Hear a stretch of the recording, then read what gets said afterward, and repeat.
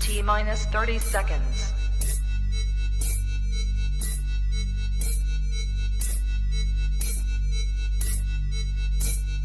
T-minus 20 seconds.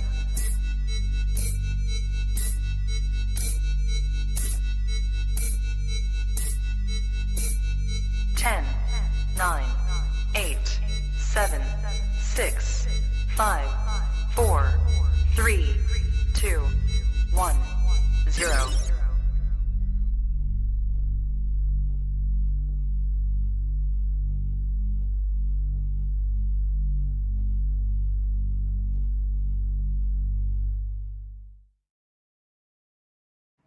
What's going on, everybody, and welcome back to another episode of Kush's Corner here on the Trap Talk Reptile Network, the coolest reptile network in the world.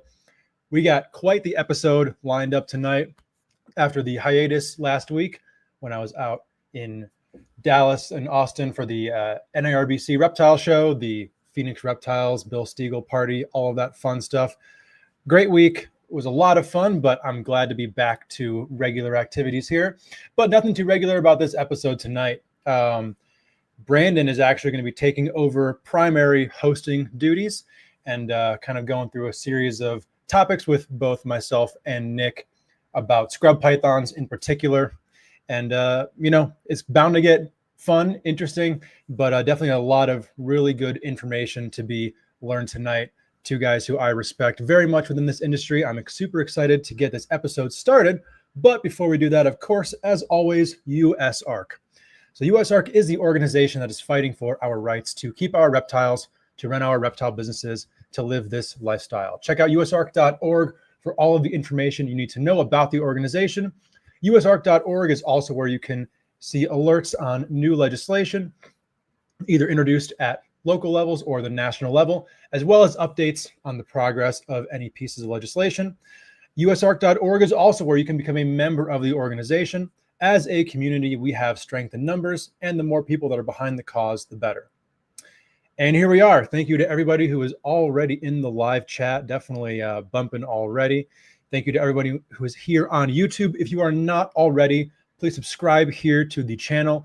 A new podcast drops every single day of the week here on the Trap Talk Reptile Network from some of the best in the business, talking about a wide variety of topics from within the industry. We are not only here on YouTube, though. We are on the audio streaming platforms as well, be that Spotify, Apple Podcasts, Google Play, wherever you get your podcast from. You can find the Trap Talk Reptile Network. A follow, a 5-star review, any comments on any of the podcasts you like would be most appreciated. All of that housekeeping out of the way. Let's bring Brandon onto the show. What's up? All right, we are here. It's time. It is time. How's it going, Trap? What's up, Steven? I'm stoked. I've been looking forward to this episode. I'm excited to have it. You know, I feel like there have been a lot of different questions about scrubs that, you know, it's kind of a toss up in the air. A lot of people don't really know the answer to, think they do. That's, you know, there's just still so much to learn when it comes to, you know, this topic. And I just want to dive into it and play. I'm just going to have fun. This is going to be great. Yeah, no, absolutely. I mean, you know, scrub pythons are definitely on the come up within the reptile industry and kind of the python world in general. And, you know, there are people who have been working with scrub pythons for a long time, but most people who are interested in them these days are pretty new to them. And, you know, myself, all things considered, I've been working with scrub pythons for going on 8 years now, which is not super long in the grand scheme of things. So, you know, I think that an episode like this is going to be pretty important for moving the needle on, you know, knowledge and education on scrub pythons forward. Yeah, man, for sure. I think this one's cool too, because like right now, I think it's generally accepted you probably have the largest collection of scrub pythons, definitely in the United States, possibly the world. I don't know of any single private keeper that has. I mean, if anybody else does, please raise your hand. But I think you get the crown. But there was a point in time when Nick was in that boat prior to him diving into carpets as hard as he did. I don't think a lot of people understand exactly how many scrubs that that Nick has worked with. And yeah, plethora of knowledge there, dude. Bring him in. All right, it is that time. What's going on, Nick? Thank you for being here. Yeah, I used to have a bunch of those guys. I think the most I ever had at any one time was 57 adults. And that would have been, it was right before Tannenbars got classified and the Barker Harvey paper came out. So that would have been 2003. I already knew they were going to get split into multiple species before. So I intentionally picked up some of these other ones knowing full well they were going to obviously get split, and then very quickly thereafter that paper followed on and happened. But yeah, I had 13 or 14 Halmaheras, 15 adult Tannenbars, you know, lots of Xanthic Clastolepis, and had the first Arus ever that came in. That was a tragic story, but yeah, lots of I think that's the story of a lot of scrub pythons. It might be relevant to the conversation later, actually, but yeah, that people always like to brag about their successes, and anybody that's been doing this for a long time at any sort of scale, for every one awesome thing you want to post and tell everybody about, there's also something awful that happened probably, because you get good and bad in equal measure. You just don't talk about it, but we've all, you're nodding your head like, the stuff we see, it's like, it's not all rainbows and unicorns, is it? It's like, I know that I love scrub pythons because the amount of insane bad shit that's happened to me with scrub pythons would have knocked me out of almost any other project if I didn't care about it as much as the scrubs. I said to put down a gravid Halmahera female that I've raised for 12 years, like 3 days ago. That's but you know, second year in a row she's bound up. I don't think and she was never, something isn't right. The 7 eggs didn't even move down. You know, they get to the later stages, it starts moving down the cloaca, it starts shifting down, getting ready. It was like, nope, they were just frozen in place. Shit. 12 years of raised this thing from not necessarily a hatchling, but it was eating like hopper mice when I got it as a little baby. Pretty damn small. Raised it for 12 years. Yeah. And then actually breed them. And then this happens. But we've all got stories like that, don't we? Where it's sure do. Unfortunate. Oh, yeah. I used to have a beautiful group of Barnacks, and one by one they dropped. You know, all for different reasons too. You know, so I'm no stranger to the pain of scrub python lore. You know, and that's it. You gotta, if you're gonna do this, you gotta have pretty thick skin and just like pick yourself up, and it's like, that sucked, but next week I'll have some more Halmaheras here from a friend of mine. I'll just start over again. And this now, what have I been keeping them for? 25 years, Halmaheras, and I will start over. So Nick, what species of scrub pythons do you currently have in your collection? What are you working with now? Okay. I don't know how to present this. It's like, there are the species of scrub pythons everybody knows about, and there's a whole bunch of species of scrub pythons people don't know about, but I do know about. So I have to kind of parse my words and be a little careful, because eventually we'll publish this giant paper and it will all be revealed and it'll all make sense, but you don't talk about certain things until you publish. So I gotta be careful with how I word things. Officially, I have, at present, taxonomically, I have 4, but I have more than that. I have 4 that you've heard of, and I have 2 as yet unnamed species that will be named, but they don't, so we won't talk about those. I like the mystery. People don't realize, like, of all the genera of pythons, Cymalia is the largest. There are more species in Cymalia than in any other genus. More than in Moralia, more than in Python. There are the most, which makes sense if you look at an animal that, because of where they live, and they're really adapted to what you call vicariant distribution, dispersal over water. Larger animals disperse better in saline conditions like the ocean, Because if you're a small snake and you get on a stick and you're floating through the ocean, you desiccate really fast. That salt's not doing you any favors. But a big python can last a bit longer. A big python with a prehensile tail that was already living in a tree anyway can latch on and doesn't fall off the branch. A scrub python and a retic, which are also very widely distributed as well, the reason why they're so widely distributed, and the same with tree boas in the Caribbean and boiga, prehensile tailed arboreal species get around really well because they don't need a raft of vegetation floating. They just need the one branch they were already sitting on to get blown out to sea. And it's all they need. And a big scrub can handle a longer time in the water and its survivability. Same with the retic. That's why you see them more widely dispersed. And that's why there's a lot of scrub python species, particularly when you get on the eastern side of PNG and all that stuff out there. So it shouldn't be super surprising, but yeah, there's a lot of them. So, Stephen, if you can get it in the United States at this point, you have it. Is that correct? Or are you missing something? I got it all. Yeah. Cool. I like that. Fill in the all encompassing. I mean, I don't have them all. I have all of them that I can, essentially. I'm trying to think if there's anything you don't have that I know exists that you could get. I can't. There are old records of scrub pythons being in places that have not barely been substantiated, so they might actually not even be there.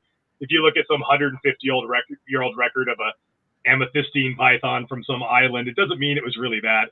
There's a real good chance it was somebody misidentifying something. Sure. There's a record of on the Banda Islands, for that matter, and I haven't seen nothing about that. So I've seen a couple. I've seen a couple pictures from collectors, and give the validity you may to it, of like different islands around Halmahera that have Halmahera scrubs that look a little bit different. That would really be about it as far as what I'm aware of that we could get potentially. So that's really about it. So for the sake of tonight's conversation, but I just thought of one that is one you don't have that is probably but I've not been able to run the DNA of this population and do morphological analysis, but it's a strong candidate for another species because there aren't any, but it's something that could conceivably be obtained, but has not been obtained by anybody. So there is one.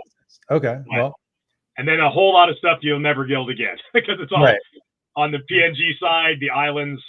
Yep. On the other side, when you get to places like Trobriand and all this stuff, you find all kinds of weird stuff way out there. Yeah. But 100%. Yeah. So, fellas, I kind of want to kick this off with I want to, for the sake of this specific conversation, I want to stick with what's currently known as Amnestina. So let's just kind of stay there in that pocket for a second, just so that the conversation doesn't get too drawn out and confusing. And I want to ask about some stuff that pretty much everybody asks and that anyone wanting to breed scrub pythons is going to want to know the answer to. But to start it off, the most basic question every single person that's going to reach out to you by a snake is going to ask is simple. How big do they get? There is literally no answer to that question. That's the problem. People want everything to be, they want that bumper sticker sort of reply where it just fits in just a sentence. It's like, but there is no answer because there's no such thing. And it's just all reptiles. And this is what they can't get in their head. If you look no further than like the retic ads on like MORPH Market, it's like every ad, it shows you how big the parents are. It's like, makes no fucking difference whatsoever. Completely and utterly irrelevant. It's like reptiles, and pythons are surely not an exception to that, are what is deemed indeterminate growers, meaning they never stop growing, like ever. Fun fact, 2 parts of the human body are indeterminate growth. Your nose and your ears never stop growing your entire life. They just grow super slowly after a certain point. So when you see really old dudes, they got big honking round bulbous noses and big ass ears, because those things never stop growing. 100-year-olds, your ears and your nose are still growing. I don't know why, just those 2 parts. Reptiles, it's their whole body. You go relatively rapid growth, all things considered, up to sexual maturity, and then it slows way, way, way down, but it never totally arrests. So if you keep pumping food into them, they just keep growing until eventually you just kill them by making them too big. And the stress of being oversized for what you are, eventually shortens your life expectancy and ruins your reproductive output. So there's no point where it's just going to max out. It'll just keep going right up until it dies. And this is why you occasionally find, even in the wild, you will occasionally find a ridiculously huge outsized specimen. And that's just a matter of like, it's not indicative of how big it should be. It's just like that animal won the lottery. It lives in a really nice valley that naturally funnels prey right to it, and it managed to live 40 years and nobody ever ate it or anything, and it just got to an old age and got a lot of food and got really big. It's not necessarily indicative of what a normal adult size is. So I tend to get on these sort of soapboxes for a few years at a time until I feel like I've made a dent, and my current soapbox is this. It's kind of like reptile people need to stop talking about a maximum size because it doesn't exist. It's a myth. And they should start thinking of what is a healthy adult size, because you can make it bigger, but past a certain point, it's certainly not healthy. And think in terms of what does a healthy adult look like? And that should be what we're going for, not what's the biggest I can make a thing, or how fast can I make it this big. So let's answer that question then. So when we're talking about Amnestina and we've got, a 10-year-old snake, how big should it be? There is no answer to that either, because age is also irrelevant. It's all just like calories in over time equals the size. And it's just that.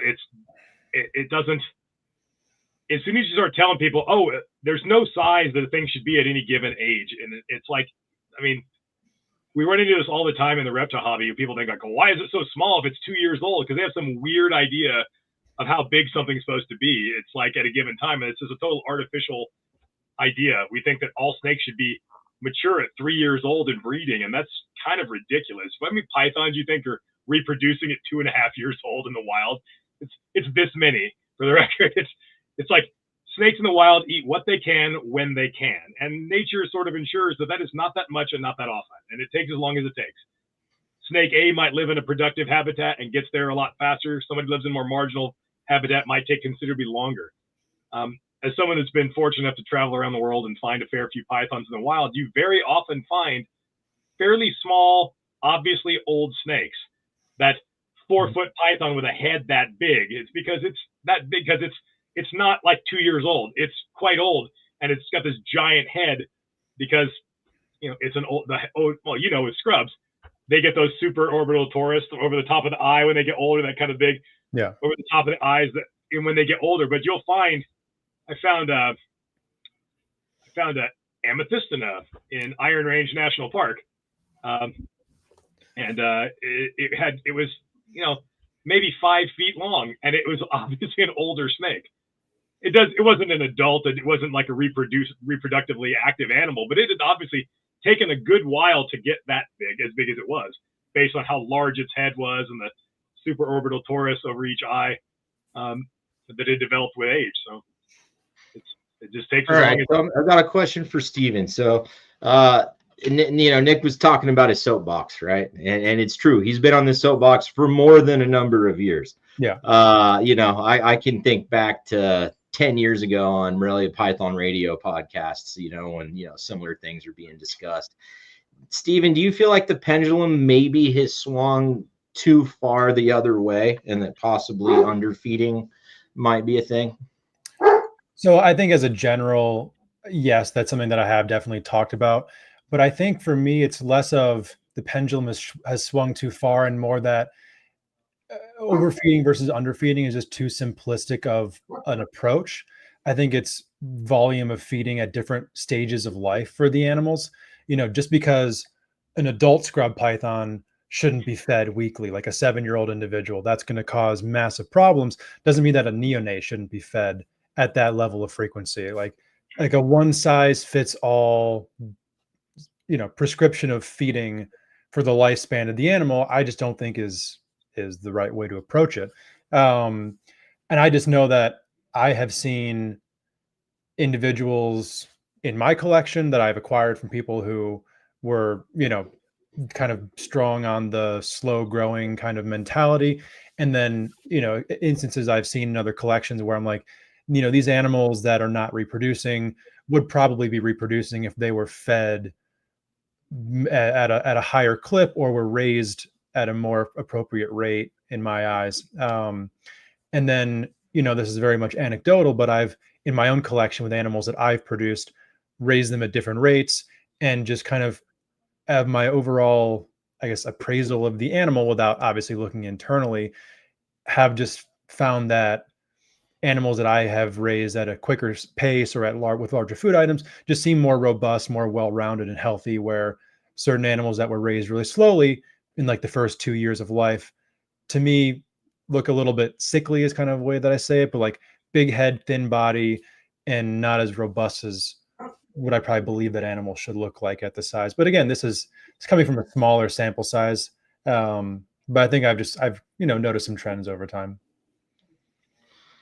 I know you want us to disagree, but I agree with 95% of that. I'd say it correlates with what you would expect in the wild as well. I mean,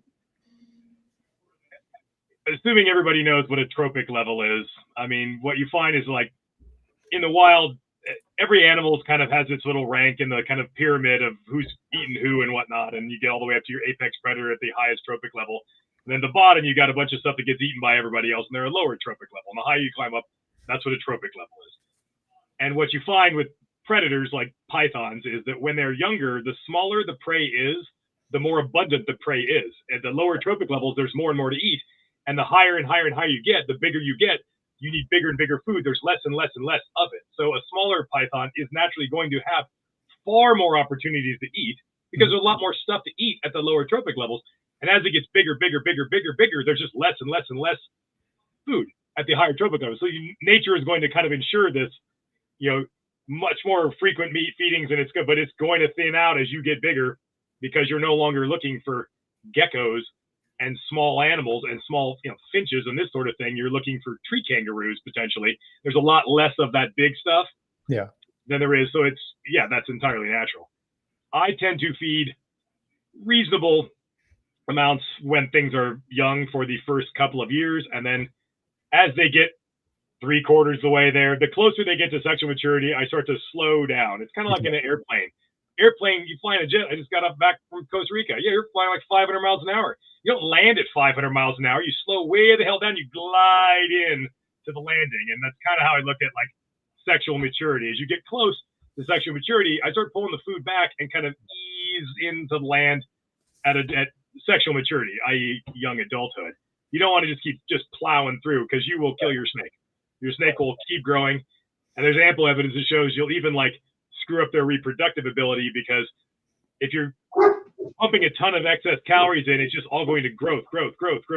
It's not going to secondary sexual development or any of the rest of this. You end up with a giant juvenile and not an adult. You like pull the throttle back as you start getting close and ease on into it. And then as adults, I don't believe in feeding schedules because there's not a snake alive that eats on a schedule. Sure. Right? Every snake, even animals from the same species or even the same clutch, their individual basal metabolic rates will vary. And you'll find, you probably noticed this, like you can have two bar necks or two whatevers, and you feed them exactly the same amount on the same day, and one will grow faster than the other one. Oh, sure. No question. And one, because it's more efficient at converting this into growth. And it's like, try to find, when things are at adult size, I try to find the equilibrium where I'm not gaining size really. I'm not adding excess fat. I'm just maintaining good lean body mass and muscle tone, but not really aiming to grow. And that point varies. And sometimes it sucks to be a male, especially. It's like you can eat surprisingly little and do just fine. Yeah. So if you start, like anything else, once you start the process of breeding a female, you're in this sort of caloric roller coaster of like, I think people listening, if they've never bred a python, you really almost can't imagine how much a female python sacrifices to make a clutch of eggs. In a lot of cases, it is just astounding. Yeah. Half of their body mass, they'll lose half or even more than half of their total body. If you weigh them before they lay in, after 60% of their mass is gone, and they just look like a hollowed out tube sock. They look like they're going to die. It takes so much out of them. And so that's a whole nother thing. Whereas, obviously males, it's a lot easier. They don't need to eat nearly as much because they're not ever going to do that. But yeah, no, I think this idea you need to feed adult snakes once a week is crazy. Yeah, and sure. will lead to big snakes and premature death. No question. How do you guys feel? Whoever wants to go first, go first. How do you guys feel that food intake affects and like overall fitness of the animal affects ovulation? I'll let you take this first, Nick. That is a complex thing, and it's very kind of difficult to pin down since everybody does things differently. There are so many variables in the kind of even just the thermal profile of the enclosure, which people don't even have. Most people don't have a good handle on what they're doing and what's really going on. And there's just so much. Do you have branches? Are they big? Or are they fat? Do you have no branches? Do you have a shelf? It's like everything affects metabolism. Everything affects overall fitness. In my experience, scrub pythons, it's not something you should be breeding in a tub. Probably it's not. I'm sure it's possible because everything will do it. In a tub, in a Christmas tree tub, but a tub nonetheless. A Christmas tree. Oh, those like really super like 5 foot long ones. Yeah. Yeah, you could do that. I mean, I bred tannenbars in a tub, but the tub is 15 inches tall and has branches in it, and they're little, and will breed shockingly small. Like I had a male tannenbar that I had a first time I bred him. I was the second person in the world to breed him 1 year after VPI did. And I bred the first gold one and produced the first gold ones. And the female weighed 850 grams and laid 6 eggs. The male weighed 500 grams. And the funny part is I had another male that weighed 290 grams and 8 hoppers. And that 290 gram male wanted to breed. I'd put him in there to rile up the 500 gram male. And the 500 gram male would freak out. And he clearly saw this little tiny male as a threat. And he would chase him off. And then he'd go sit on top of the female to guard his investment because he'd been breeding. But he saw this little tiny shrimp of a male as a potential rival. The little male didn't breed. He never got the opportunity to. But the fact that the 500 gram male that was this big around seemed to think he was a potential rival was something. So I bred those in tubs, but that's, these are I've seen corn snakes bigger than those tannenbars. So that's not anything. But the bigger ones, tubs are great and they have their place, but I think that for scrub pythons are almost an obligate arboreal species. They're not really so much semi-arboreal. They're arboreal. Sure. I've found a number of them in the wild, and you find them in trees. Go figure. Like they're arboreal, and those animals are supposed to be, holding onto branches and using. It takes muscle control to hold on to branches and things, and I think that overall increases overall fitness. If you put something in a cage and it is forced to sit on the floor on a piece of paper and can't grab onto nothing, it never gets to flex any of its muscles, and it doesn't even.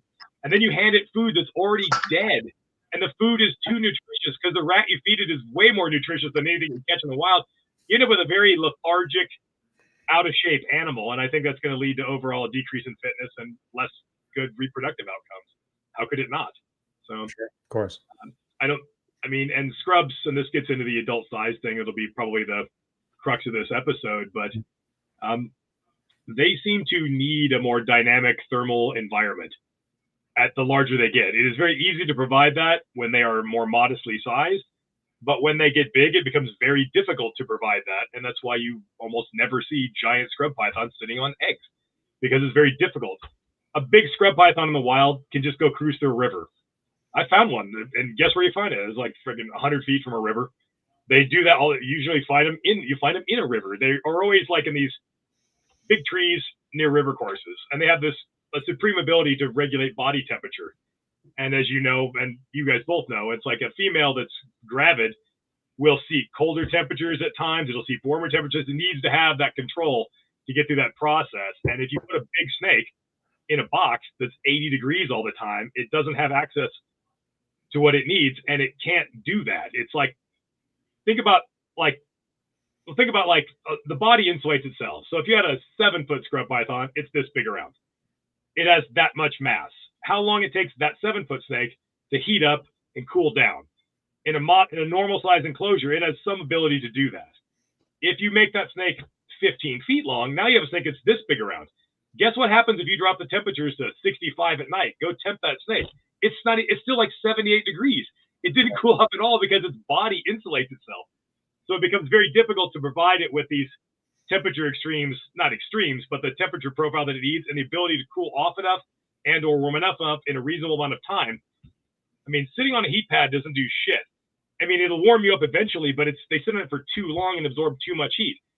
Snakes in the wild, they just go out into a clearing and they'll just bask in the full sun, and in 10 minutes they are smoking hot.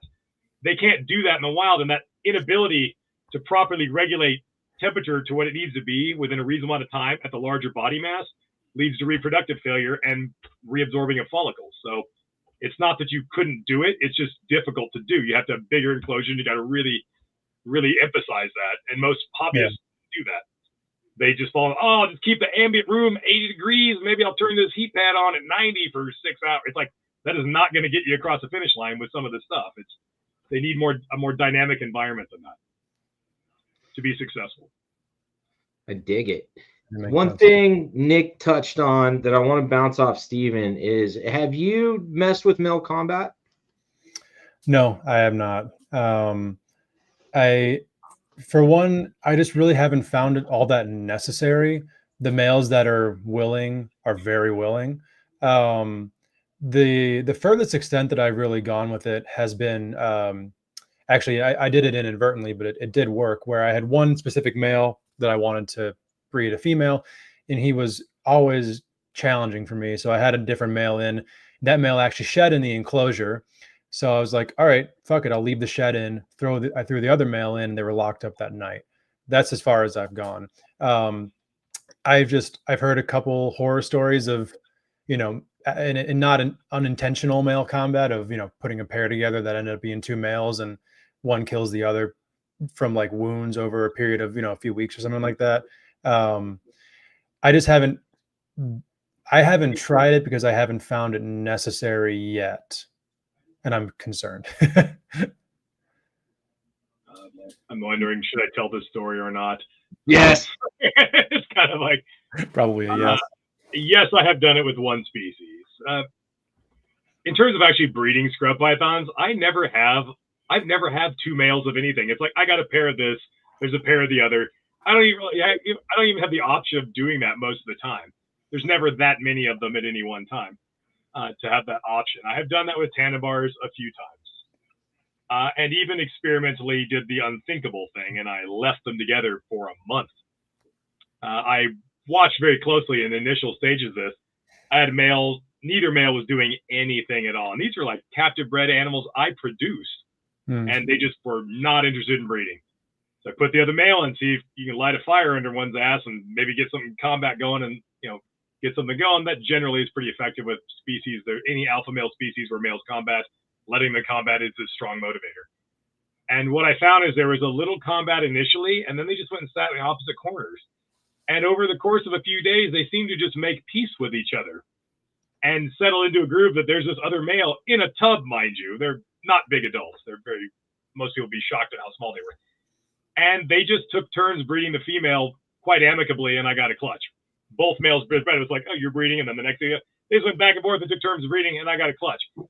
There was no biting, there was nothing. I watched very closely for a good bit at the beginning, and this was kind of interesting interaction. But I wouldn't recommend anybody do that because it comes with very. I mean, anybody listening to this that doesn't have scrub pythons doesn't really know their teeth. There's not anything to be laughed at or sneezed at. Like their dentition. They will. Yeah, they can do some damage to your hands, they can mess you up. They got some serious teeth, and they're obviously very willing to use them on each other. I mean, this is like not something you just do willy-nilly. I've used male combat with a lot of species that are known to kill each other. I use male combat with olive pythons. I've done it with a lot of other things, and it is like, usually it's the kind of thing, you don't even close the door of the cage. You just stand there and wait and watch it play out, and that's it. You don't even turn around and leave. But with scrubs, I've only done with the tannenbars, but I don't know if that experience is indicative of how they would normally behave, or it was just something about these animals. But they were all captive bred by me, so it was I don't know whether that, it seems unlikely that being captive bred would make much difference, being F1s, but yeah. So I wouldn't recommend anybody do it. It's anybody that's ever had like two big mean snakes latched onto each other and you're trying to untangle that, you don't want that. Dude, it sucks. It's not cool. We all It's take not it cool. because we've all had it happen in some scenario or other, but it's like, it's not ideal. You don't want to do that. Yeah. Well, I've played a lot. I've played around a lot with cohabbing, and I know it's like big no, but I've played around with it a lot.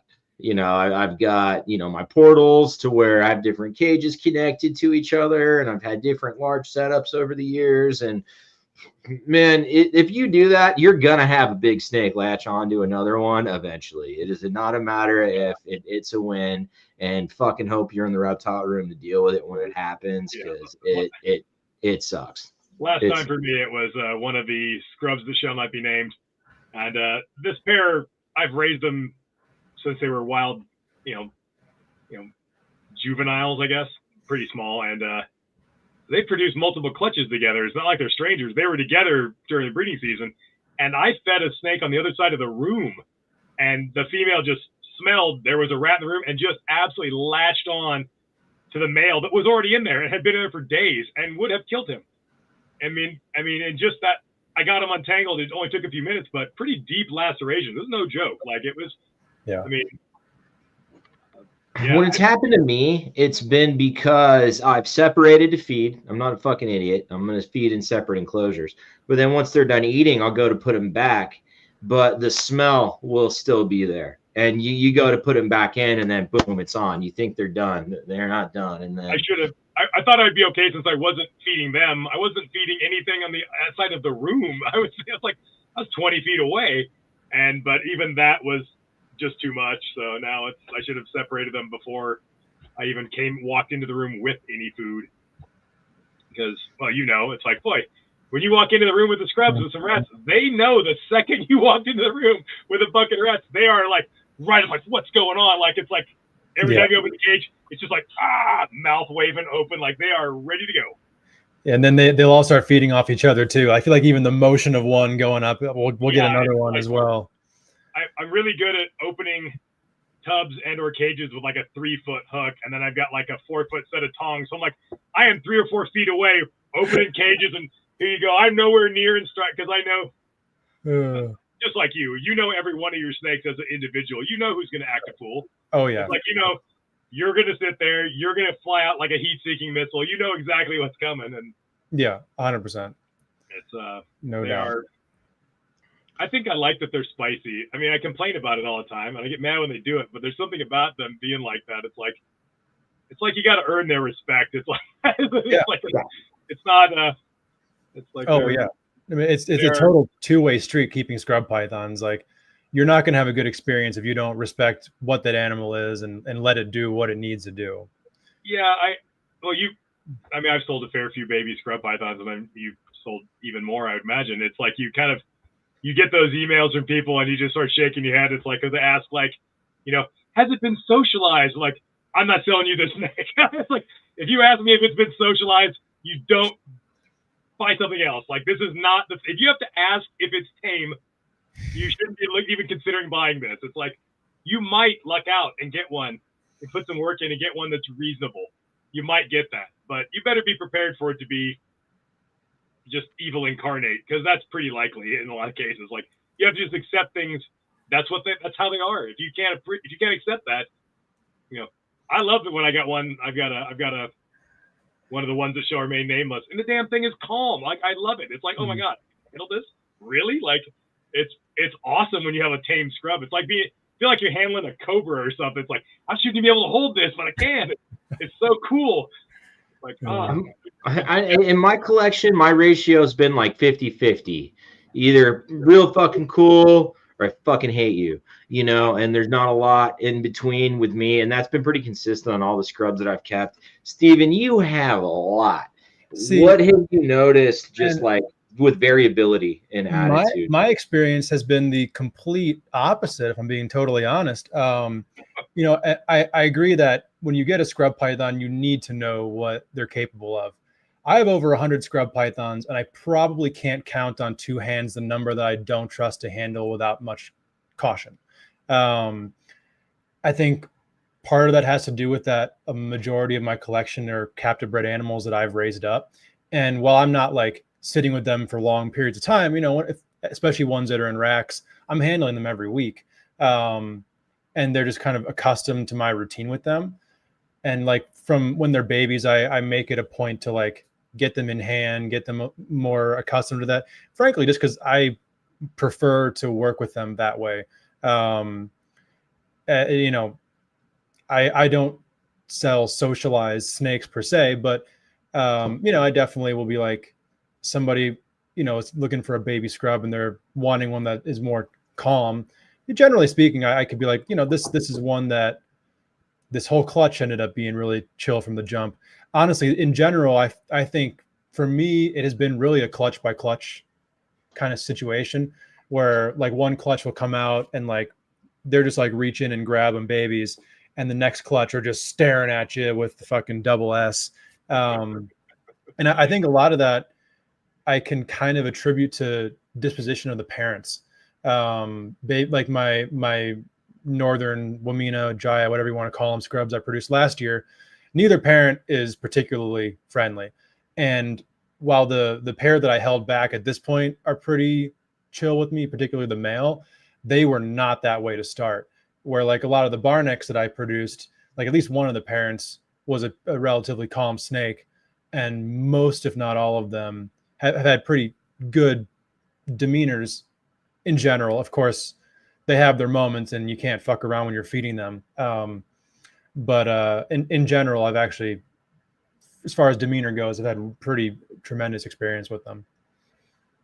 I should probably mention that I don't care if snakes are mean and I don't care to tame them, and they're not going to make, and I make absolutely no effort to tame them. So what I notice is like with captive bred ones that I hold back, or, you know, or imports I'll get when they're very small, because I always, with some of the rarer things, you're almost stuck getting wild caught ones. So I try to get the smallest one possible. They usually, when they're in a tub with branches or whatnot, and I have to physically every week go in there and physically take my hands and pick them up and take them out to clean, they're usually not bad. The minute I put them in their final adult cage, because I use like ceiling mounted hides, it's such so I don't actually ever have to touch them. If they're in the ceiling mounted hide, I'll clean the floor. If they're on the floor, I'll clean the hide. They're not, it's not, that's the point. Then they just decide they hate me. Once I no longer have to physically handle them, it goes south the relationship goes south very quickly. But up until that point, it's not really that bad. It's like, I think if I cared and I had the time, I have a million animals. If I had the time to actually continue to physically interact with them on a regular basis, you could probably keep that going for in a lot of cases for a lot of them. Sure. I just don't. It's like, if you're going to be a jerk, you're going to be a jerk. I don't have time to handle. I mean, I don't know. What do I have? 350, 400 adult pythons. I don't have time to handle things. It's like you gotta. Well, you know, it's like when you have that many. It's like by the time you get to the clean number 400, the first 3 shit in their water bowl or whatever, you just basically start over, and you're just this never-ending thing. I don't have time to like take 10 minutes and handle things. Yeah. Which is why, like, all my male carpets, I have a wall of males. There is 48 male adult carpets on this one wall. But because they're in big tubs, because I keep them kind of on the small side, they have branches and stuff, but I have to physically get them out. Every one of them is used to every week. The giant hand comes down and they fling them over my shoulder, do what I got to do, pick them back up, put them back in. Yeah. They're almost all trustworthy. Females, not a chance. I don't ever have to touch them. They're just, yeah. But again, that's my fault because I don't put in the effort. So anybody who was looking for a pet, of any python for that matter, would probably have a better chance of a calm animal than I ever will. Because they're likely to put in you get out of everything what you put into it, and I'm not putting anything into it in that metric anyway. Absolutely. I want to kind of swing back around to breeding for a second. So with green tree pythons, you know, which live in same biomes as scrubs, generally speaking, for the most part, we've noticed a lot of lack thereof seasonality. They seem to be breeding year round in a lot of different collections all the time.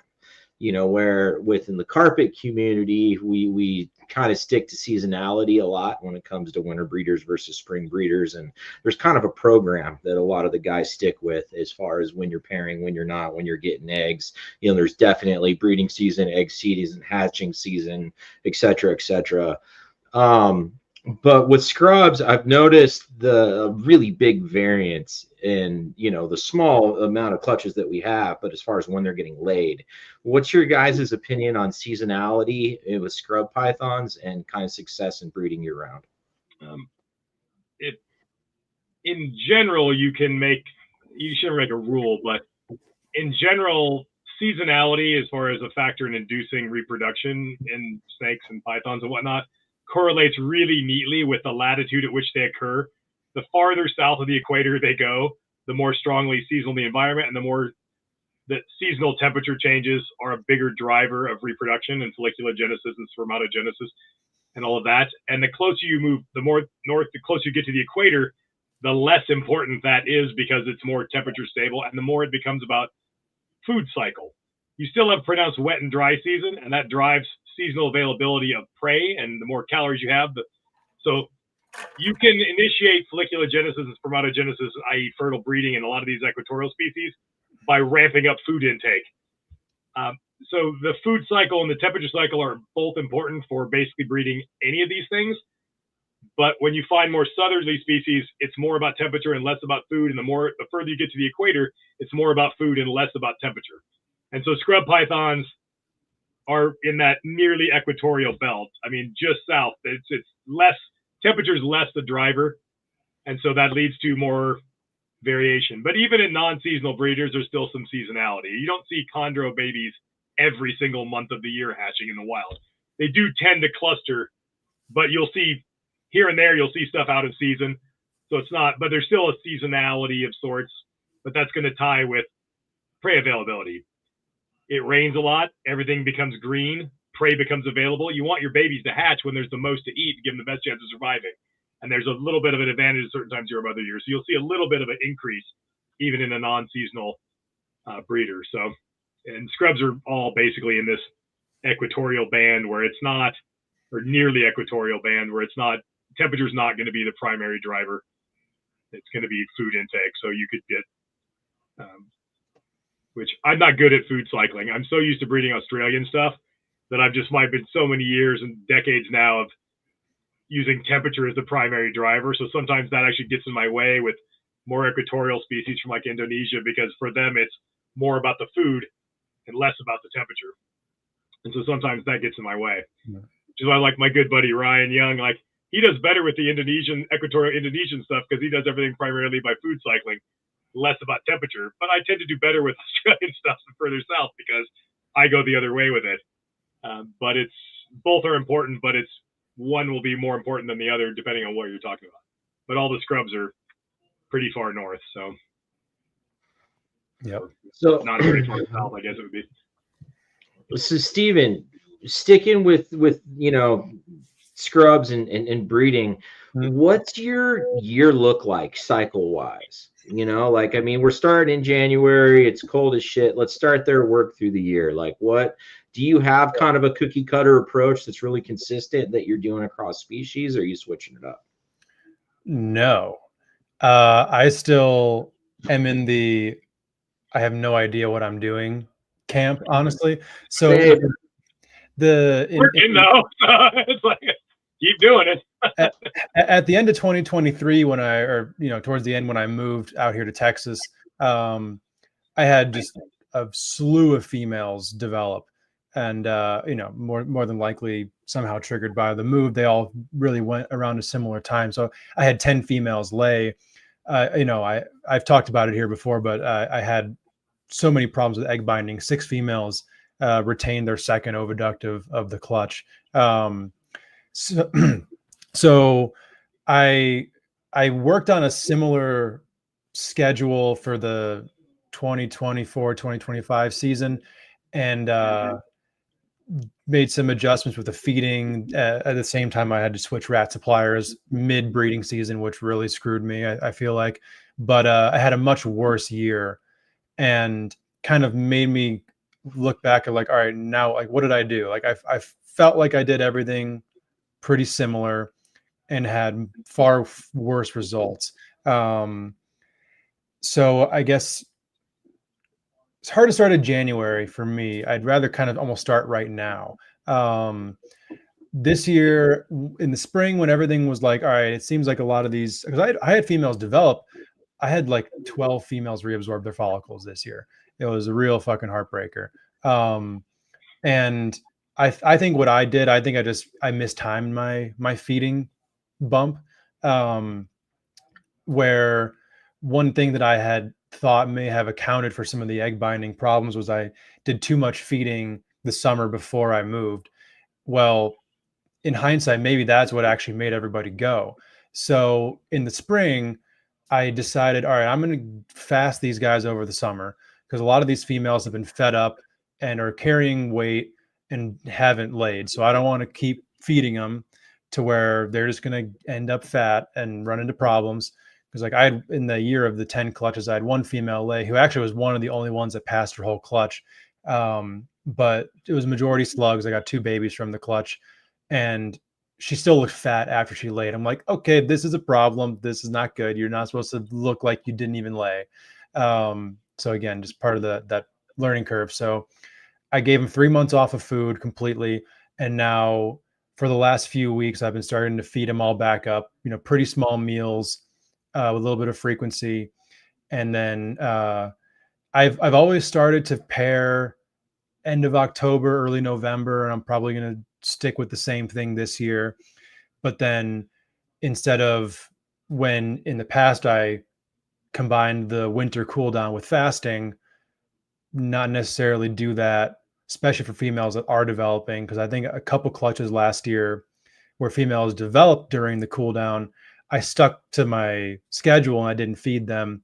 Neither clutch ended up being particularly good. And I'd have to imagine that the lack of giving them the nutrition they needed when they needed it probably had something to do with that. So that's kind of where I'm at for right now. Feed them up until the point where they're refusing food. Still kind of unsure of whether a smaller, more frequent meal or a less frequent and larger meal once they're developing and copulating is more effective. In the past, I felt like I had underfed some females while they were breeding to the point where they would get like right up to ovulation, then reabsorb all of their follicles. But then I think back then I wasn't really accounting for off-season conditioning as much as I'm kind of like actively aware of it these days. So I guess that's a very circuitous way of saying I have no fucking clue. And I'm just throwing shit at the wall. But luckily you got a lot of shit. Well, yeah, I know. And that's been my saving grace, honestly, is that I just have a lot of animals. So inevitably something's going to go if I'm putting enough pairs together. To rename drop a nickname drop, I'm going to name drop Ryan Young. He was just out here about a week and a half ago, and definitely got some pointers from him that I will be implementing this year. So I guess we'll see. This is going to be another, slight variation on what I've been doing, hopefully to make some improvements. And I'd have to imagine that up year, down year, I'd like to imagine that another up-ish year is coming if I play my cards right. So, well, one huge reason for having a bad year is you moved to Texas. Like, people don't realize, like, it's sure. You can take the same snakes in the same cages. You moved across country and everything's different. What's going on outside of the room matters. The barometric pressure is a factor. You can't control that. Everything, the new room, the new building, whatever, it's all different. And you gotta, there's a learning curve with a new snake facility and how it's like, it'll take a while. And they're aware of that. So they will eventually sync up with what's going on in the new place, but it throws them off for a bit. Sure. That first couple of years until they kind of settle into a groove. So that's just a move is a big part of why you had problems. Like you said, oh, you fed them, and that might have actually caused a bunch of them to develop, but it will even out over time. But it's well known that like an increasing, what you're talking about, leaving them, giving like 3 months with no food, and then you start ramping up the food. Their metabolic rate changes. It shifts into basically standby mode like your computer has.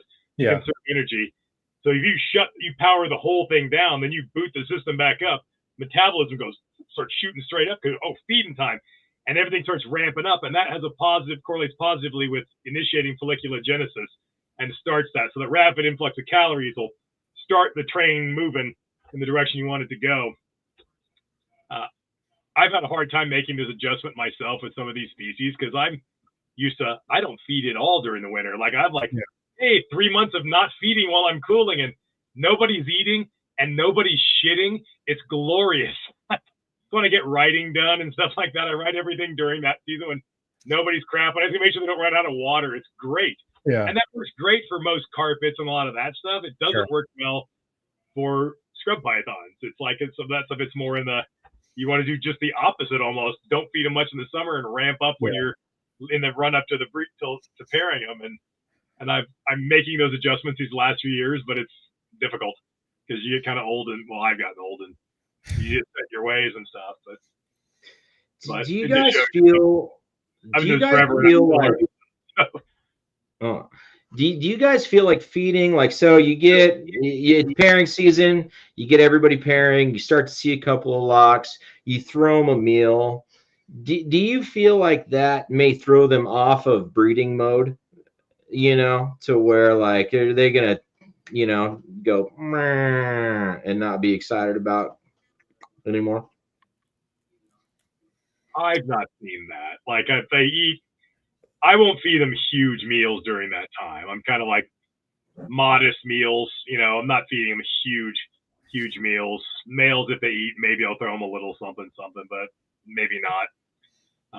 Males of anything tend to get kind of laser focused on what they're doing, and it's not important. They're going to produce sperm and do their job or not anyway. So, but yeah, I've not noticed a huge correlation with that. I've never, I mean, but again, like you pointed out, Stephen, earlier, it's like our sample sizes are fairly small. Sure. And I think a lot of people in the hobby and in life, they tend to draw way too big of conclusions from way too small of a sample. And that leads you astray sometimes. It's like, if my sample size is 3, well, that's really not very informative. Like if we all shared our data, we might have an idea what's going on. But individually, our sample sizes are just too small to really draw much firm conclusions from. Absolutely. The only thing that I'll say to that, Brandon, is I think I've thrown a female off of her cycle by giving her too big of a meal, but like a fucking like 2 jumbo rats.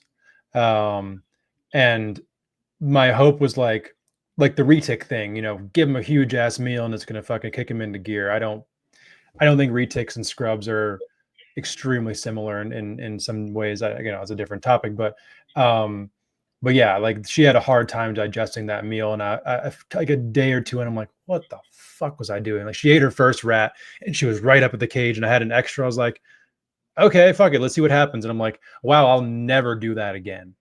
Never fucking do that again.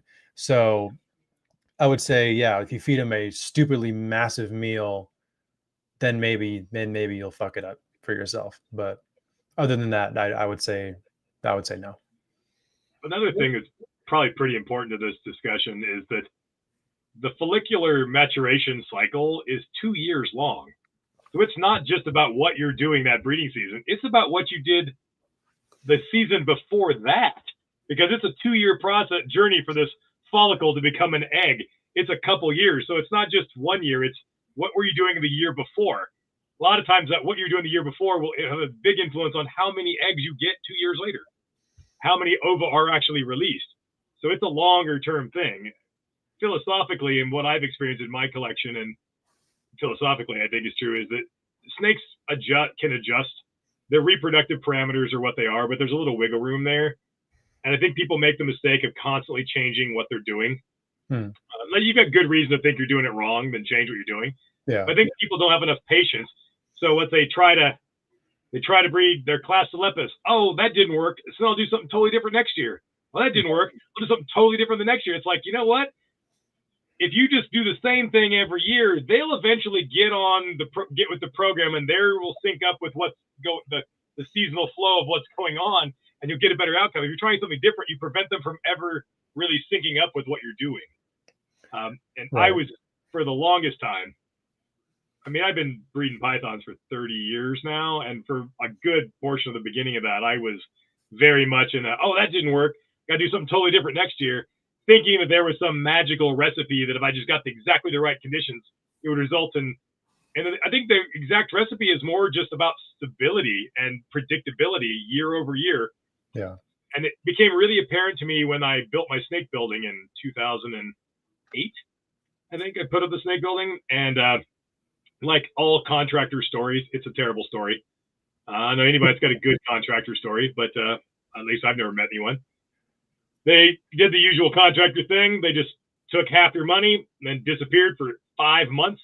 Then they showed up and tried to do the whole job in like 3 days, which was ridiculous. Put posts in crooked. It's a shit show. Like I had to go in and tell them how to do their job. Like, dude, you put the slab floor below grade. Water's going to run into the wall. What are you doing? I had to raise it. It's a nightmare. At any rate, the building was supposed to be done so I could start cycling on time with enough room to spare.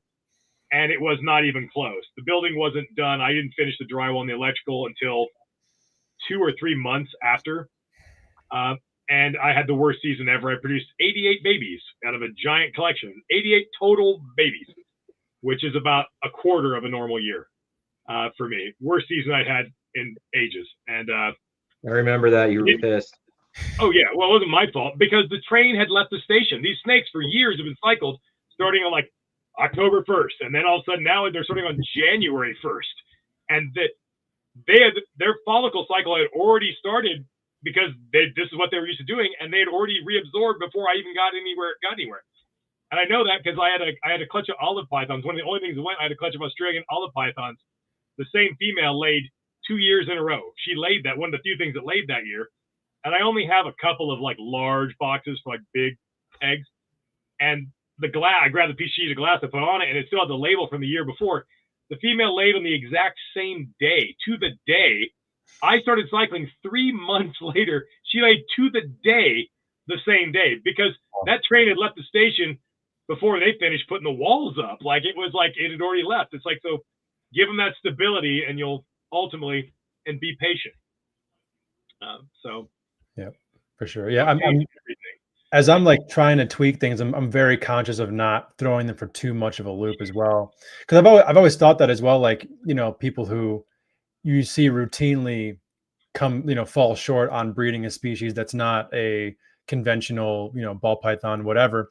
And like every year it's like a different enclosure, different basking, different, like, damn, that snake has to be stressed the hell out by the constant change. Yeah. So it's like, I feel like I'm making mistakes, but how do I change it in a way that it doesn't totally fucking throw these snakes off completely, but still get a little bit closer to like finding that sweet spot for them? I don't know. It's a challenge for sure.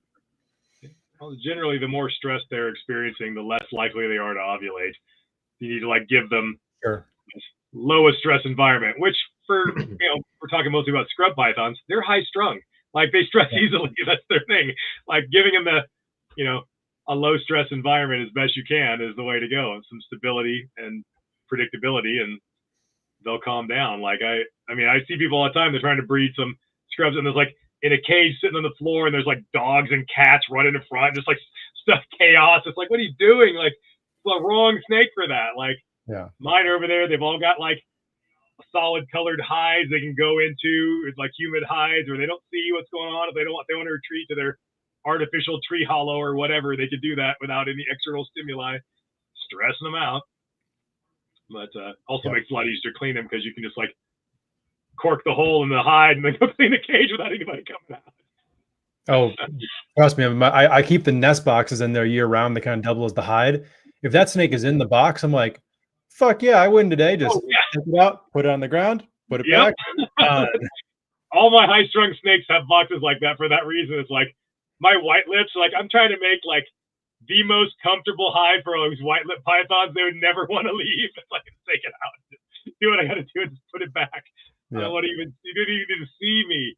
Like, because they're just so nervous like that. That's why I like to have like I use like ABS clean out parts for plumbing as like an entrance to their hide, just so it's really easy to screw a clean out cap on and shut them off and be able to take them out and clean them without messing with them and put them back, unscrew it, good to go.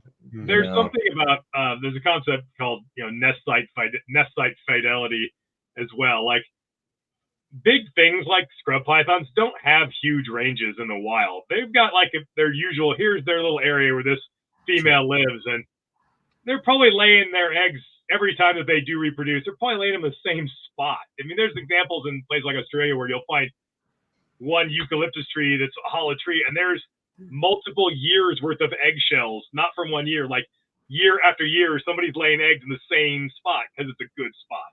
Yeah. You know, this is what they're doing. So having them, they always have that hide. That's where they're going to lay their eggs. They feel very secure and not stressed. They're super familiar with it. Don't just put it in there at the last minute. It's just always there. They know it's there. It's good for their psyche, I think. Yeah. That's kind of, I know that's something that, oh, damn. No, you're good. I was just going to say that's something that Ari's mentioned with the Boland's python research that he's done, is just same reoccurring nest sites year after year after year that these snakes are using over and over again. That was kind of part of my thought process, was like, if they're comfortable with this space, this is where they're going to lay their eggs, if they know it's there all the time. And I guess I'm very fortunate so far. I've never had a scrub not lay in the nest box, even if they weren't using it a ton while they were gravid. So I guess that's a start. I'm trying to think. I've never had one not lay in the nest box either. Yeah. Unlike chondros. Well, yeah, that was part of why. Nest box. No thanks. I'll just lay them in the water bowl. Like, yeah, I'll just lay them off this stick and they'll fall. Yeah. Yeah. The scrubs are pretty good about that. Part of why I like dealing with scrubs is that I feel like, you don't have to show them what to do as much as you do with some snakes like chondros. They'll do a lot of stuff how they're supposed to. Even as much as I love carpets, there's a fair few stupid ones that'll just, you've got this beautiful nest box with only slightly moistened sphagnum. Everything's great. It's over here. It's the perfect spot temperature-wise. I'll just lay them under the paper, right on the heat pad, under the paper. Just lay them right there. And it's like where they're just going to fry. It's like, what do you, or just scatter them eggs all around. Just like, I think the worst python are womas. Like, I've never had a woma lay. I've never been able to take a picture of a woma on a nice pile of eggs. It's always just like eggs just rolling all over the cage. They're just, here's one, there's one. They're just, I think we've devolved them a bit in that. Well, think about it. It's like, makes sense. Wild female pythons that don't take good care of their eggs, their genes don't go forward because their eggs don't hatch and it doesn't go forward. In captivity, every egg hatches. You got no egg tooth? Doesn't matter. We'll cut that egg for you. Everybody hatches. It's like, well, look at humans are the same way. Look at what percentage of humans now need corrective lenses. I don't have glasses on, but I probably should. Like, yeah, we should all be dead. We should have all been, you should have been eaten by the first saber-toothed cat that came along, should have eaten you because you couldn't see it. But it's not a barrier to reproduction. Because even if you got bad eyesight, we could fix that and you get to make babies. And now everybody's got bad eyes because it's no longer, there's nothing kind of pruning that in the ecosystem. And we do the same thing with these snakes. All the eggs hatch because we hatch them and we do everything we can to make sure they all hatch. So we're not reinforcing in the wild. It's only the good mothers who take good care of their eggs whose babies even they make it. But it doesn't matter in captivity. They all make it. So I've seen some ridiculously stupid carpets. Just what are you even doing? Like, why? What? Like, this would never, none of these eggs would hatch. You would die sitting on this half a pile. Someone's over here. It's like, would never work. But I hatch them all anyway. It's like, but it is kind of, we're not really doing any favors sometimes, I think. Yeah, fair enough. Well, Brandon, are you ready for a new topic? Yeah, what do you got? Well, before we do that, let's head to the commercial break real quick. We have a nice little pause here. So everyone hold tight for a couple of minutes. We'll be right back. Sorry for the interruption, folks, but a quick word from our sponsors. Hi, I'm Devin. I'm Teresa, and we are Pragmores. We are based in Czech Republic, a small country in the middle of Europe. We really love animals that revolve around multi-recessive projects, and one of our very favorites is Hypo. We're really looking forward to clutches that are coming this season, and some of those are Hypo Clown, DG Clown, Hypo DG Clown, and one of our all-time favorites, Hypo Puzzle. Hope you enjoyed the next episode on Trap Talk, the greatest reptile network in the world. If you guys want to see next level cutting edge ball python projects, please make sure you head over to their Instagram to follow all their amazing work, and head over to their website to see what they could possibly have available by heading over to progmorphs.com. Thank you again, Devin and Teresa, for bringing some of the biggest heat worldwide in the ball python game. If you want to be organized, if you want to be cutting edge in the ball python game, then you don't want to miss this. Shout out to today's sponsor, and that's Clutch, #1 ball python organization app in the game. No better place to start off than by using this app. Clutch is an organization app that helps you organize all your ball python projects. It also helps your peers and your fellow community members look at what you possibly have coming for the upcoming ball python season, what you have currently available on MORPH Market. It's so awesome to be ahead of the game by using organization app like Clutch. Thank you so much, the entire Clutch team, amazing team over at Clutch. If I were you, I would head over to Clutch's Instagram account, and I would also head over to their website, try it out, see how it works for you, but especially if you're just now coming into this, before you build your reptile collection, I would do it organized, and I would do it with Clutch. Thank you, Clutch, for being so amazing. Excited to hear what Clutch has to bring in the near future. Chee!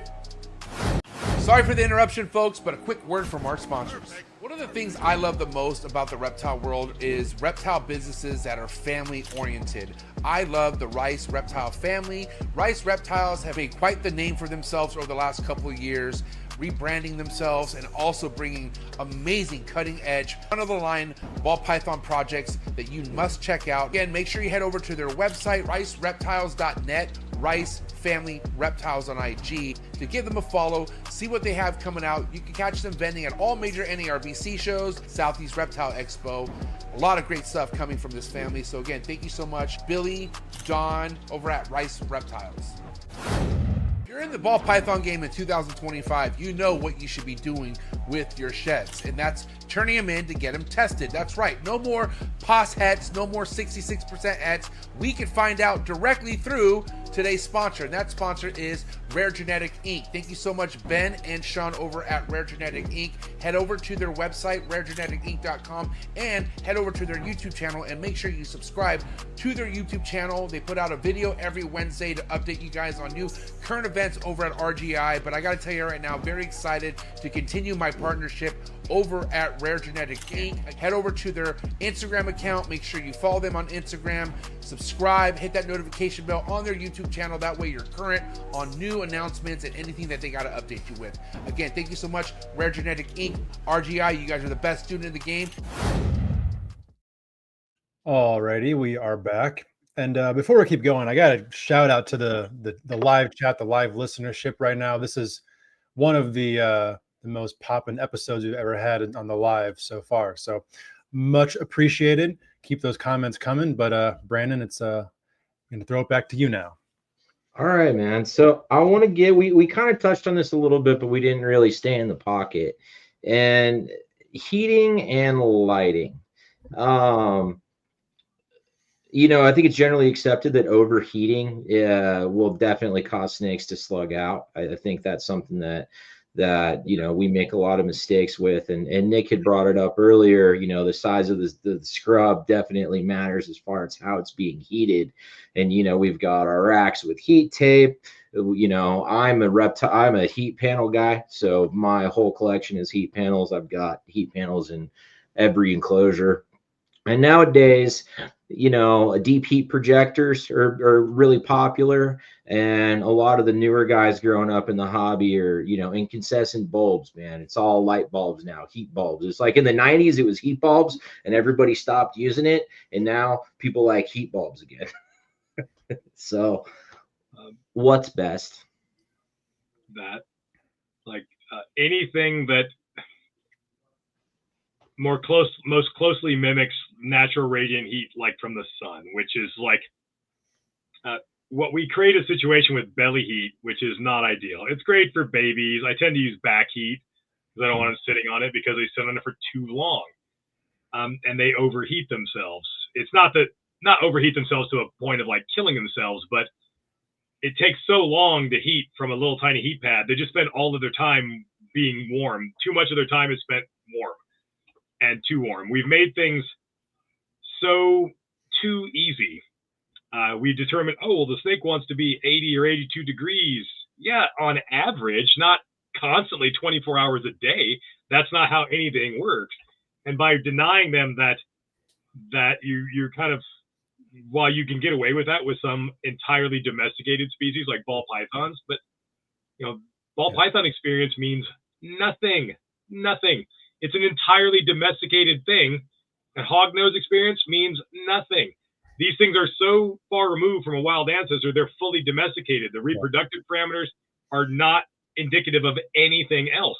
This idea that keeping things at an 80-degree room all the time is terrible, unless it's those couple of things. For most things, they need a more dynamic environment. And to prevent overheating, like heating from the top down, that's how you're supposed to heat something. It's that radiant heat. So whether that's a bulb, a ceramic heat emitter, a heat panel, that is better. That is more effective. It warms the tissues more effectively in a more natural way, and they'll move away from it. They'll get up there. They'll warm up relatively fast under those sorts of things. They're like, oh, I'm warm enough, and they'll leave. But you put them on a heat tape that's 90 degrees, and they just sit on it for hours and hours and hours and hours. And that eventually becomes detrimental. And even for all the people who keep things in racks, what do? Where do we put the heat tape? At the back. Where does the snake naturally want to be? If the front of it opens up, and when the front of the tub opens up, there's stress outside when something opens the front of the tub. So where does the snake naturally want to be? As far away from the front of the tub. If you had no heat tape at all, you'll find that like 90% of the time, the snake's going to be at the back of the tub anyway. So we put the heat tape where the snake naturally wants to be for security, and we're just like encouraging him to sit on that heat that's not really that warm. So just always constantly taking in heat, and they're not dissipating it when they get bigger. It's like, for this bigger stuff, for larger things like scrubs that need that, I just think that it's not going to give you the best results. You might get lucky once in a while, but I think that you guys with the bulbs, whether it's an old school light bulb, I love how there's a renaissance of light bulbs when it's almost impossible to find an incandescent light bulb now.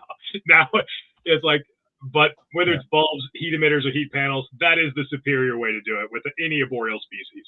They're not supposed to be sitting on the ground anyway. It's not naturally. People who think they're going to mimic the natural environment are kidding themselves. All these people thinking, oh, I'm going to make a little rainforest in my house. You're not. It's like, I've been to these places. I've found these animals in the wild. You know where you find a scrub python in the wild? A decent sized one? 50 feet off the ground. 50 feet. Not 3 feet. Not 4 feet like in your cage if it's a giant cage. 50 goddamn feet up in the air. Like, that's where you find them. You're not mimicking anything. When you do that, you're doing it for visual enjoyment, which I totally get and do that in some enclosures because it looks way cooler. But kid ourselves. It's like, but you should try to mimic, not in the sense that they're basking in a normal way and you're encouraging normal behavior and a normal sort of thermal profile for the cage with options where they can get far enough away from it, they can heat up rapidly, they can cool off at a fairly good clip, and they have a little bit more control of their body temperature if you want to breed them. I mean, you keep a scrub python forever at 80 degrees and probably do just fine. They're never going to lay any eggs, but it would be all right. But I just think they don't seem to thrive ideally under those conditions. And are you guys bringing your stuff down into the 60s? Or are you staying in the 70s in the wintertime? 70s for me, really.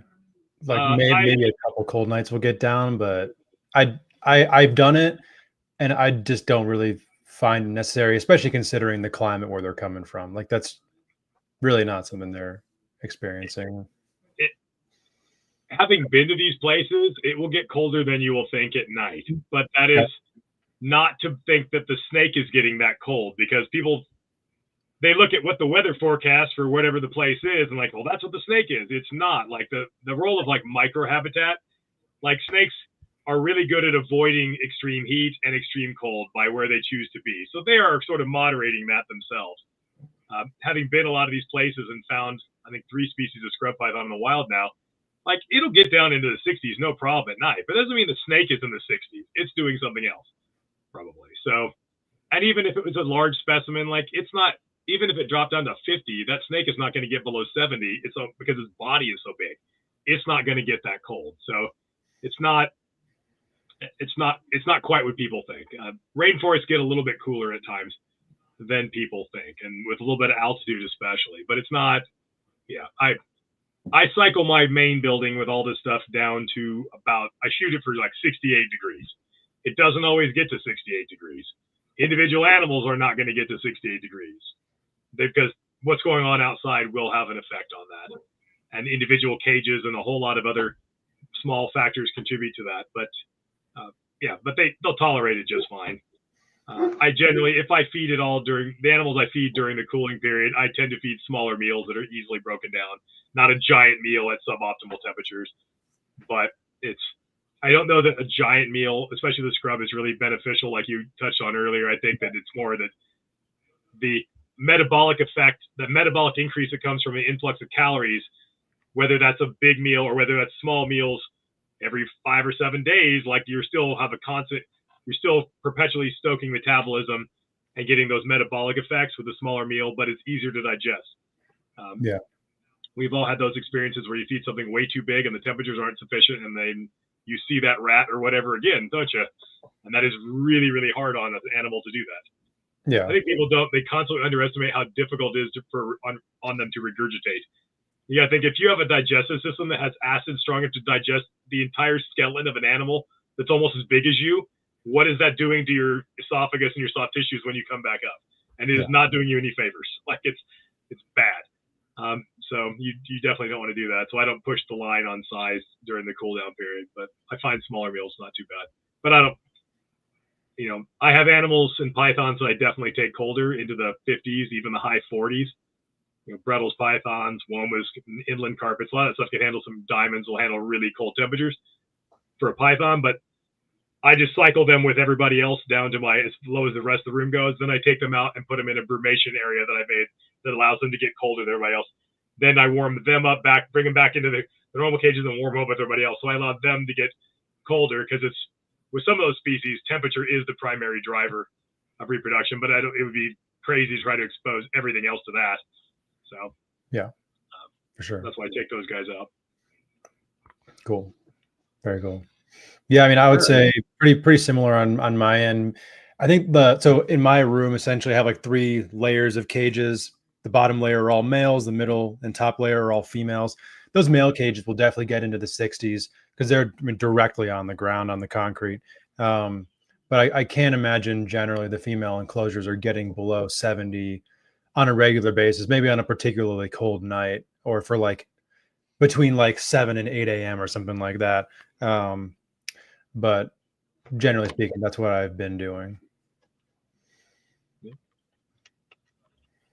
So we were talking, and you had, Mr. Mutton, had mentioned kind of a cool paper that Scott had thrown out. I wonder if you wanted to hop into that at all. It's a pretty cool topic. Oh, the Amethystina in Australia thing? Oh, it was a book. He put it in one of his more recent books. Dive in. Which kind of known for a while, but he's finally just like ripped the Band-Aid off and published it in actual literature. Australia has 2 species of scrub pythons, not one. There'll be people who resist that information. The Australian government's not going to like that information just because it affects the conservation status of something, because, oh shit, now there's this other thing here, then you got to assess that. Your total number of your population is not this population here and this population. These are 2 separate things, and you have to assess them separately. But basically, you have 2 species of scrubs. You have southern New Guinea scrubs in Australia. So when you get to Iron Range, the scrubs in that bit of rainforest from there all the way up to the tip of the Cape York Peninsula are the same as you find in New Guinea, and then you don't get king horneye until you get quite a bit further south. There's probably a lot of reasons for that to get pretty wonky and nerdy. We could talk about, I suppose. How does that happen? And that is likely due. The most plausible or parsimonious explanation for that is also like, why do you have chondros in that forest but not chondros further south? And that is that you have, over the last 2.5 million years, from the end of the Pliocene into the entirety of the Pleistocene, you have just like glacial period, interglacial period, glacial period, interglacial period. And at glacial maximum, most of that time has been at times of glacial maxima, meaning Australia and New Guinea is one continent, and you can just walk all the way to New Guinea, and you have biological exchange. So you have, when these things are joined, which is the majority of the time, like 60-70% of that 2.5 million years, animals can move So you have pulses of animals moving from Australia into New Guinea, and more importantly, from New Guinea into Australia. And rainforest, during times of glacial maximum, retreats, and in times of glacial minimum, expands. And so you have this kind of pushing and pulling of land connectivity and also of rainforest. So you'll have an invasion of scrub pythons that makes it all the way down south during a particularly long period of connectivity, all the way down to cairns. They become king horni. Then you have a glacial minimum. These things are now stranded there, and the rainforest retracts into refugia around cairns in that area where you have some pockets of permanent rainforest refugia. And then the rest of the Cape York Peninsula, no scrubs, it's all dry. Then you have another glacial cycle, 120,000 years later, a million years later, where things are connected. Land corridor, another invasion of southern New Guinea scrubs comes, only this time they don't make it as far down because it didn't last as long. And this is how you end up with two separate disjunct pockets of scrub pythons. They're from separate radiations from New Guinea into Australia. There are other ways that could have happened. You could have dispersed over water at some point earlier. But the difference at the molecular level between king horni and southern New Guinea scrubs is not that much. They are a recent species, which is why you find weird things like the two most closely related scrubs are tannin bars and king horni. Right. They're really? Yeah. They are the most weird, logically different, but the most closely related. And what you find with scrubs, I'm trying to say this without totally saying something I shouldn't, is that you have, if you look at the central dividing range of New Guinea, it cuts New Guinea in half north-south. So you've got scrub pythons along north of that mountain range and the islands above, up, all the way from Halmahera, all the rest of the Bismarcks, northern coast, Bird's Head, all that stuff. And then you've got a southern arc of them, which is, from anywhere from the Moluccas to Aru to K Islands and southern New Guinea and Australia, and then some down the Bird's Tail and some islands even off the far end of the Bird's Tail, way out in the middle of nowhere, and all that. And what you find is that the divergences between the scrubs along the northern bit are really, really, really, really ancient. These things split 10, 15 million years ago. They are truly, really deeply diverged lineages, which is why you find what's the most basal scrub python? A Boland's python. What's the second most basal scrub python? A Halmahera python. You know what the third most basal is? A Bismarck scrub python, which will be, I guess I'll say that one. That will be Cymalia duciborensis, because it was already named in 1878. And then later, some smarty pants at the British Museum said, oh, that's just the amethystine python, and synonymized them. Even though the original paper was pretty good for a paper in that era, because it actually point by point went through why they were different. But turns out the guy got it right the first time. They are off the charts different. I've actually been able to examine about 14 or 15 of them, preserved ones. I flew to Hawaii to do it and did morphological analysis, scale counts, and we looked at their DNA, and they're obviously a deeply diverged lineage. So you have deeply diverged lineages across the top, and then it appears the southern radiation, which is all that southern stuff, are all way more closely related. Their level of genetic distinction correlates to some sort of a middle Pleistocene or even late Pleistocene divergence. They are more recently. So, real quick, I told you we would talk about the Pleistocene. I told you. Yeah, I collect Pleistocene megafauna fossils like I'm a nerd. That was the drinking game tonight. If you said Pleistocene, everyone had to take a shot. Yeah, I said Pliocene too. But, and actually, some of these scrub pythons, you want to get really technical, go back even quite a bit further than that. You're talking Miocene, which is, a long-ass time ago. People don't think, they think that things are more closely related than they are. And even with carpets, if you look at Wendid Brettles pythons and Imbricata split off from the rest of the carpet pythons, it was in the Miocene. You're talking 15 million years ago. That's a long time to be, just because you're superficially carpet-like still doesn't mean you aren't a deeply diverged lineage. So all that southern, it appears that a very old species along the top, and then somebody rounded around the bottom, and then it radiated rapidly through the bottom, and all that is a rather recent expansion and very young species that haven't diverged genetically nearly so much along the southern edge. And that the Pleistocene is 2.5 million years ago up until 12,000 years ago. So it's in that window that all those other species, which is why you find tannin bars and king horni were as different as they are from where they are geographically and morphologically. They're only 1.8% sequence divergent from each other, which correlates to a fairly recent split. They're definitely their own species, but they're a young species, whereas some of the other stuff are very, very old species. I know you guys both have nada. Do you guys both have like normal, patterned, not exantic nada? No. Well, no. I can't get any because somebody named Stephen Kush buys them every time they come in. And I can't. Every time I even hear whispers that one came in, it's like, motherfucker, and he gets it. And like the number of snakes you have bought that I've tried to get, and like every damn time, like, let me guess who got it. It's like, yep, every damn time. I have had them over the years. They're an evolutionarily interesting story anyway. They're a classic example of insular dwarfism, and also of an evolutionary process that's like mostly completed, and you just happen to come along right at the end, where the ancestral state is patterned gold, and now it's the least common. The rarest one is the natural form. Yeah. And It is weird, man. Like it's the one scrub that, dude, it's the one scrub that we need to like unwind all the morphs. You know, everybody, I was one of the people that helped figure out how the two morphs were inherited, because when Dave and Tracy bred theirs and made their F1s, they knew what the parents were because they bred their wild caught ones, and they knew what they got. And I bred a gold one and produced gold ones. And then Ryan got a baby from them and a baby from me. But because he knew what the parents and grandparents were, and then with his results, was able to figure out, oh, these are just two recessive alleles.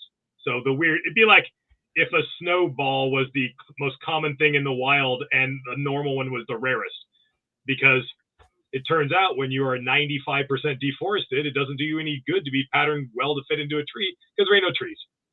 And this is what works. Yeah. Also, you'll see in the Tanimbar archipelago, interestingly enough, where do you find the smallest dwarf blue-tongued skinks in Indonesia? Oh, Tanimbar. And guess what they come in? Exanthic. You can find exanthic Tanimbar skunk, a little dwarf skink that's exanthic. And what's the smallest cockatoo? That's a Goffin's cockatoo, for the record. And guess where they live? Tanimbar archipelago. You find a dwarf everywhere where there's a scrub. There's a cockatoo. And so Australia, big black cockatoo, big scrub. Tanimbar, little scrub, little cockatoo. That probably eats the little cockatoo.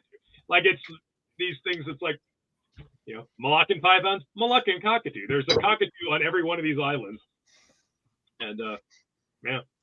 I just want to send out a quick cheers to Tony Dwar with Revision Reptiles, because Tony sent me a text message and said I look like I'm falling asleep and I need to take a shot.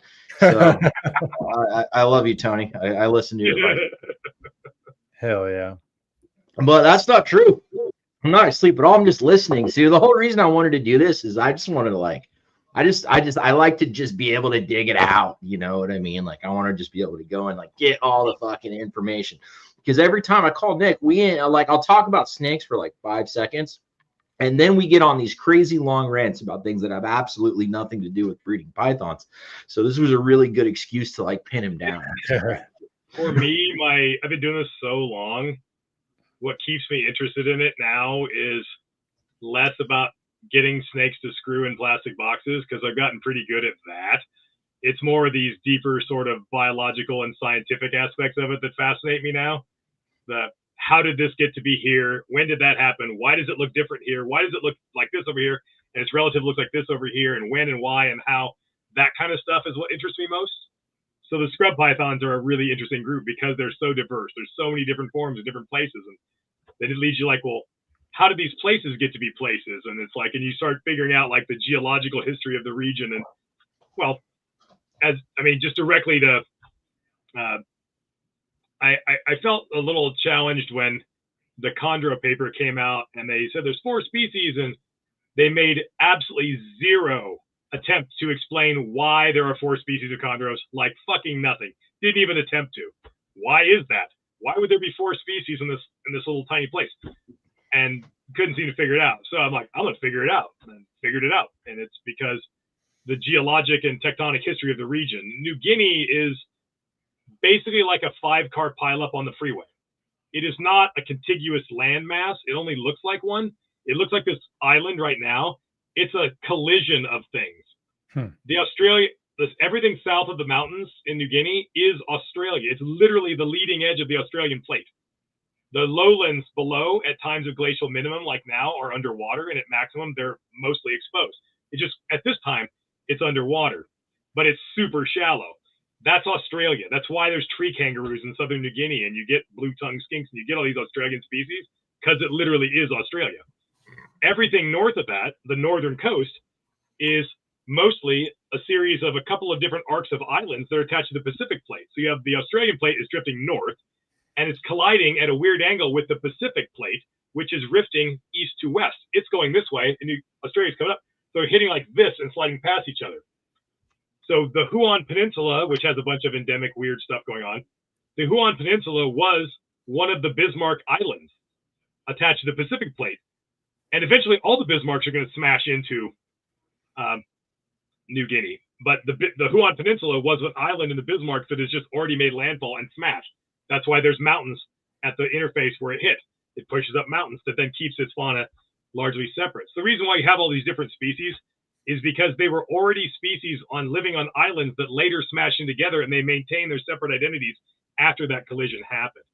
The Bird's Head Peninsula is an island on the Australian plate that as it drifted north, it hit, and it just is tenuously connected now, but it historically wasn't, which is why you got barnecks are here, but they're not, and you have southerns here. It's like because they were already on that landmass as an island, developed their own identity, and then that island smacked into the edge and connected with this pileup we call of New Guinea. And there's a bunch of, and at the point where these plates collided, it fractured and buckled, and there's a bunch of what you'd call microplates, and no two geologists can figure out how many microplates there are. There's no agreement in the geological community about that. But that's why New Guinea has all these, like, you have the main mountain range, but there's also like weird other little mountain ranges here or there, because all these different things were different landmass all smashed together at different times. But the animals were mostly already on those islands before the collisions happened, and that's why you have all these different things. And if you look at the biogeography of where you find different scrub pythons, it's the same as you find in chondros. It's the same as you find in tree monitors. It's the same as you find in cassowaries, crown pigeons, crocodile skinks, anything that lives in that forest. You find the same sort of speciation patterns because that was the same thing. It's like, you look at the distribution map of the species of crowned pigeons, which I actually found a crowned pigeon on Waigeo Island. I don't know what I expected a crown. I was familiar with them from reading these papers. I didn't know what I expected a crowned pigeon to be, but holy shit, it's huge. It's this huge ornate bird. It's huge. I was like, wow, I never thought I'd be impressed with a weird jungle pigeon, but I was blown away by it. It was beautiful. It's like, and one of the Papuan guys we were with, like, caught it and was going to take it home as a pet. He's like, hot fucking crowned pigeon. It's like, it had gotten injured because somebody had a dog, not the people we were with, but a local. We heard a commotion in the forest and somebody's dog had gotten it and hurt its wing. So it was probably a goner. So he was going to save it and take it home as a pet. But yeah, it's the same pattern. It's why when you look at look at crocodile monitors and look at the ones from down south and look at the ones from these three bioregions and they look different. I wonder why. Look at, it's the same thing. Look at the tree mont. Look at all the varanids. Look at any of that stuff, and you'll see the same, because the same forces are at work with all of them. And the scrubs are no different. So that's why it's like you have an island, it becomes a bird head that moves up. You have the Bismarcks attached to on the Pacific plate, and then weirdly Halmahera is on the Pacific plate. So if you look at, there's a lot of look at Halmahera is way over here. The Bismarcks are over here, but the fauna on the Bismarcks and Halmahera are super closely related to each other because they are actually more, even though they're on opposite sides of New Guinea, because they're both on that Pacific plate that's moving, and so they have like deep ancestral links to their fauna assemblage, even though now it looks like they're separated by this big thing in the middle that wasn't there at that time. So you mentioned the Bismarck scrubs. I've never seen them before. Do they exist in captivity, or are they just stuck on that island? No. There was one that made its way illegally into the United States many, many years ago. They got intercepted in some kind of way. It got preserved. It got pickled, basically. But that was just a single specimen. And I can't remember where that one resides. There is a large number of them collected that are in the Bishop Museum in Honolulu. And for this paper, we flew all the way over there to look at them specifically. They have about a dozen of them. And they're very consistent morphologically. they're weird. Like if I could have any python, like ooh, they're weird. They got like a weird. They have some consistent weird morphology in terms of color and pattern and scalation and stuff. That is obviously doesn't look like a living snake anymore, but they don't really look like anything else. They're pretty unique. Very carpet. Is that green, like on the olive undertone, almost like a poplin carpet? I think it's like I think it's Carl Caulfield's Adventures in Green Python Country book, where he's like, I think it was Carl Caulfield who wrote that. At any rate, talked about finding a road-killed carpet python in the Bismarck Archipelago, and it was obviously one of these guys. Yeah. But yeah, now I'm planning on going there at some point and finding my own. But it's not, I mean, places like that, it's like you talk about like the developed world and like third world countries, and like this would be like a fourth world country. This is like, you can go there, you can definitely do it, but boy, it's like, I need an adventure, Nick. This is definitely that. Like I really need an adventure. Like this has been an ongoing conversation with me and my wife. I need an adventure. Like if you go to like Australia, that's like a good like sort of primer for this sort of thing, but it's yeah, they're awesome. I would love to have living specimens. We know basically fuck all about them. Switek, Ryan just looks like a fucking IJ, dude. What? Looks like an IJ, poplin carpet. They have a consistently different look, having gone through quite a number of them. It's very weird in a cool way. They're very cool. I mean, but yeah, I'd love to go there. We're trying to work it all out, but doing that sort of travel is not for the faint of heart. Like I'm trying to go back to New Guinea, maybe beginning of next year again to a different area, and the level of discomfort that you will feel, a lot of people, I don't think they might not have the stones to do it. It's like, you got to really, really want to do this. Like there's no, you go to Australia, you can find a bunch of pythons from the comfort of an air conditioned car. Like you can road cruise a scrub python. Like I found a couple of them in an air conditioned car. Like you can do that. Like there, it's like, you're going to be uncomfortable. You're going to be sticky. Every part of your body is going to be itchy. You're going to have rashes all over the place. Infected, perfect. And you are I need this. You will never be comfortable for a single moment. They'll never be, boy, I feel really good right now. You're going to be just like constantly scratching and itching and bugs are on you. And you'll get so many mosquito bites. Like me and Ryan literally camped in our tree hammock tent that we suspended between trees because you're in a swamp. And right outside the tent, it just went down into what almost like a crater into a tidal mangrove swamp that was just a breeding. Like you could just hear the constant buzzing of mosquitoes emanating from this, and you're just sleeping in it. And you get so many bug bites, you don't even try to swat them. You just watch them do their thing because there's just no point. Because you could swat that one off, and there's 37 more on your back, and you're just going to get eaten alive, and you just accept your fate. It's that kind of a place. You just let me know when it's time for me to pay for shit, and we'll do it. But if you're lucky, you will find some stuff. But the amount of like to find that Pulcher chondro, the amount of like, I don't know, probably 30 hours of hiking up mountains in the night and getting injured and like, oh my God, like, yeah, I tore a muscle in my chest. Like it was rough. Fucking chest? How do you do that? It was literally on the way back to the boat, crawling down the mountain the very last night, but there's like these buttress roots that kind of are all wavy and they're sticking above ground. And it was raining because it's always raining. And they're really slippery. And I stepped on one and just slid like a slip and slide down. And I just reached back and grabbed there's a lot of trees are like this big around all over the place, very dense. I just reached and grabbed a tree to arrest my fall and just tore a muscle in here, just in my rib cage, and I'll just tore something. It took me like 6 weeks to heal that up. It's like, it's kind of you don't think about it. You just like grab something because you're like, oh my God, I'm falling down a mountain in the dark. It's, I highly recommend it but yeah, it's definitely an adventure, but. Dude, if you invite me, I swear I'll buy the ticket and I'll go.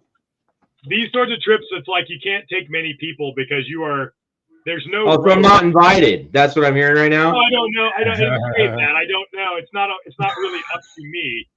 Like if you go to like Batanta Island, there is no roads on Batanta Island at all. There's 2 villages on the whole thing. There's no roads on Salawati. There's no None of that. The only way to get around is you have to hire a guy in a boat that's like 4 feet wide and 25 feet long with an outboard motor. And that's the only way you can get around and stuff. So you're very limited. And because you're gone for a period of time, you have to take, you know, a lot of water and all your food and supplies. And that's taking up a lot of the stuff. There's no water. That's a very nice way to not invite me. You got a little tiny area where you can fit 4 or 5 people uncomfortably. And that's literally it. So in some of these places, so you gotta, yeah, no, I'm not, I don't mind if you go. I'm just saying it's not the kind of trip you can just invite a whole gang of people. It's like you're by necessity. No, you just have to invite me. You just have to invite me. You don't have to invite a gang of people. You just have to invite me. Not going on. I don't know logistically how that would be. I'd like to go to Manokwari, Biak, Num4, and Yapen. Because I really want to go to Manokwari. Manokwari is on my like must go to. Important place on that trip for me because I already found that scrub and that chondro and that tree monitor. But 3 bioregions come together right there in the Siddharwasi Bay. So you have like the Bird's Head Peninsula biome and those species at Manokwari. Then Biak is its own thing. It's got its own everything on Biak is its own thing. And then when you just hop over to Yapen, even though it's right there, it has the same fauna as the northern coastal mainland. It's the westernmost edge of that. So you'll find the Uterensis chondros on Yapen, Azuria and Biak, and Pulcher on Manokwari, and they're all right there. And the scrubs are all different, and the tree monitors are all different. You'll find it's right in the crux of 3 different bioregions. So in a compact area, you can find a lot of different species stuff. But, you know, looking into logistics of the only way to get around is boats. Small boats and ferries and that kind of stuff. So I've got friends over there, so it's like I gotta defer to their judgment because I don't know what I'm doing. I don't speak the languages, so I'm kind of at their mercy. But definitely want to do it again before I'm too old to do that kind of stuff. I'd get robbed. See, Steven, you got that advantage. You're a young guy, so you're young and able-bodied, and you got decades you can go do this. Like I'm old and falling apart. They kidnapped him. He'd be held for ransom. What? They'd kidnap him. He'd be held for ransom. Right? Like entropy has gotten a hold of me pretty good, and I'm just decaying. So it's like if I don't do these extreme sort of trips in the next like 8 or 10 years, I physically wouldn't be able to do it. So I got to get some of this stuff knocked out.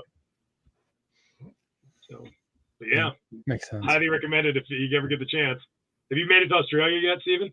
No, I haven't. You got at least. That's a good one to get your feet wet on. You need to do that. Yep, I know I need to. Yeah, Ryan's saying the same thing. I'd say top end has the highest biodiversity of pythons of anywhere in the world in terms of species you can find in a small area. Cape York comes in second place, but Cape York has scrub pythons, and if you can get 2 different species, and you can in 48 hours. While you're talking about that, I want to add a question. Is there an intergrade zone between the 2 species of scrubs? Doesn't seem to be. How wide is that gap between the 2? That you'll find differing opinions on that, but it's not. A lot of people will argue, is there a coastal habitat corridor that connects them? And it's like there's no, at the molecular level, no one's found an intergrade, and their DNA doesn't show that. But it doesn't mean, no evidence doesn't mean that it's not. I wouldn't rule it out. Okay. We don't really know. When you get there and you start going up the Cape, you'll realize why we don't know much. Nobody lives there. Fucking nobody. It is like there is exactly one road. The Cape Access Road goes right up the middle, all the way to the tip. That's it. There are the occasional dirt roads that go off to the sides a little bit, but there is nothing. There's a bauxite mine at Waipa, way the hell up on the top, on the inside, on the Gulf of Carpentaria side. And that's it. And there's an Aboriginal town called Lockhart when you get way up there, and then a town called Bamaga at the very, very, very, very tip. And it's incredibly sparsely inhabited. So, you could have all kinds of things and no one would know, because not only would somebody have to find it, it would have to be somebody that knows what they're looking at and or gives a crap. And that's just so unlikely to happen in some of these places, which is part of the reason to go, because you live in the United States and you can't really go places that are totally untouched. But you go to Australia and you'll look at a landscape and you're thinking, this hasn't changed in 100,000 years. Nothing has ever. It looks like it has always looked, and like it is completely unspoiled because nobody's there, and it's kind of magical like that, in that it is so uninhabited and pretty much pristine. It's like, other than whatever terribly conditioned dirt road you rode in on, there's no sign that humans exist at all. Like there's nothing. It's like, but yeah, they keep paving the road from like up the Cape all the way to the tip is mostly not paved, but they keep paving chunks of it at seemingly random intervals.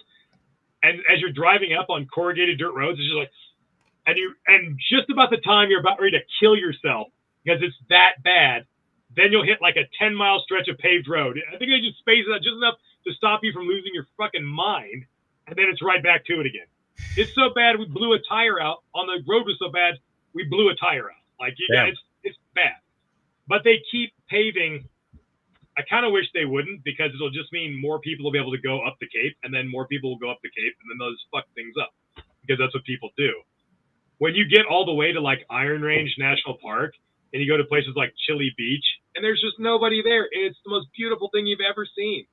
You don't really want to go swimming on the beautiful beach because of the salties that you can literally see out in the ocean. Oh, look, but it's like, we did do it anyway, but good times. Sounds like it. Definitely sounds like it. There's a huge salty out there. We just like, all right, we're going to dive. We're going to overheat. Let's get in the water. And we just went in up to our necks and just kind of sat there and cooled off. And we had somebody watching the saltwater crocodile from the beach. And if he moved, we would just run.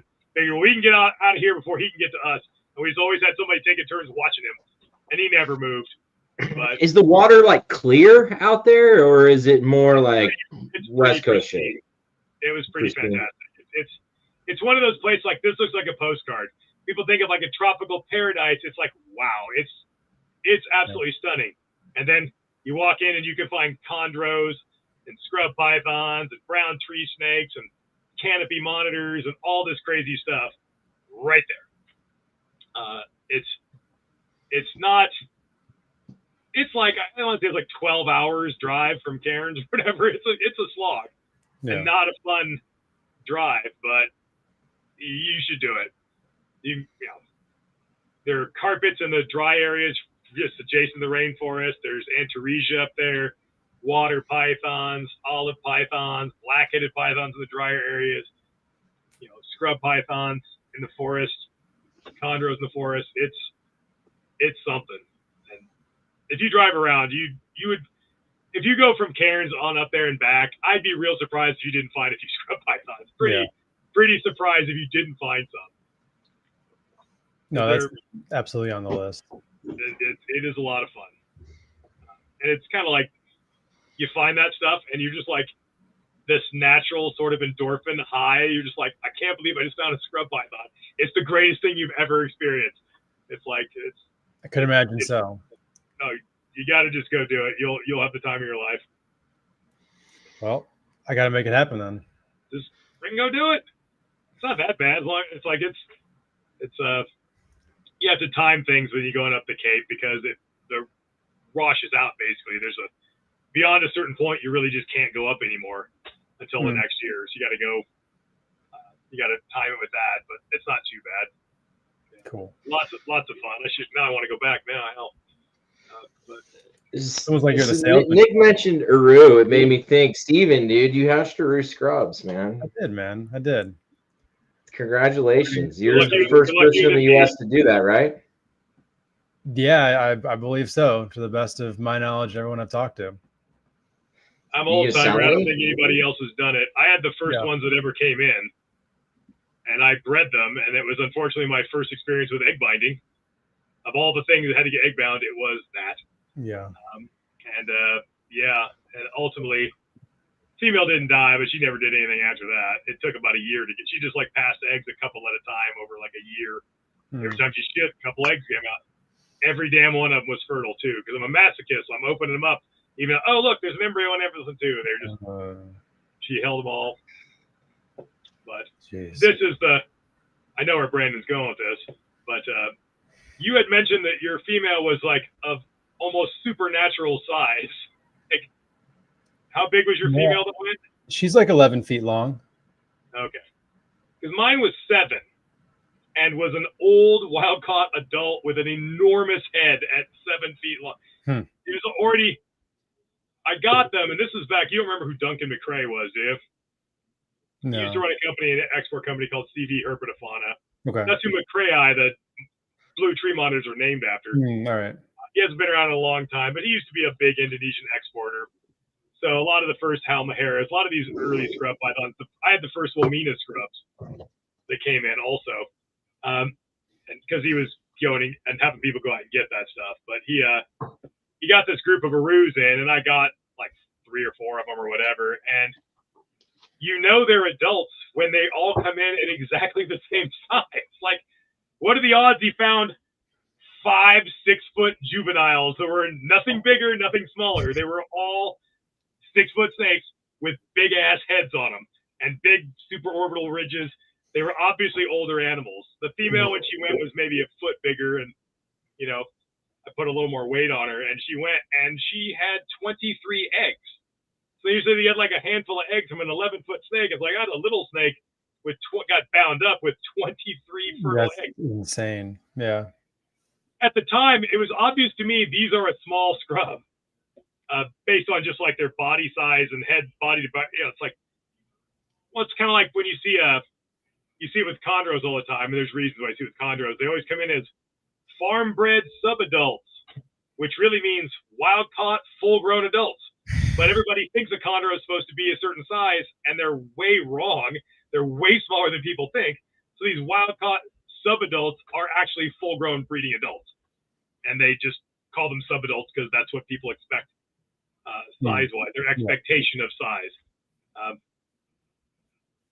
argued with some chondro people years ago about that, and they asked me, like, I go, you know, their snakes are all way too big and fat, and they wonder why they die when they're 8 years old. They lay 1 clutch of 48 eggs, and only 2 hatch, and the snake dies at 8 years old because it was never supposed to be 5 feet long.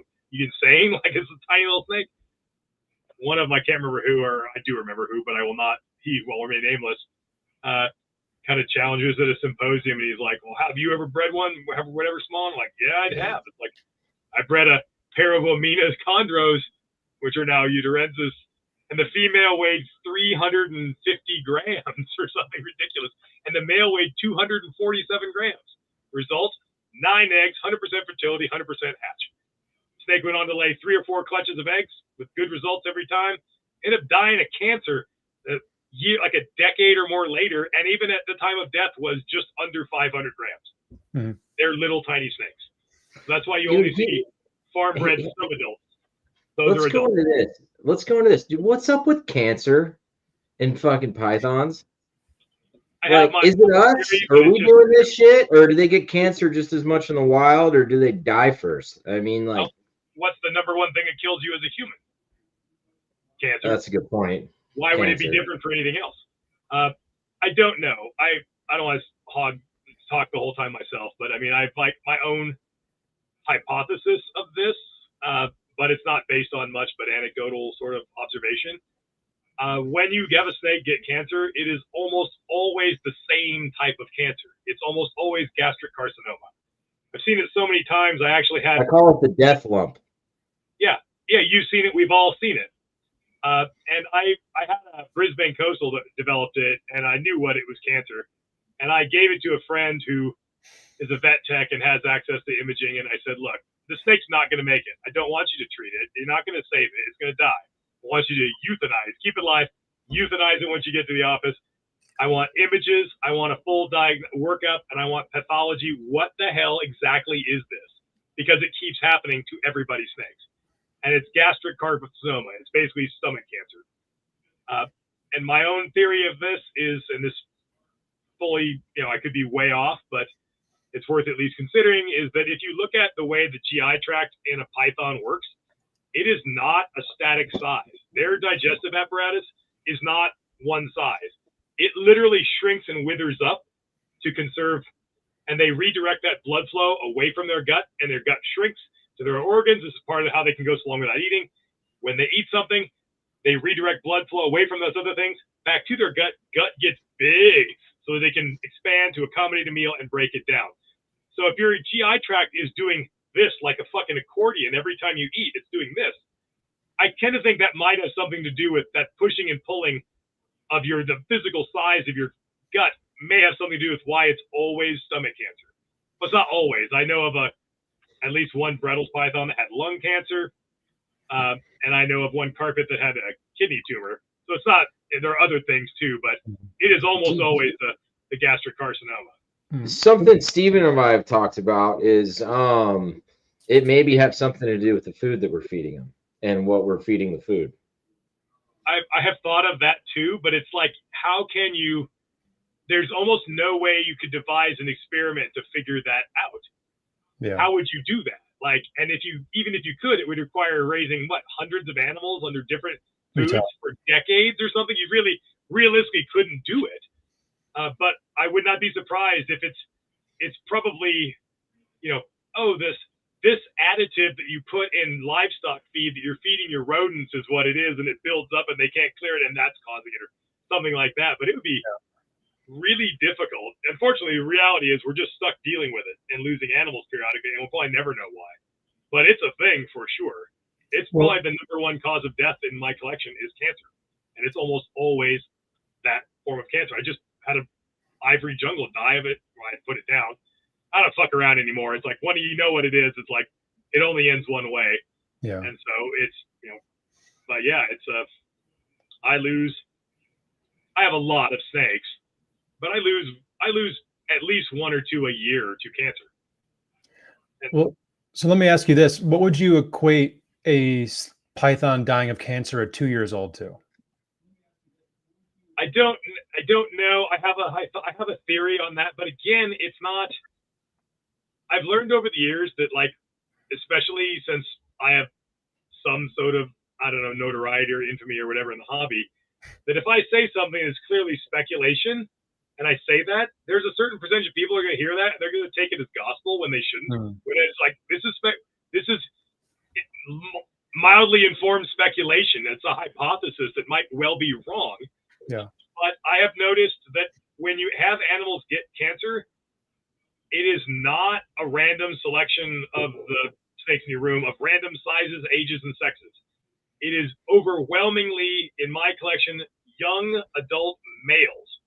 Like 90% of the time, if I have a my collection is so many carpets that it creates this impression that carpets are prone to this more than other things. But it's just that I have like 250 adult carpets. So my sample is so skewed, of course I'm going to see it, overwhelmingly in that. But just within carpets, I would say that when I see cancer, the gastric carcinoma, it's 90% males, only 10% females. It is never older animals that develop it. It is always younger animals that are just hitting their prime and coming into sexual maturity. So for carpets, that is males that are 2 to 4 years old and between like 500 and 800 grams.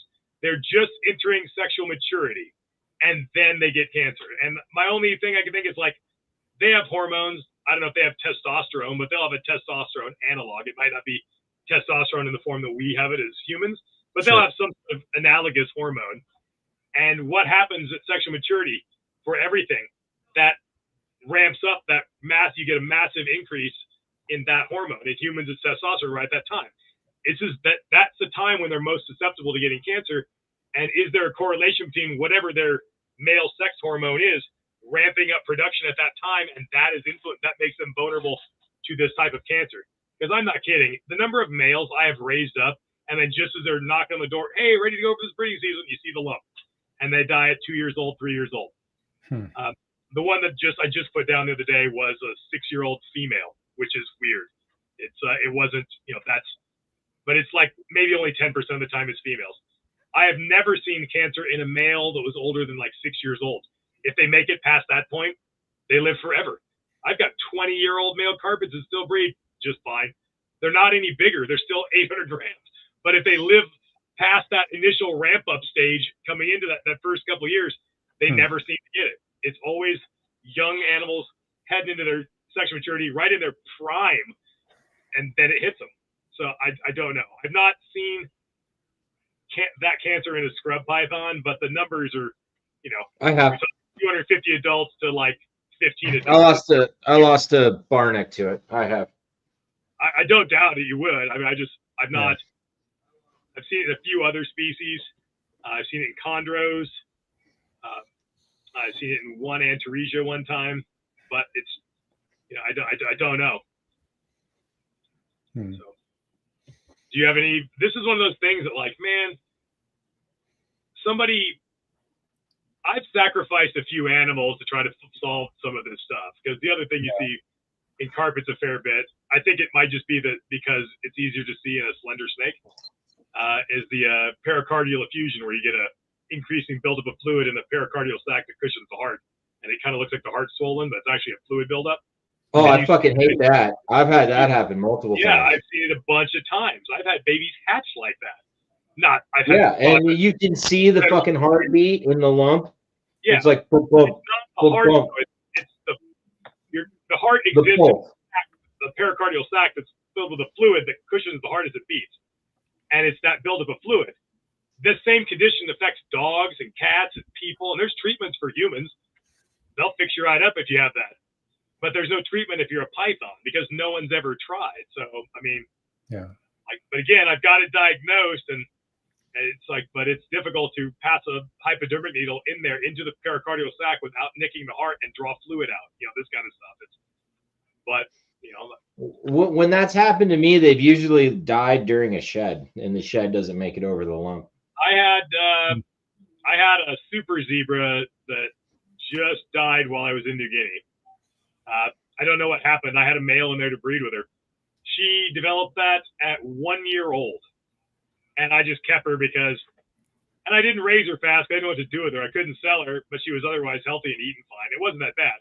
And as she got bigger, it became less noticeable. You had to really look to see, but it was still there.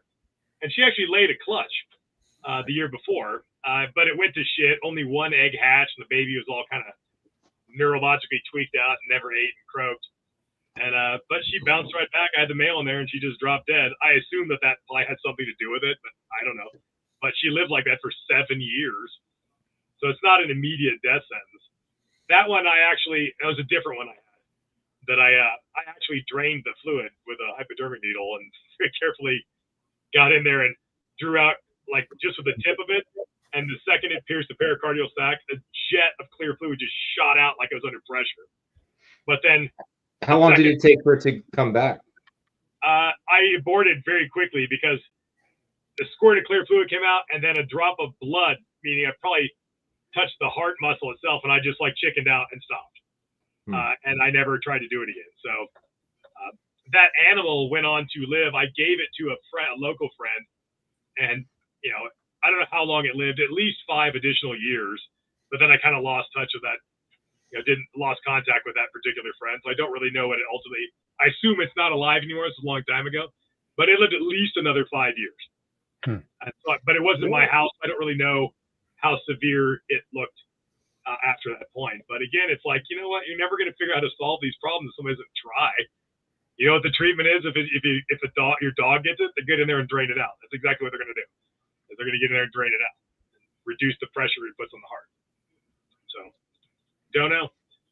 But there's, you know, all these sort of, not to make this a conversation about recurring medical problems in pythons, but yeah, the cancer is definitely a thing. We got a couple questions from the chat regarding the cancer. This one from Tony, and I might need some clarification, but is cancer more prominent in rodents versus birds? I'm not sure if he means in the actual rodents or birds themselves, or in snakes fed on either of those, but I guess maybe from either standpoint. Do you know? I mean, I assume we've all raised rodents, and I mean, you definitely see a fair few tumors and things in your mice and your rats. Sure. But you also got to think, like, a mouse has like a 2-year lifespan, and nobody even keeps them alive for 2 years because they quit breeding after 1. Right. Or 6 months in some cases. So if you have a very old mouse to develop it's usually breast cancer, it's usually mammary tumors in rodents. You wouldn't really find that particularly unusual for a geriatric mouse to have a mammary tumor. Yeah. I don't see it that often, but you see it all the time because you have hundreds and hundreds and hundreds of adult rodents. I don't have an equivalent experience or sample size with birds, so it'd be hard to draw what. Sure. And as far as like, and I've never had a snake species that I kept only on birds. Right. If I have on accident, it's not on purpose. It's because they wouldn't take any fucking rodents. I had a Brisbane that was a pain in the ass about that shit. I had and you know what she ended up dying from? Fucking cancer.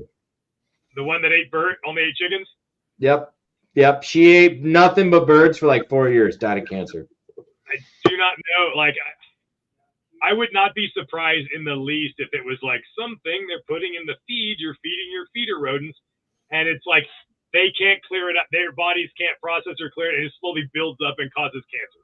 Wouldn't be surprised at all. It seems like a likely thing. Yeah. But that would explain why males get it way more often than females, and young, healthy males disproportionately, or it's a combination of things. I would love to figure this out. Yeah. I don't know how to, and I'm not opposed at all to doing ridiculous amounts of research, holding back ridiculous numbers of animals over long periods of time just to figure out an answer and losing money doing it. I'm totally the guy who will do that. But I can't figure out how to structure an experimental thing that would be informative to figure it out. You know, yeah. I just don't. I don't know how to construct that. If somebody's got an idea how to structure an experiment in a realistic frame of time, even 10 years, like even if it took 10 years, that's still realistic. I'm not something that's my children are going to have to finish or something. Like it's to come up with some answers. I would almost think step one would be take a clutch that you're going to hold back, put half of them on birds, put half of them on rodents, and then see how that goes and kind of start from there. Yes, but what if it's a food additive that's in the chicken food and in the rodent food? It's like it doesn't, and it's that. Also, you probably get different health outcomes feeding only birds because birds are reptiles. I know that's surprising to some people. And reptiles don't store intramuscular fat. That's why you've never bitten into a marbled piece of chicken like a steak. They only have subcutaneous fat. Reptiles don't store intramuscular fat like mammals do. So mammals are birds are always leaner prey. Yeah. And so, they're probably a better feeder because they are, having found a bunch of wild animals, rodents, prey species, snakes, I've never found a fat snake in the wild. I've never found a fat mammal that it would be eating. They're just barely getting by. They don't have the luxury of excess body fat. Yeah. So we end up feeding rodents that are way more nutritious and they're too well fed. We're feeding fatty food to our snakes that has a way higher fat content than it should. It's it's why I don't feed my black-headed pythons. I never feed. I have adults that could eat a large rat. I'm not feeding them a large rat because a large rat generally have a fair amount of body fat. I'll feed them kind of like lean medium rats and stuff, and then mix in birds and chicken parts and stuff to try to not, because the animals that eat primarily reptile-based diet are not supposed to be eating that much dietary fat, and they can have a hard time with that. So. Snakes that that are going to pass away that maybe have cancer, and instead of putting it down kind of the old-fashioned way, are you afraid to feed snakes with cancer to other snakes? Like since you're blackheads, like would you do that? I'm not afraid to do it. I have never done it. It's honestly never occurred to me to do it. I'm being totally honest, which is weird because the one that I just put down is literally its cages on top of a blackhead. It's a cage. It's 2 cages above my biggest black-headed python that I'm quite sure would have eaten it. I'm a little leery of feeding big blackheads, big other pythons, even if I was able to, just because I don't know if I want to reinforce that behavior. Because I got to put a male in there at some point. I don't know if I want to encourage that. But I've never done it. There's no evidence in anything that feeding something with a malignant growth is going to cause a malignant growth. There's no evidence of that at all. So I wouldn't be overly worried about it, but I've not done it. Although sometimes with these, oftentimes, and I've seen it more than one occasion, the one I had the pathology done on, in addition to the gastric carcinoma, there's adhered what you call bacterial granulomas. So little pockets of bacteria and stuff that are also attached to that and stuff. And that, I don't know if I want to feed something a bacterial granuloma. That sounds terrible. Like the tumor is just a clump of malformed defective cells that keeps growing out of control, but a clump of bacterial granuloma might not be something you might want to ingest. So that I might have pause for that reason. Okay. Makes sense. Makes sense. We got some interesting questions in the comments about potential of having inbreeding having effects on cancer. Warren chimed in a little bit, saying given that cancer is a heritable trait, limited gene pools could be linked to this. And then kind of a couple follow-ups. Another Warren addition. Out of interest, do we know if other Indo-Australian pythons are prone to cancer, womas, blackheads, etc.? Species with similarly low founder numbers? And then kind of a similar question about Papuan carpets, considering that they do not have that limited gene pool. Okay. Again, we're kind of beginning to inform speculation. I'm inclined to doubt that, what Warren's asking, for the following reasons. The two species of carpets in the hobby with the absolute lowest naturally the lowest genetic diversity are inland carpets and Brettles pythons. Okay. Even in the wild, they have fuck all no diversity. They're all the same. And in captivity, they have even less diversity.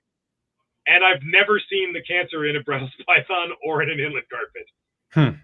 There are more bloodlines of jungles, coastals, that stuff, and that's where you seem to see it. Okay. In that stuff, in the jungle, coastally stuff, that we actually have more diversity. I have seen it in Papuan carpets, and you've got a lot of diversity. I've not seen it a ton in Papuan carpets. But again, it's like when I'm seeing this and paying close attention to it, I would have had this in my collection, no doubt, these sorts of things happening 25 years ago. But what would happen if you're like a hobbyist who doesn't know a lot of this stuff? What would you think if it's got a lump? Oh, it's impacted. You'd think it was a fecal impaction or something like that. You wouldn't immediately jump to cancer. Now I know what it is the minute I see it. But so now that I'm more aware and know what to look for, it's what I'm working with and in what numbers is going to skew my results. Do I see it in the sort of generic coastal jungle, that group way more? I do, but is it because I have way more of those? Probably. Because they're disproportionately represented. But yeah, the inlands and Brettles pythons have low sequence divergence even in the wild, and I've never seen it in those. And I have a lot of Brettles pythons. So then Warren comes back with this, he says, but that's a founder effect, so they lack the allelic genes that are linked to cancerous traits. Could that? So they would basically have gone through a genetic purge at some point and purged the alleles that are potentially problematic, leading to that predisposition. Yeah, that is, that's certainly possible, and thank God, because I like Brettles are my favorite species. I don't want to see this in those guys, and inlands are a close second. So I'm glad that they don't seem to. I mean, knock on wood, I'm sure they could get a cancer, but I don't see it. I've not seen it as yet. So, also, inlands and Brettles are much more deeply diverged from all that other stuff. That northern, all that stuff on the East Coast is much more closely related to each other than they are to these other things. So if there was an allele or alleles that were like leading, that were in some way responsible for a predisposition towards cancer, you would expect them to share a lot more alleles because of the relationships between them. They're much more recently diverged, and there's intergradation and all that kind of stuff on the East Coast. So that would actually fit. Okay. Cool. That definitely makes sense. How are you going to go find the cancer gene? Like that would be. You need to have Warren. I would love that. Like that would be, I don't know how you'd go about trying to find that without some. If you knew of a gene that caused similar cancers in something else, you'd have an idea where you might look, but it would probably be pretty difficult to find with no starting point. But I'd surely like to find. I don't have any particular preferences to what's caused it. I just like to know if there's something you could do about it. Do you imagine if it was a single allele that led to this predisposition, and you could identify that, test for it, and you could just screen a clutch and just don't breed the ones that have that allele, and you could very quickly purge it. Yeah. And you can pass that problem. Is that possible? Fuck yeah, it's possible. Sure, why not? No shit. You have to know what gene it is and what allele is doing it. And if you knew Warren, let's go. We got the one figured out right here. It would be very difficult and time consuming and probably expensive. A lot of research. It's not impossible. This is no different than like the ball python morph testing. What are they doing? They're figuring out where this allele that's broken is and identify the allele that's doing the thing, and they look for, is it there or is it not? And they're able to do that. It's like no reason you couldn't do that with a gene that led to a predisposition towards cancer, a gene variant that was doing that, but it'd be damn hard to find. Sure. But if you did, once you did, you could just test all your breeding stock and stop breeding the ones that have it and only breed the ones that don't. And you'd very quickly, in a generation, you could just, your line would be free of that forever. And I would be very interested in doing that. So here's another question from Lisa. She asked, wasn't there a line of jungles that faded away because they kept getting cancer? Lightning line? I've not heard that. I'm familiar with the lightning line, and I tried for years to get some of them because there's not many new jungle bloodlines around. I was never able to get my hands on any, and I haven't seen any for sale in a very long time. So that might actually suggest that there's truth to that, but I don't know personally. That would be a shame. Okay. If that was the case, but I know Eric had some. He lost his. I know. I was trying to get them forever.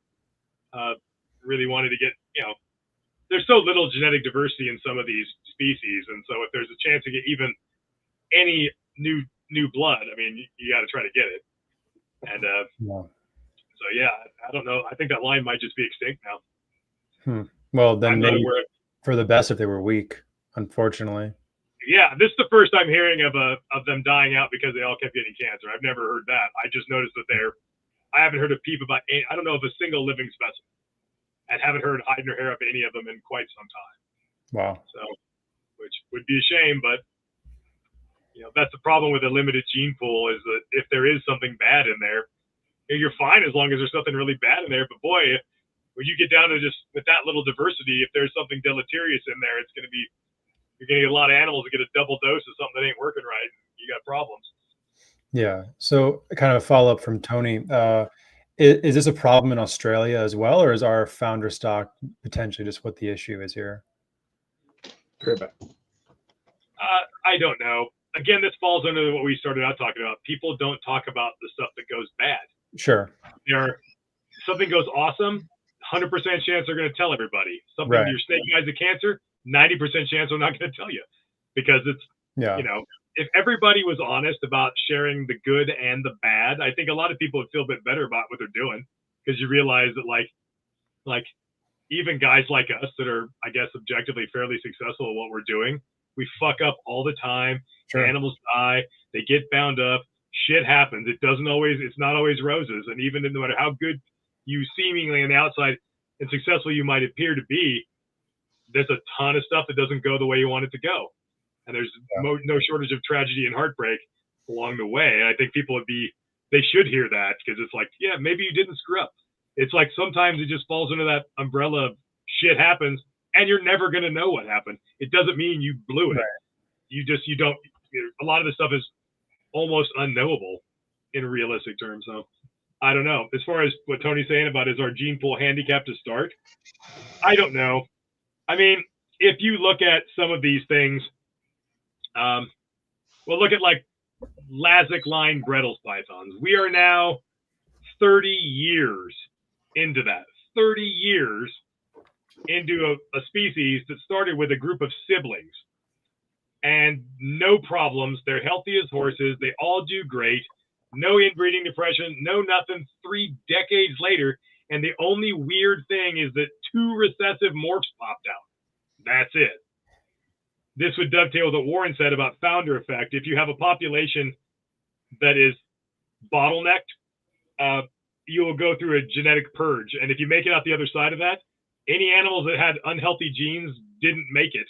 And you might end up with a very, very closely related, very limited gene pool, but you purged a lot of that stuff, and you can be pretty healthy.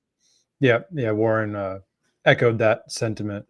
Just as I'm saying it. Yeah, literally. I mean, and considering the delay on here, he probably was typing it out. Yeah, literally. Yeah, that's just it. It's like, and you see this all the time.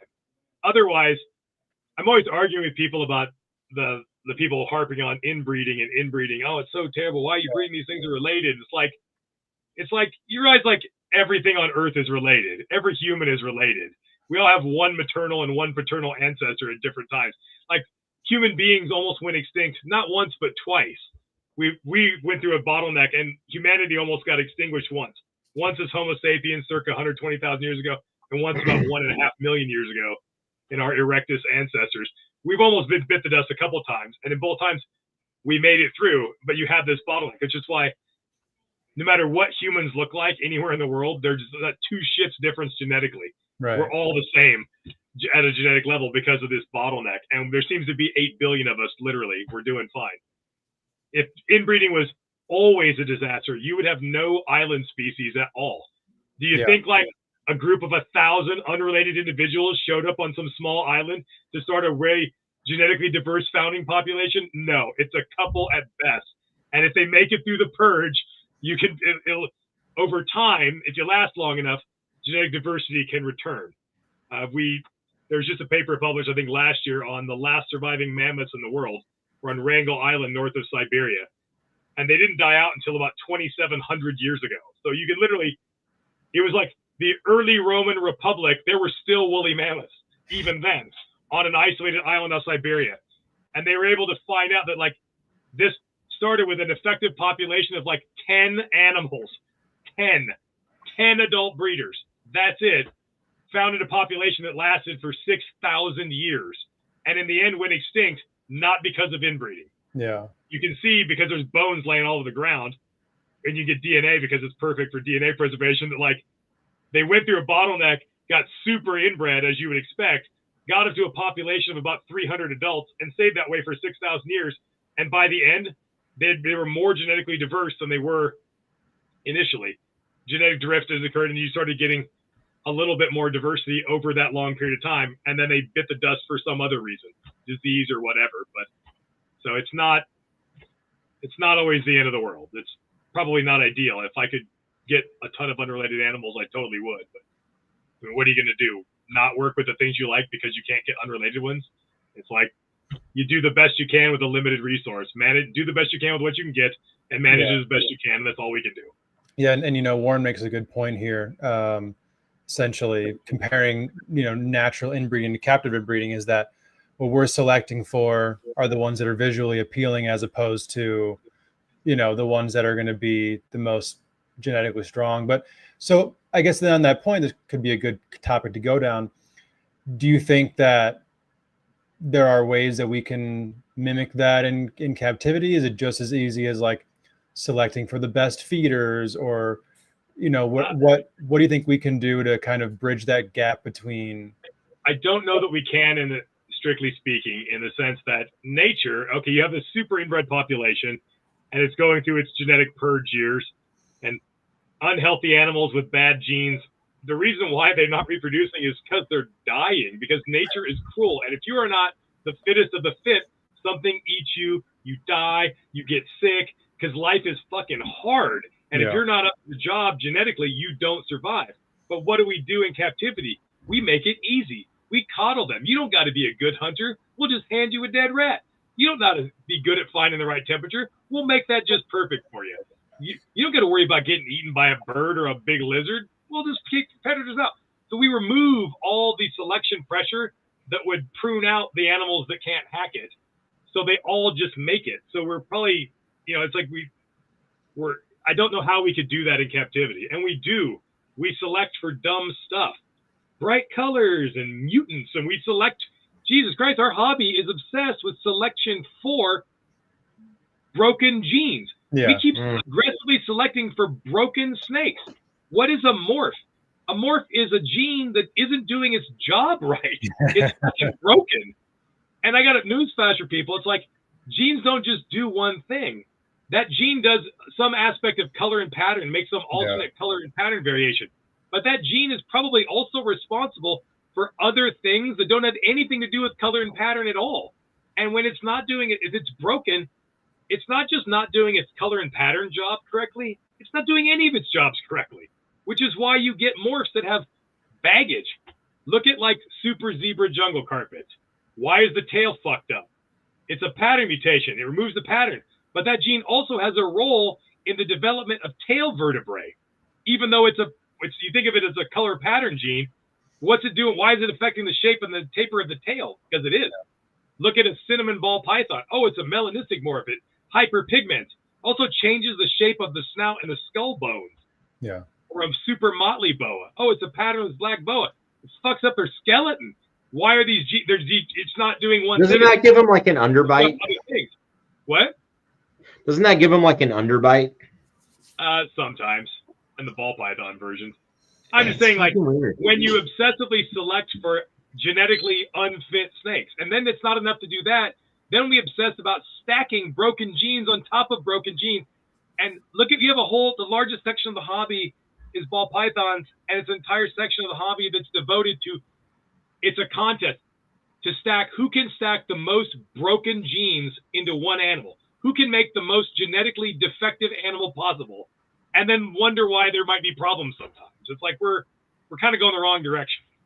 I don't know how you select for outwardly healthy animals and things like that, because those things aren't readily apparent. You know, color and pattern is obvious. You see it, you can select for it.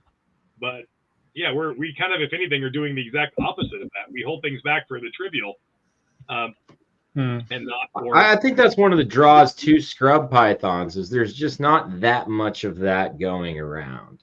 Thank God. Like, yeah. I mean, there have been a few that have popped up, but that hasn't been successfully. I see pictures of 5 or 6 scrub python morphs. Yeah. I mean, aside from what do we got? We got patternless. We've seen the T positive albino, right? Yeah, there's been a couple things like that. There's been Xanthic, obviously. Albino king horn eye. There's been a T positive. There's a couple Xanthic looking things that have popped up. There's been like a caramel albino Halmahera python, and none of them made it to the U.S. And I'm just tickled that they didn't. I don't want them. We don't need them. It's to be the worst thing ever. Could you imagine? Oh my God, do we need like a morph craze for scrub pythons? You have a bunch of dinglings trying to breed scrub pythons in CB70s when they're 18 months old. It'd be the worst thing I do. There's never a species, if you apply the morph breeder mindset, that is the ultimate recipe for failure. If you're in scrub python, it's not going to work at all, like with that stuff. Not at all. It'd be terrible.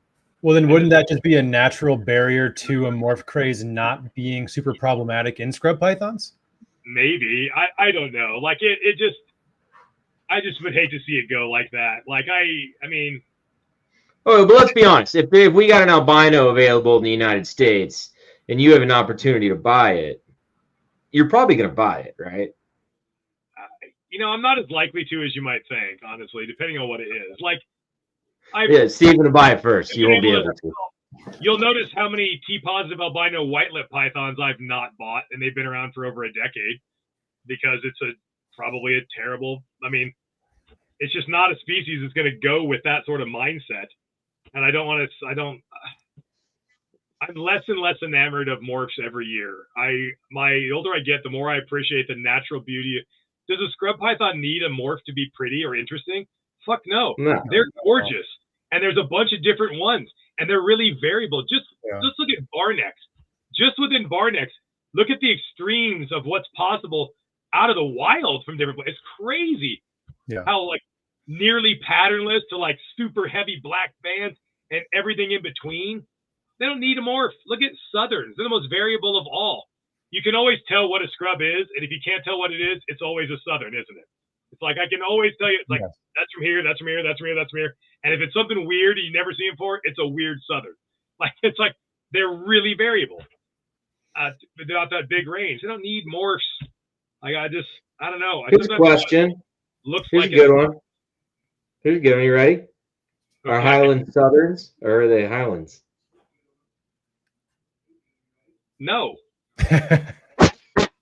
No such thing as a Highland Southern. End of story. Microphone drop. Fuck all. It doesn't exist. There are no Highland Southerns. This is a persistent myth. Like, so Highlands are Southerns, is what you're saying, correct? Yeah, they're fucking Southerns. This is a thing that just has been driving me crazy, and this was mostly driven largely by 1 or 2 scrub enthusiasts back in the day who didn't understand a lot of this stuff. It's like you basically None of them are in the highlands. The only highland scrub python is the Bowman's python. Yeah. That's the highland scrub python. You've got a mountain range, and it doesn't go from like flat and then to straight up mountains. It's like it goes gradually. And in those, at the base of those mountains, as you start going up, you've got scrub pythons there up to a point. That's not really highland anything. Right. Yeah. That's at the base of the mountains. And you've got scrub pythons there. And all this highland nonsense is some of the ones, all southerns have a propensity to have a really nice gold color to them. And what you find is that the closer you get along those mountains, along the base of those mountains, is that is a lot more common in that band along there. And it is increasingly less common the further south you get. Right. When you get down around Maruki, you will still find some that have that gold, but it's pretty uncommon. And when you go along that top, it's very common. But you can still find non-gold, pretty Maruki looking animals up north, and you can find pretty gold ones down south. But they're mostly up north and mostly down south.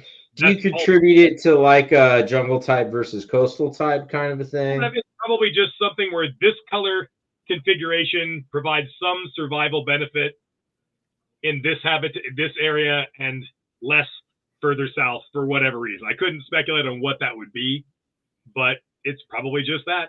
That's what drives color and pattern. Yeah. And if you look at the genes of these things, they're the same snake.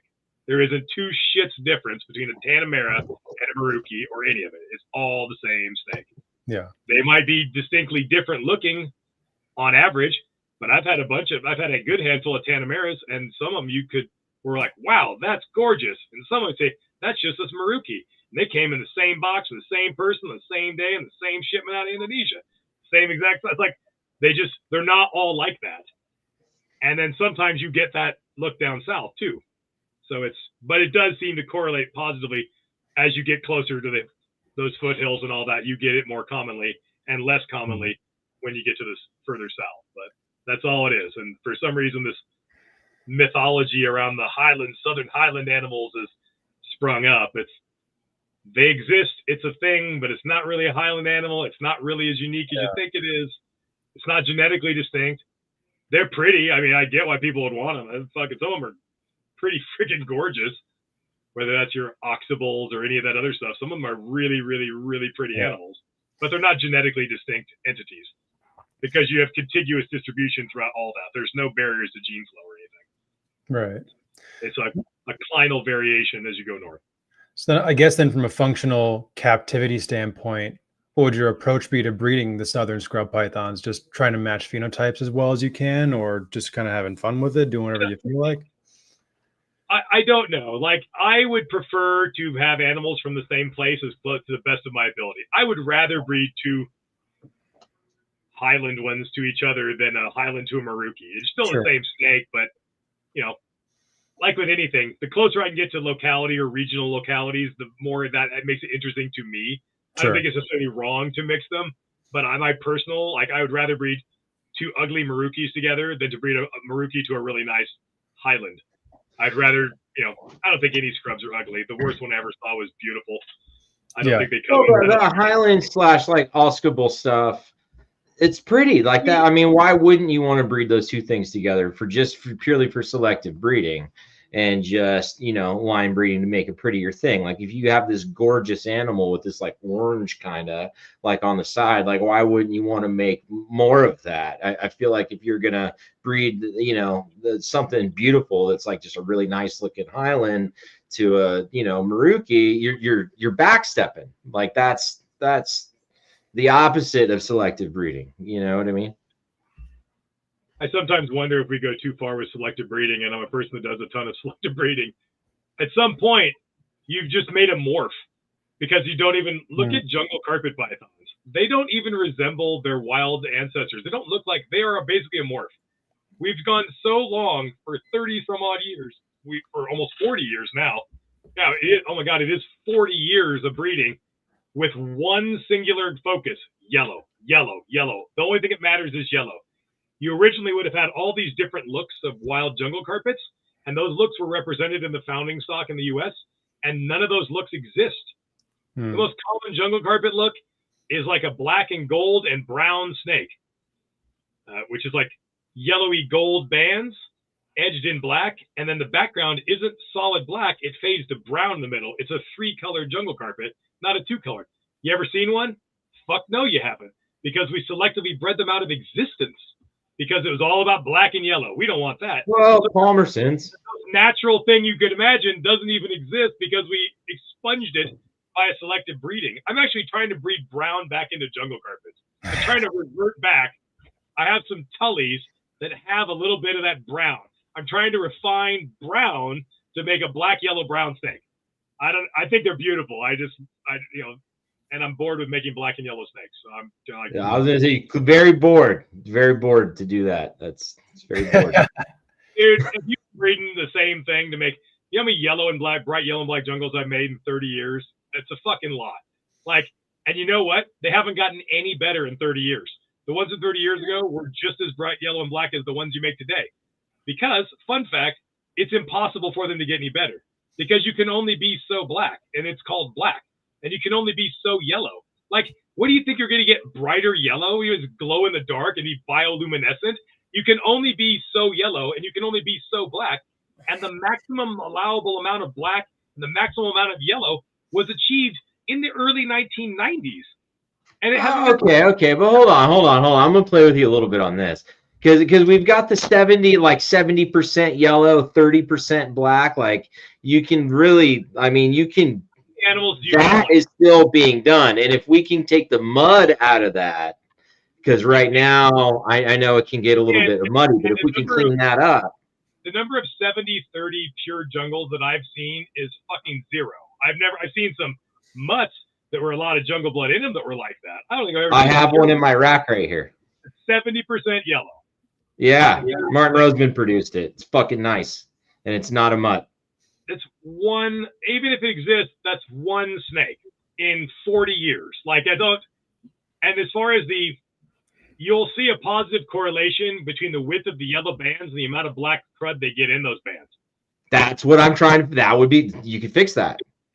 I don't know that you can, because it is part, people think that you can separate, like all carpets go through, and scrubs do too, it's a little different, the ontogenic color change. And they love the first part of it, and they hate the second part of it, but you can't get rid of one for the sake of the other. The first part of the carpet color change is a rapid increase, substantial increase in yellow pigment. Yellow and red pigment are functionally the same in snakes, so this manifests, this is what turns your Bredl's pythons red, turns your Papuan carpets brown, and turns your jungle carpets yellow. That's what does it. And the second part of it, once they get, that happens very young and very early. And then the second part of it, as they come into maturity, is a second round of black pigment distribution that we hate.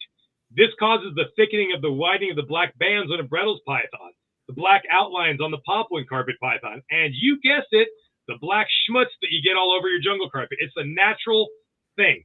Also, we selectively breed for animals to turn yellow faster, because the ones that turn faster, we hold back to breed. So we've selectively bred for animals. The animals you have now turn yellow faster than the animals that I had when I first started. But guess what else you sped up? The black coming in. You sped the whole thing up. You didn't speed up just the part you want, and the rest comes in later. You sped the whole process up. You have animals that are 3 feet long that already got black crud all over them. It's a natural, normal thing. I don't think you can ever, you occasionally get the animal that gets almost nothing and stays remarkably clean, but it doesn't breed true. Otherwise, I had an animal that Casey Ladzik produced, and I got this snake from Ed Bradley, who's a very old gentleman, awesome guy. He's in his 90s now. And I got it with the original feeding card from Casey, and I think she hatched in 1996 or something. And this snake was an old-ass adult that was the most absolutely blindingly yellow, velvety black, and the most immaculate yellow with no tipping at all in 1996. Perfection was achieved 30 years ago. 30 years ago. Why don't we just have a bunch of jungles that don't ever get black crud? It's not because those animals didn't exist and didn't get bred. Hell, I bred that female, and Ed had bred her before me. It's that you can't seem to lock down that second part. You seem like you can get consistent yellow, but you can't seem to consistently lock down the not getting the the yellow, the crud. And she had very narrow yellow bands, which seems to. I had a snake produced by you from that line. I know exactly what you're talking about. Yeah.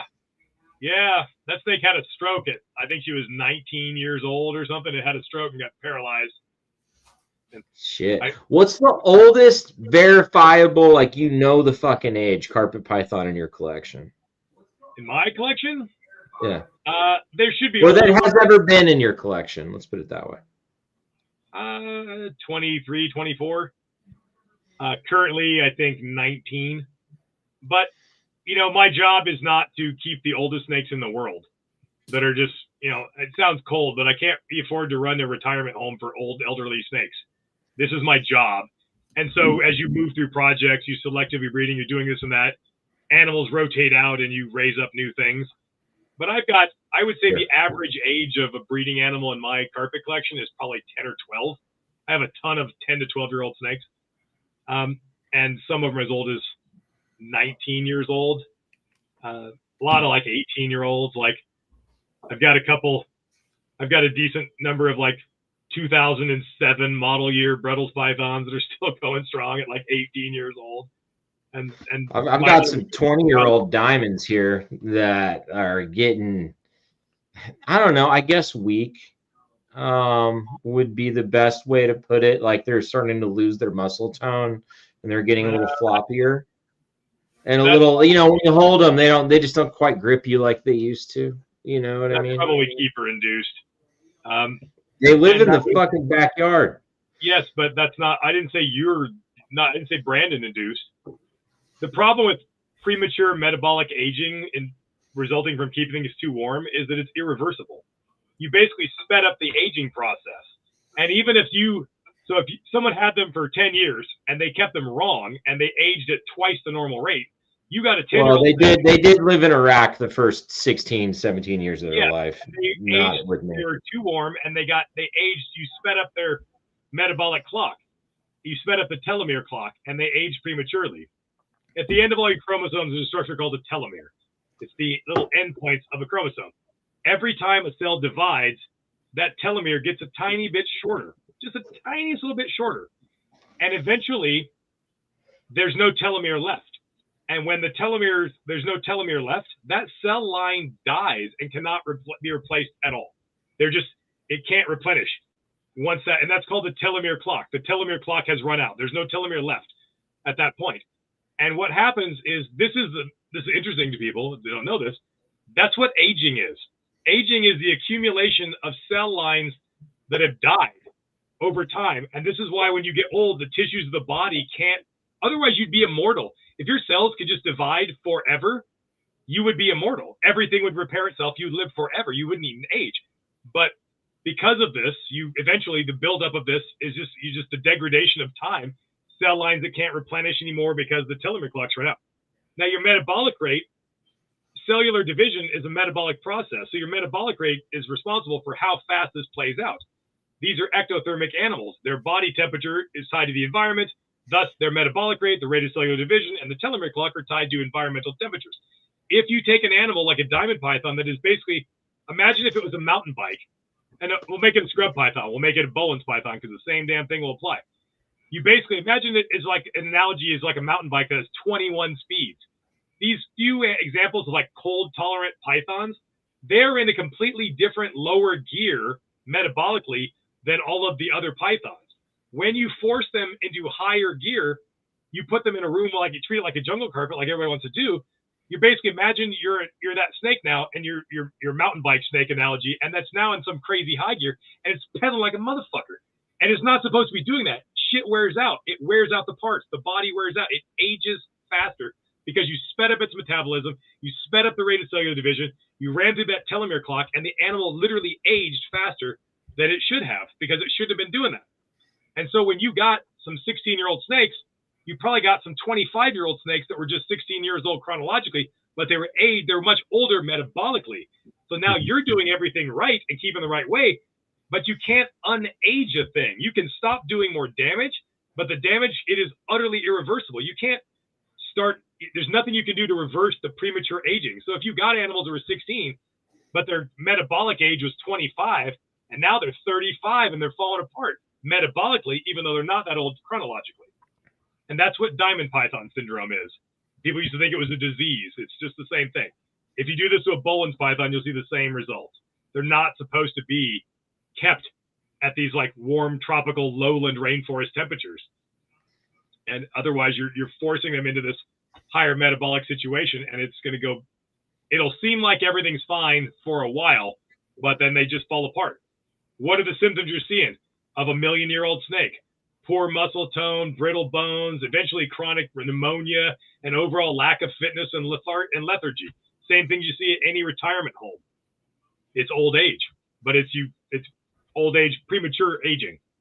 So I guess what I first noticed is if they're hanging from a perch and they bite a rat and they hang down real low, they're no longer strong enough to pull that rat up in their coils all the way back up to their perch. Yeah, I would, honestly, if I were you, I'd breed them bad boys and get as many eggs out of you can and raise up another generation and do it the right way. I could. Yeah. I'm working on that. That's right. Doing that. And have that. I don't know if we'll get another clutch out of them. I don't. And you got enough babies, I assume, to keep you. I have a pair. It's fine. Yeah. I kept a pair. Diamonds are pretty great, but you got to treat them like diamonds. Like mine have like their background ambient air temperature is 70 in the summertime. I guess like that's it. They like human temperatures for background. Their background air temperature is a good 10 degrees colder than 10 or 12 degrees colder than any other python, and that's what they're comfortable at. And you don't want to force them up. It's why I don't keep Boelen's pythons. And I'm old. I could have bought Boelen's. I turned down Boelen's pythons for $700 a piece numerous times back in the day. Before now, it's you regret that shit now, don't you? What? No, but you regret that shit now. We buy Bitcoin back then. Yeah, dude. I remember my buddy was telling me that about Bitcoin. It was $200 a coin. Fucking should have listened. Right. I didn't want them then for the same reason I don't want them now. It's because I know what I would need to do to be successful, and I'd be able to breed them. It's not that I don't think I could breed them. It's that to do right by those snakes and to give them the conditions they need, they cannot be in my snake building with everything else. And I don't have another snake building to put them in. That's the problem. I would have to add on to my house or something and add on a special room or wing that I could give them the temperature gradient that they need to do it right. And I just can't, it's not realistic to do that. So I try to keep to the species that I can keep. And a Boelen's python, it would just require, it's not that I couldn't, it's the amount of work it would take to do that. I would literally have to do an addition onto my snake building or a standalone building or an addition to my house to be able to give them the space and the temperatures that they need to be successful. Because what would be the point of doing it if you're not going to be successful? And well, dude, stop breaking around with your Corvette and build a fucking shed. Let's go. I got enough snakes. There are people now breeding them on occasion.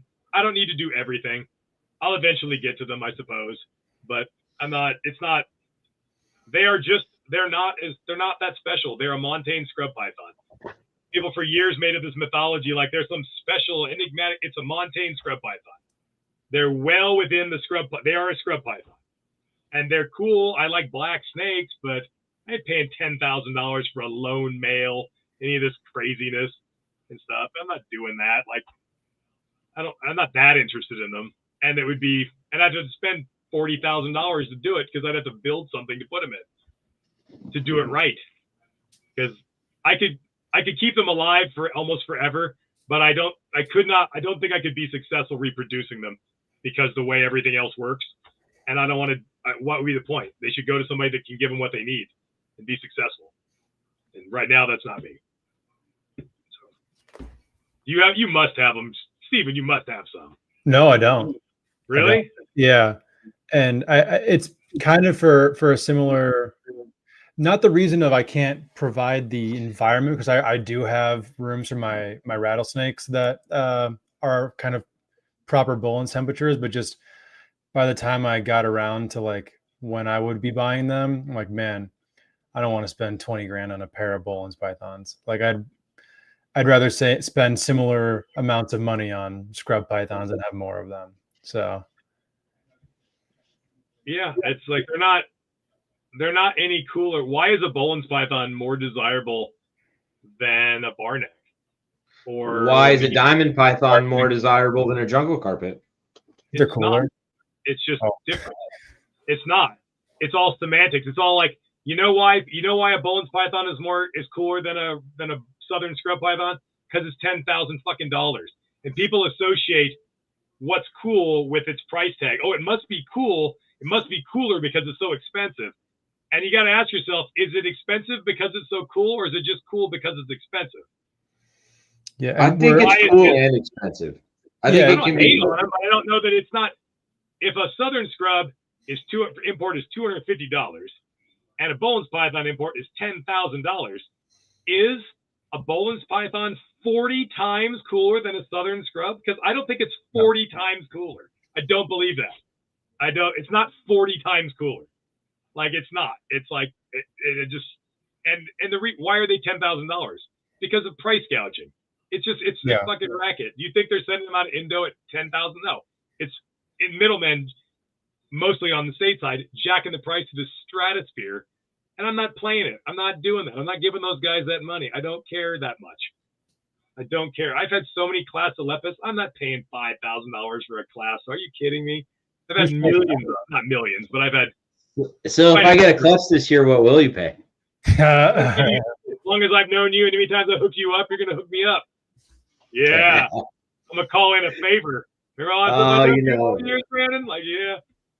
I like them. I'd like to work with them again.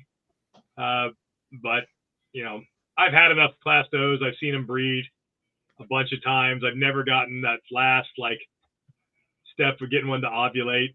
They breed like crazy. Like, they're getting them to lock up, but you find they love breeding, don't they? Like, it's not that it's getting a female to ovulate is the problem, because they'll get busy. I had a male that was so horny it fucked another male. The only time I've seen, literally, I put two males together to try to motivate, and I had an exanthic male that literally penetrated another male. Like, I put them together, and I came down, and they were stuck together. Like, he had literally, Wow. Like, he liked it. I mean, he definitely seemed to be really into it. This was 1998, and I know a fair bit about snakes now. Well, it's very progressive in 98. 27 years ago, I was not a newbie, but I was a dipshit hobbyist. I didn't know that much. So I put them together to see if I could rile them up, and one of them made a sandwich or something and came back, and that was what was going on. I left the room like an idiot, I would never do that now. But this was, 27 years ago. I was, 25 years old or something as a kid. Like, it's, you do dumb stuff when you're 25. Steven, are you going to pair yours this year? The ones that are siblings to mine? I just have a female, but I do plan on pairing her if she decides to cycle. Okay. Keep them small. Like, everyone that's ever bred them, it's like, you know what class those actually lay eggs? The 7 to 8 foot ones are the ones that lay eggs. That's the ones that lay eggs. Like, it's always the littlest ones that lay eggs. Every time. I don't know, man. That Exantic was a fucking beast. I forgot. Was that a boy or a girl, Steven? The Exanthic was a boy, but the girl was actually bigger. Really? She was, because I got that female who sired the babies that Brandon and I have. I shipped her to you. Yeah, she was all of 10 feet. How big was she? She's bigger than that. How big she was after she laid, because people do the same thing. They always, and I've seen this with class Alepas and rare species all the time. Someone gets lucky, gets a clutch, and they don't even know what the hell they did. They, oh my God, they just lucked out and got a clutch. Then they think, oh, I'm definitely going to get another clutch the next year. And so they feed the fuck out of the snake, the female, thinking like, well, if she laid 10 eggs this year, I'll feed the fuck out of her and she'll lay 20 eggs the next year. And they never lay another egg ever again. Did that female ever lay an egg again?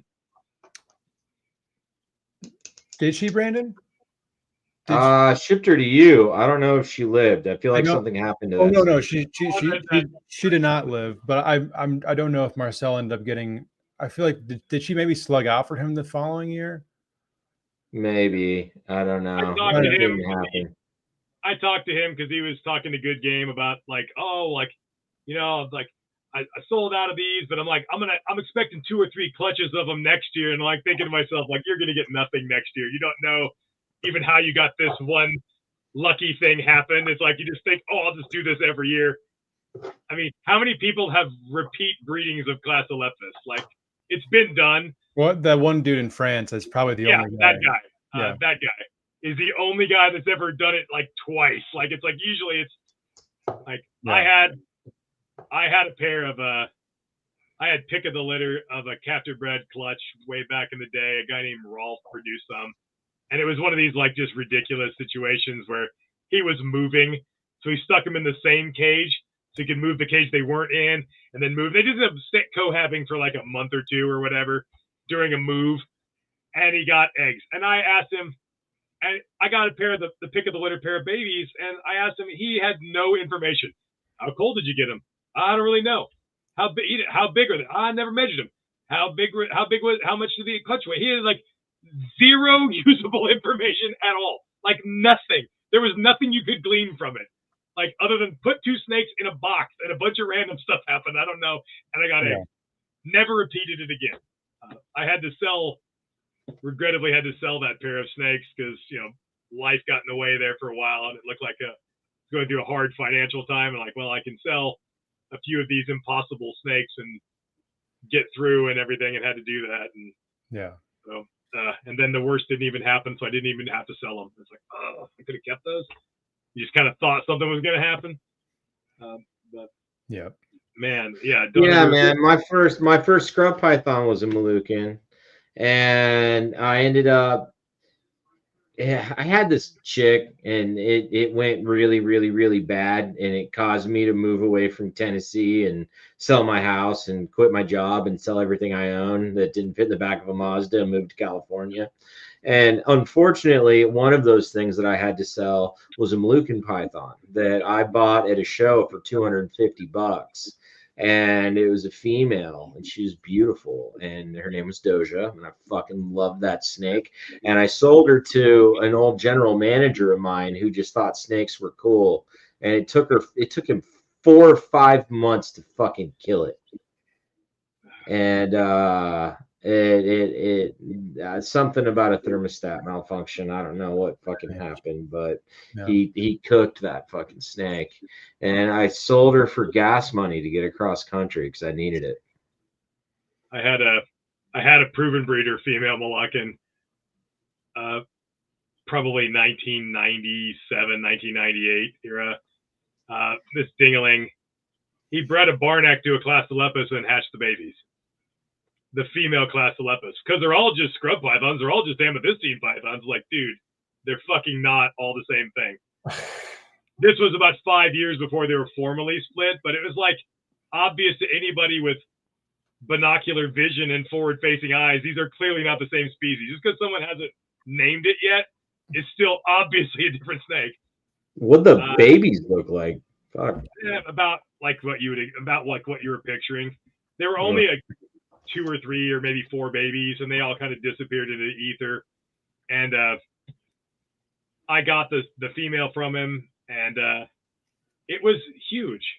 Well, it wasn't huge. It was like probably 7 feet long, but it was the fattest I've ever seen a scrub python relative to its length. It was a total like a kielbasa. It was like, why is it? Its neck was fat. It was like not long. Had a big head. It was not long. It was old, but it was like really, really stocky. And it, unsurprisingly, never did anything ever again. I don't know whether he just like hammered this thing with food or what after it laid. And I don't remember what I ever did with that snake. But yeah, it was, that was the first, that might have been the first one to lay eggs in captivity, actually. And it was a hybrid. You get old enough, you remember all kinds of stuff, like the guy in Europe that bred a jungle carpet to a Tannenbar python. Oh, nice. And ripped a guy off by trying to sold the babies as a new jungle carpet mutation. Or what was it? Tom Kogan doing the jungle to the Bolins for the first time? Oh, yeah. That's stupid. It's like a lot of people, I wish the hobby would I wish a lot of people in the hobby would stop for just a minute and just realize that just because you can do a thing doesn't mean you should do a thing. Quit focusing on what you can do and think about maybe, is this a good idea to do? And I think the hobby would look a little different if people actually did that. It's like you just see some of the dumbest stuff. Every day it seems like I'm just astounded at what. I mean, Dude, I'll never forget hanging out at a show with you. What? I'll never forget hanging out at a show with you. I think we were in Sacramento, and you literally like almost threw up on a rough scale hybrid. Like, oh yeah, that exists. It existed before rough scales existed.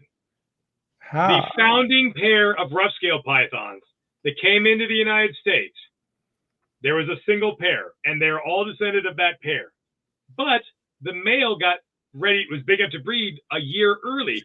So before the female was even big enough to breed, they bred it to a diamond jungle cross and made hybrids with it because they just fucking could not help themselves. Just fucking couldn't help themselves. So there were actually hybrids made before pure ones. I think it was on a table for like $1,800, and you fucking went off about it for hours. I've seen two animals. There was one up north that was in Seattle, man, way up by me, and I've seen two animals from that original clutch, and I was like, and they look like fucking nothing. They look just like what you would think. I don't know what. They're pretty ugly. I'm gonna take this like dirty black and yellow snake and breed it to a shit brown snake, and something magical is gonna happen. Like what were they thinking was gonna happen? What were the scales like? Intermediate. Okay. Yeah, that's good. It wasn't like they didn't get the not rough, not smooth. It's kind of like it was exactly intermediate of all traits. It just looked like a mostly shit brown with some pattern, and it was the most unworthwhile project you could possibly imagine. It's like, why would you even do this? What did you think was going to happen? I don't know. Maclots to jungle carpets were pretty stupid. That was a bad hybrid. Yeah, and then was even dumber was the 75% carpet Maclot. And even dumber than that was the 88% carpet to Maclots. Which means somebody around somewhere has got some carpets that have a little bit of Maclot python blood now 20 years later, thanks to Kevin McCurley. Like, who did that? It's like, why would you fucking do that? What was the point of that? I remember in the old NPR Morelia Python forum days, there was somebody showing off some jags he made that were like 12% Maclots python, and they just look like any random ass carpet. It's like, why did you do that? You don't have to breed everything you have. You don't. You can just have a snake and look at it and not breed it. I don't have the. And you ask them, why'd you do that? Well, I didn't have a male of this. It's like, well, then don't fucking breed the female. Like, what do you? Then you go find one. Like, what are you doing? Like, you don't have to do that. High percentage ball python Angolan hybrids. You know, it's fucking ridiculous. You take it so far.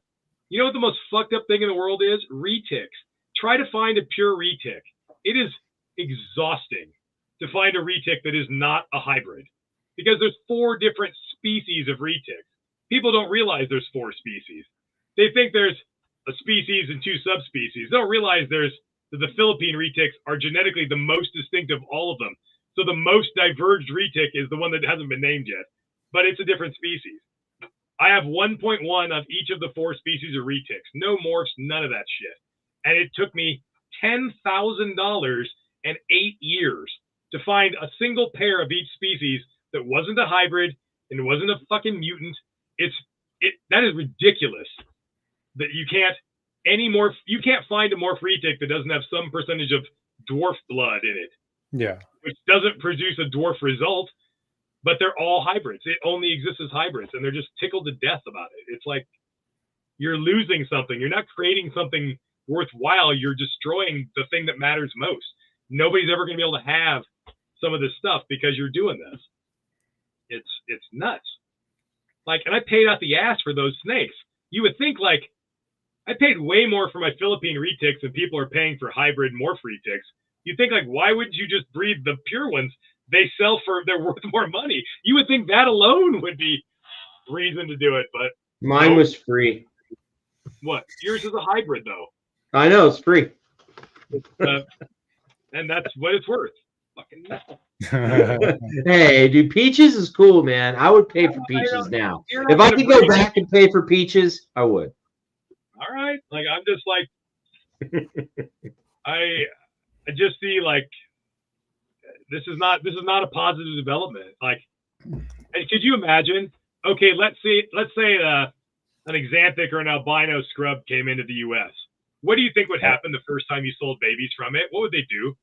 Well, they'd breed it to an axanthic patternless dwarf scrub, wouldn't they? They'd breed that Tanibar because, well, hell, then you've got the makings of a dwarf patternless snow. You got axanthic and patternless and albino and a dwarf, and you breed that dwarf male Tanibar. You know that's what they would do. You know it's what they would do. Is that a good thing? It's a fucking disaster. No, it's like I'd like to look at the pictures of that stuff, and I don't want to see it. You know what though? You know what it does do though is it does bring new people into the hobby, and that's not always a bad thing. And people can be saved. You know what I mean? Like you can think morphs are really fucking cool and want to do some cross shit, and then eventually knock that shit off, and also want to keep it pure. You know what I mean? I only say that just for my own progression through the hobby, because that's kind of my story and what I did. My first pairing that I ever did, because I didn't fucking know any better, was a jungle to an IJ, which, funny enough, was a joint pairing between me and Travis Johnson. I had an IJ and Travis had a jungle, and we worked together at the same pet shop. And I brought my snake over to his house, and they fucked and made babies, and we hatched them in the reptile shop incubator. And that was our first time producing a clutch of carpet pythons. Were they all red? I don't fucking remember. No, I don't think so. I don't think so. Side tangent, probably shouldn't go down it, but you know, I might be like the poster child for the purists and really harp on this all the time, but my first clutch of pythons ever were hybrid carpets. My very first clutch, and we're talking 1996, so 29 years ago, maybe 95, 95, 96. I bred diamond coastal intergrades. At the time, I was ignorant. God. I thought, well, that's okay since they interbreed in the wild, so that's just the same thing they do in the wild, so it's okay. That's totally not how it works in the wild, like fucking at all. And the coastal that they were using is not the coastal that integrates with diamonds. I fundamentally did not understand the nature of how that integrate and integration works with those guys anyway, so I was woefully ignorant. But yeah, I bred 2 clutches of them the first and second years I bred them. And then I started like, wait a minute. I started seeing babies that I produced the year before getting misrepresented and sold as jungle carpets, ironically, with no jungle carpet blood in them, because some of them were kind of yellowish. And I just very quickly quit doing that. But it was a good long while before I really understood how natural integrades work. And I remember I made a caramel zebra jag just because I wanted to make a caramel zebra jag. And I thought that was going to be like the coolest shit ever. And what I do, I sold it.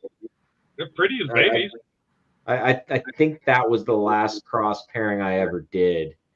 Funny enough, both snakes I bought from you, caramel jag and the zebra. Look at you, doing all of these hybrid addicts. God. You know, and you know, but I stopped after that. Probably because you yelled at me and I listened. I don't know.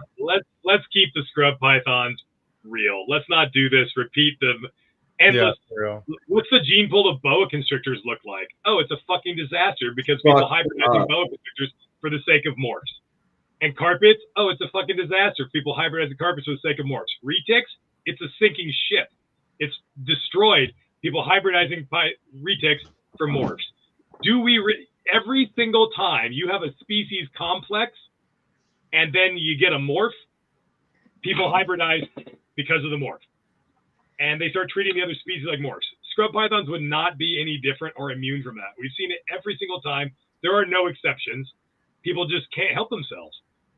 They just look at giant anoles. Oh, there's albino Cuban anoles. We got to breed to these other big anoles. It doesn't matter what it is. They do it. And it's I just don't want to see scrub pythons go down that road. I have some hope considering that conversations like this and others that I've had with people on here are being had before scrubs become a really prominent market, which might be on the way to, who it's hard to say, you know, where I feel like if you strip the financial incentive away from it, then what's the purpose? Like the hybrid scrubs that are currently in the market aren't valued as highly as the pure scrubs, which I think is great, because, you know, if a hybrid ended up being $4,000 or whatever, now you're just encouraged to cross whatever to whatever.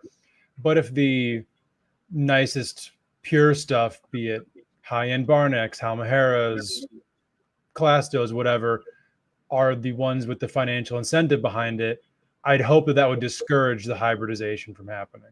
Just look at, I mean, you're well aware, more than just about anybody else I could talk to and have this conversation with, of the potential for selective breeding within these different species of scrub. Sure. Look at what you could do with a barneck. Oh my God. Like, you could make, I saw one of the prettiest things I've ever seen in my life was probably 30 years ago. I had a friend, and he didn't know much of it. He was a terrible keeper, more of an academic type. But he had a barneck, a sarong barneck that was pumpkin orange. It was fucking orange and black. It was the most, look like a pumpkin orange and black snake. It was insane. Like, there, you could do a ton with barnecks in the color department with a little, just a couple generations of selective breeding. That's so why I much have potential. 40 of them. Yeah. Look at another one that people sleep on are the, I hate saying Waminas, because Wamina is a town and there's no scrub pythons there, but and you can find a Wamina, their range is roughly 800 miles long, including offshore islands, and they all look the same. Even the islands are 300 clicks to the north. It's the same snake. But you get some of those that are ridiculously orange. I've got some I produced that are literally like 80% orange snakes. So much potential to just be without morphs, without hybridization. It's like we haven't even begun to start the process of scratching the surface of what you can do. We don't need to hybridize and morph these things out. There's so much you can do with these things. Yeah, I mean, 100%. I mean, and dude, Halmaheras, man. The northern southerns, that more golden southerns, and southerns have so much variation in pattern. For selective, you see stripy ones. You can do so much if you wanted to. I mean, there's so much. Yeah, 100%.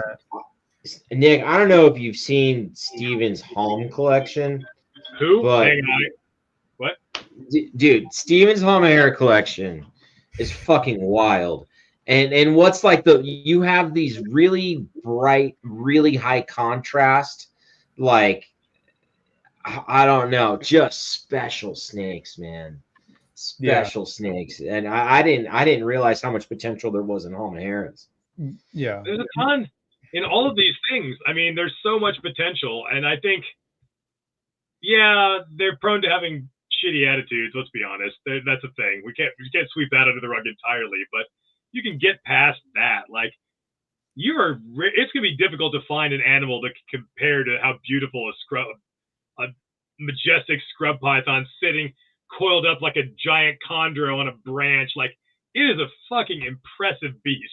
It is those huge eyes, that big bulldog head. Like, they are impressive animals. And I'm just like, in my old age, I'm like getting more of an appreciation for how things are, they don't need to you don't need to. I mean, I was out in the Raja Ampat, and we've got a couple barnecks, and all of them have a distinct look in that they are basically inverted. The width of the light bands is like, they're like 2/3, they're like 70% light to 30% dark. They're basically a light snake with dark bands instead of a dark snake with light bands. Mm-hmm. And they're all like that. It's like, that's a whole look. I mean, it's, barnecks especially, it's like so much variability throughout that range. It's endless. Yeah, that's the main reason why they're like the type I'm most focused on. Is just I just had my first F2s born recently, and like from F1s that you produced. No, so I'm not there. I'm hoping that this next season is that. These are ones that I acquired. Really cool though, on the sire side, the lineage traces back to the Barkers, so I'm pretty happy about that. I had some Barker barnecks that they thought were from Jaipur erroneously when they obviously weren't, but they were gorgeous snakes too. Holy shit, they were nice looking. And like, what's so cool about these, it's only 4 babies, but like 3 of them have like a purple base color with like dark purple bands. I have no idea what to think about it up front. Like the neonate colors off, and I've had plenty of babies that were born with very noticeable pattern before their first shed, but it's always pretty black. This is like a weird medium purple color. I have no idea what to think of it. Go into hoarder mode. It's like, well, you keeping all 3 of you guys. Well, I mean, shoot, the fact that we're going 4 of them, I'm like, I can easily keep these. Just like at some point, you just physics gets in your way. Like I was moving my 2024 holdbacks out of the room. This is my office / year 1 baby room, and then I have another baby room in a different building that's for like yearlings and holdbacks. And then I have my adult room. So I have 3 different, well, I actually have more than that, but I have 2 different baby rooms for different ages. And then I've got adult room and then an incubator room and then a few other odds and ends. But I needed the space because this room only holds 300 babies and it'll be completely full when I parse out all these Brettles that just hatched. But, and I realized I held back 38 carpets from last year. 38. Like, if somebody said, I have a collection of 38 carpets, you're like, God damn, that's a shitload of carpets. Like, that's just my 2024 holdbacks. It's insane. Why do I do that? I can't, everything is cool. I was like, oh, look at that. Like, oh, that's so cool. I'll just keep it. And then what am I going to do with it? It's crazy. Why did I do that? Yeah. But you never know. But that's how you end up with the best stuff. Because you held all the stuff back you thought had any potential. And you'll always be ahead in your project. But man. So when your kid finally moves out, because I know you got some teenagers, are you taking over their rooms for snakes? Is it going to go in there? No, I can't have any more snakes. I could have more room. I could have bigger cages and the same number of snakes and more physical space, but I don't. I am a single individual. I do not have any employees and nobody helps me. I can only do as much as I can do myself, and I can't. I'm at the breaking point. I cannot. Otherwise, if I have much more than I do now, then I can't do justice to the snakes, and it's I gotta kind of keep it to what I can do. Yeah. On my own. So your son's room will not turn into another snake room. What? No, probably not. We'll see. Probably not. Maybe Colin's room. There'll be a point where they don't live here. Well, there better be a point where they don't live here. I have a plan for that, but maybe. But I don't know. I don't want to have. As I get older, I don't want to have a larger number of snakes. I want to fade into retirement over like a 20-year period where the number of animals I have goes down slowly, and the cages get fewer but bigger. And I want to be like a 75-year-old dude that has like 20 snakes in awesome, like every once in a while I see like some awesome European dude's collection with some ridiculously cages. I want to be like that guy with like 20 snakes and like that I just love, and that's it. You know, that's my retirement plan. I feel that shit. My entire snake building that has like 300 adults has like 20 snakes in it in like zoo enclosures or something. That's what I want to just gradually pare down to. But that's my goal. I don't ever want to have more snakes than I have right now under any circumstances. I'm having so much fun with that right now because I'm just in the geek out stage of what I'm doing. You know what I mean? I added this entire baby room behind me and 300 more baby slots, and I decreased my production. What I did was I increased the size of my baby tubs. The baby tubs I use now are 2.5 times the size of what I was using. I was cramming too big a snakes in too small a tub for too long. And so now I didn't increase production. I just needed more space so I could use bigger tubs where I thought were more appropriate and better for the animals. So I just gave them more room with the same number or even less snakes. I used to push for like 40 clutches of pythons a year. And now it's like 30 clutches of pythons a year, but taking up more real estate. So everybody's got a bit more space, but the numbers are a little bit lower. And I'm able to deal with 300 babies a year I can handle. Like the year I hatched 640 babies, I about lost my damn mind. It was way too much. Yeah, I'll never do it again. I'll never even. It was awful. It was one of those years where you just be careful what you wish for. You throw it all against the wall and see what stuck, and everything stuck. It was just I was proving out my my super caramel coastal carpets, and I hatched 138 caramel tigers. just caramel tigers.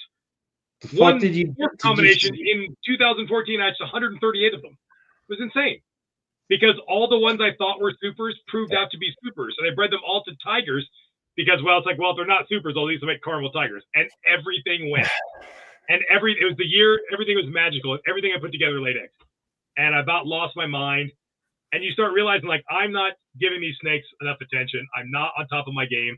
And it's not fair to animals to have that many. If you can't realistically take care of that many, it was too much. I've never even come close to that. I shoot for half that now. Because that's why I kind of keep the way that I do, is I am too busy to have anywhere near as many snakes as I could possibly produce if I wanted to. Yeah. You know what I mean? Like my rooms, like, you know, I have two snake rooms, and the enclosures are sized perfectly for me not to overwhelm myself. Yeah, I've learned that lesson the hard way, because if you don't learn it, animals are going to suffer, and you'll lose your mind, and your animals are going to suffer. And so, like this year, for example, I have the largest collection of Bredl's pythons that's ever existed in the history of the universe. I've undoubtedly made more of them than anybody's ever made. I have more of them than anybody's ever owned. I have right now, I have 18 adult females, 18 adult female Bredl's pythons, which is an absurd number because I have every single bloodline and every single everything that could possibly exist. I have multiple of. And I paired four females. I got 3 clutches. I paired 4, meaning I have 14 females I didn't even put a male with. And I got 3 out of the 4. Why? Because, oh my God, I'd overpopulate the earth. Why would I keep them? Because I keep these lines. I'm like the only one that keeps track of this stuff. So it's important that these bloodlines not get lost into the ether. So I keep them around. I just rotate things and breed them only once in a while to keep them going. But oh my God, if I even bred half of what I have in 1 year, it would be just too many for me to deal with and too many for the market to absorb. So I don't even try to breed. I'd say at least 50% of my collection, I don't even attempt to breed in a given year. Just half that's kind of a good point you just made. Like, as far as what the market can absorb, how much thought do you put into that when you make your pairings? A lot. Like I will. This is the problem with, like, everybody thinks, oh my God, there's so many of these things. The price is coming down. I better make even more because the price will be lower, and I'll just make more of them. And the lower price, like, and thus you ensure the price is going down by oversaturating. When I'm making my plan for what to breed, I look at what do I have on the shelf from the previous year and how well those things sold. And if I have 10 of something on the shelf going into the next season, I generally won't even try to make more. Sometimes just screw up. Like, I had a decent handful of exanthic Papuans that were het for granite from the previous year, but I had a new female exanthic that was a possible het granite, and I wanted to prove out if she was if she was carrying the granite gene. She didn't. So now I got another clutch of exanthics at granite.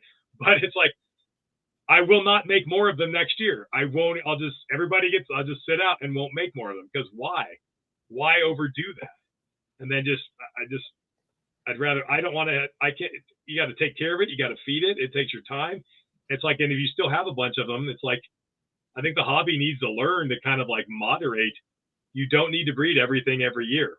Yeah. It's okay to, like, if something's not selling, you're sitting on a ton of babies. Why are you trying to make more?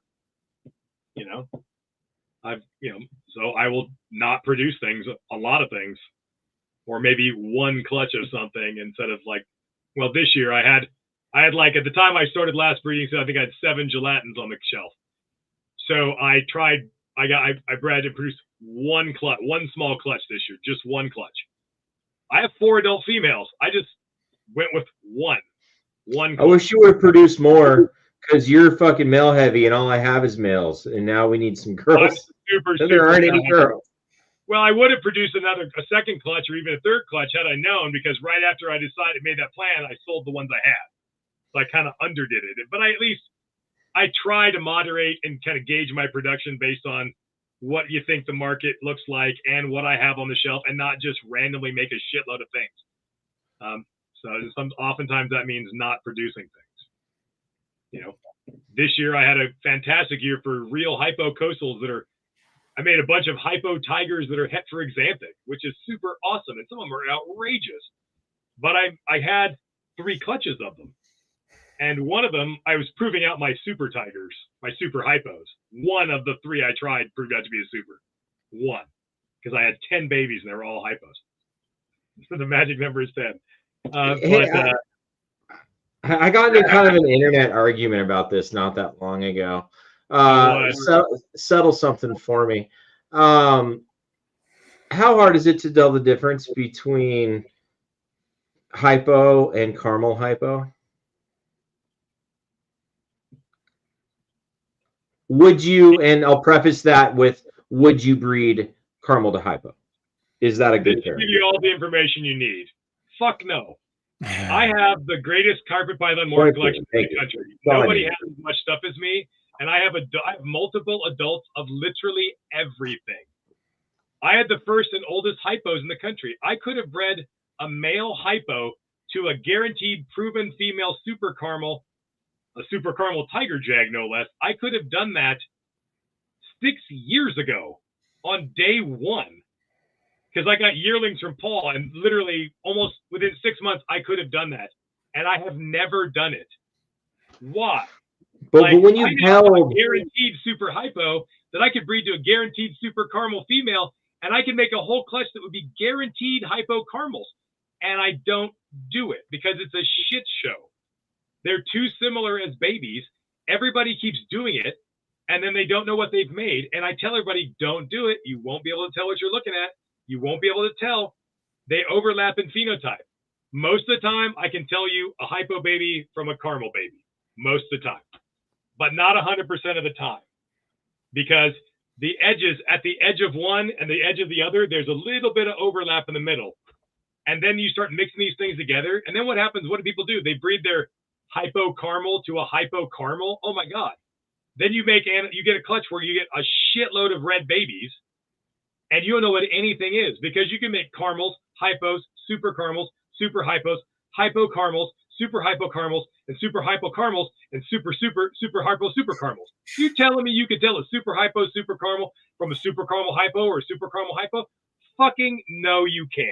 You will never know what you have made. You'll make pretty snakes. You'll never know what they are, and they invariably just get sold as whatever the most expensive thing they could possibly be is. I won't do it because I need to guarantee to anybody who buys a snake from me, they're getting what they're paying for, not my best guess what something is. It has to be what you're telling them it is. That's a basic, I give you this money for the snake, and it damn well better be what you sold it to them as, or you got a problem, and I'm not willing to risk that. And it seems like I see a ton of people do it with animals that they bought from me, and I told them, you will not be able to tell. And then they come back to me, it's like, oh, can you help me ID these babies? I'm like, fuck no, I told you not to do it because you can't ID the baby. I don't know. Like, it's like, this is the problem. If you raise them all till they were adults, you probably have a pretty good idea, but you're not going to do that. It's like, don't do this. It's like, don't breed red coastals to your caramels. Don't breed red coastals to your hypos. Don't do any of that. If I make a red snake, I know exactly why it's red. I don't have that problem. Not ever doing it. So. Perfect. You rested my case.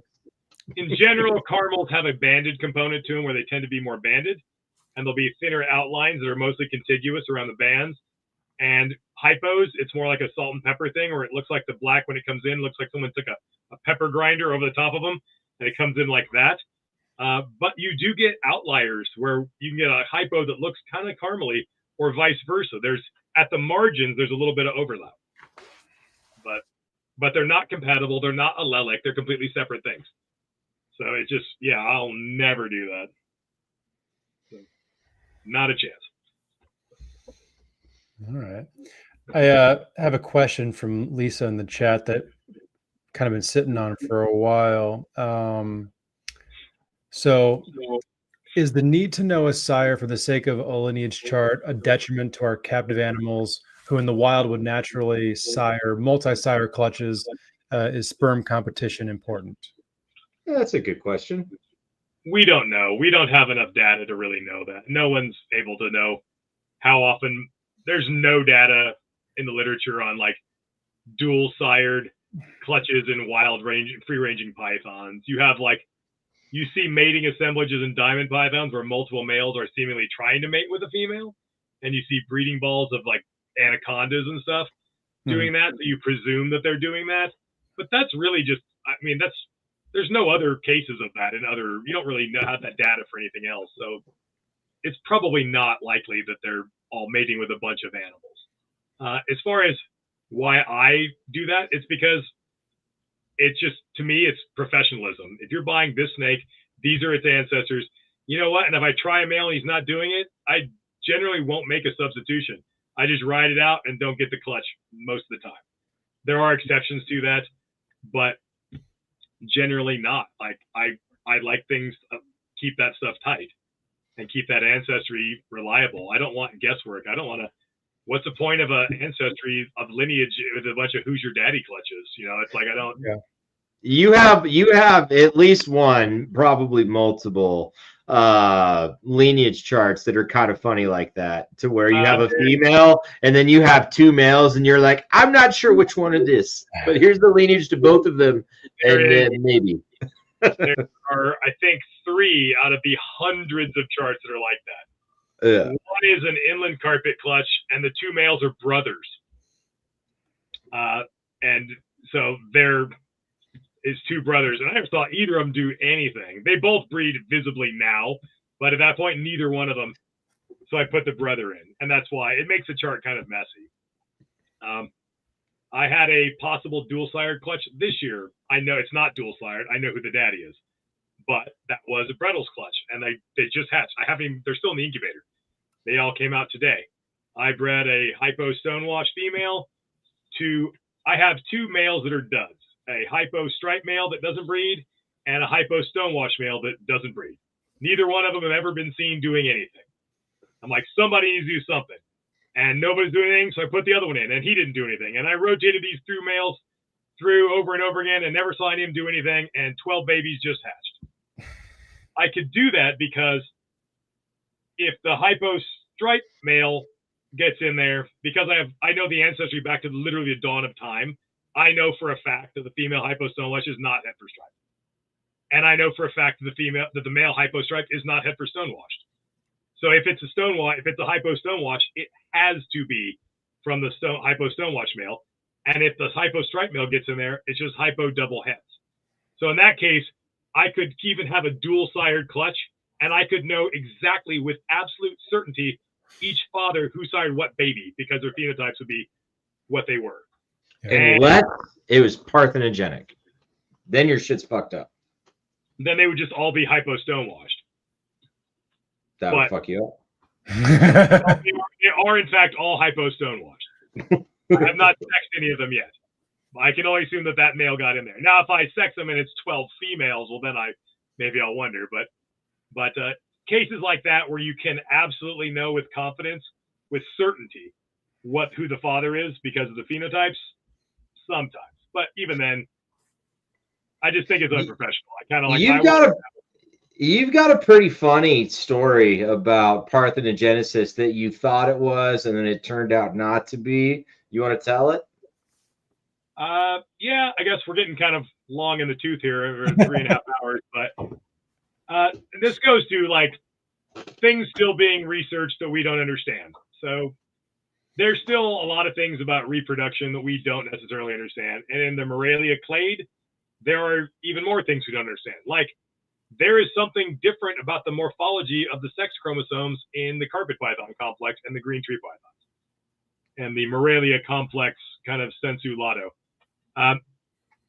That there's still XY like all other pythons, but there's something different about the nature of their XY, which is why you could conceivably genetically sex any python except a carpet or a chondro, which is inconvenient because the chondro is the ones you'd most want to do that with, but it doesn't work because there's something different about, and we don't know what the something different about their sex chromosome morphology is.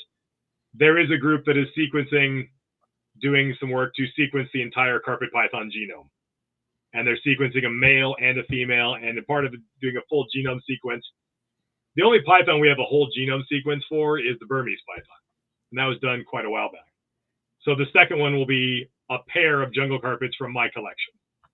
And they'll fully map out the sex chromosomes to figure out what is different. That plays into what's coming next. last year I bred a hypo-exanthic male coastal to 3 females. He finally turned on and was a great breeder. He bred 2 females that were his sisters, hypo-head-exanthics, and a female head-exanthic. It was actually a possible head-exanthic, but exanthic is, as we stated, not really exanthic and definitely not recessive. So I could tell by looking at her, she's a head-exanthic. That animal is like a very distant second cousin, and it's like 10 years older. From that animal's like from 2013 or 2014, so she's like 11 years old. Those are the 3 females I bred, and the eggs hatched, and the sex ratio was like 0.47 or something ridiculous.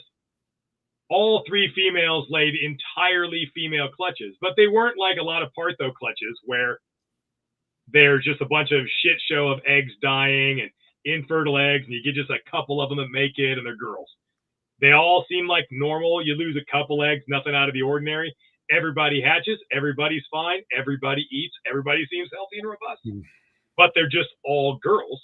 And not only are they all girls, the morph ratio was entirely consistent with them being parthenogens, meaning with hypo-head-exanthic to hypo-head-exanthic, 75% of 2 of the clutches should have been hypo and super hypo, with 1/4 of those being exanthic. But the number of hypos was less than 50%, not 75%. It was consistent with only 1 animal being a hypo, which tells you, well, it's got to be a partho clutch. Mom's making super hypos at 50% and also exanthics at 50%. And that was the ratio stuff you got, because there were a couple exanthic hypos in there. And the female that was just a head exanthic gave me 17 babies, but there were 3 sets of twins and 1 set of triplets. 17 total babies, 0 hypos, 0, which would tell you, well, the male must not be doing anything. It must be parthogens, because the one that mom wasn't a hypo is the one there are no hypos, but there's a shitload of exanthics. And, but they're all healthy, and I can't in good conscience sell healthy snakes that have some value to them, no less. I can't sell them if they're going to die, and parthenogens have a bad track record of not always dropping dead, but very often dying young or getting right up to maturity and dropping dead. If they don't, it'd be very, very rare to have a parthenogen reach sexual maturity, reproduce normally, and live a long life. I do know of a case of a Bredl's python in Australia that did exactly that. And there's a whole lineage founded from that one parthenogen, but it's most likely not the case. So I'm fortunate in the hobby in that I have some very good friends in the right places, and the good Dr. Warren Booth is a good friend of mine and a great all-around great guy. I sent samples to Warren of, I think I sent him 5 babies from each. I sent him all the mothers, the father, and 5 babies from each clutch, and he sequenced them. And Warren's like the world's foremost expert on reptile parthenogenesis. I don't think there is a paper on reptile parthenogenesis that he is not an author on. So much so that him and his team, they have software they've developed for identifying parthenogens. They run the sequences, generate the sequence, and run it through their software, which goes through and looks for parthenogens. And he ran it, and it took a good while, but yeah, they're not parthenogens. And then he ran it a second time just to be sure, and it took a long time to generate the sequences and only a few minutes for a run through the software. They are not parthenogens. He found that they had what I was even surprised at the rate of homozygosity that they had, which was surprising to me. I would have thought, being an Aussie snake with a very limited gene pool, that they would be much more homozygous because of just inbreeding more generally. But they had like 60-70% heterozygosity all up and down wherever they looked. I was surprised at how genetically healthy they were, and they 100% have a father. There's no case closed, end of story. They have a father who apparently can only make female offspring and doesn't pass his hypo gene along. That's weird as fuck, guys. Well, when they that's weird as fuck. When I hatched I hatched 3.3 at a small clutch of hypo head exanthics. There were 3.3, and I sold one female to Casey Cannon. I'm not sure whatever happened to it. and I kept the rest. And then I had an overheating accident, an air conditioning malfunction where it backfed the exhaust into the room and fried some snakes.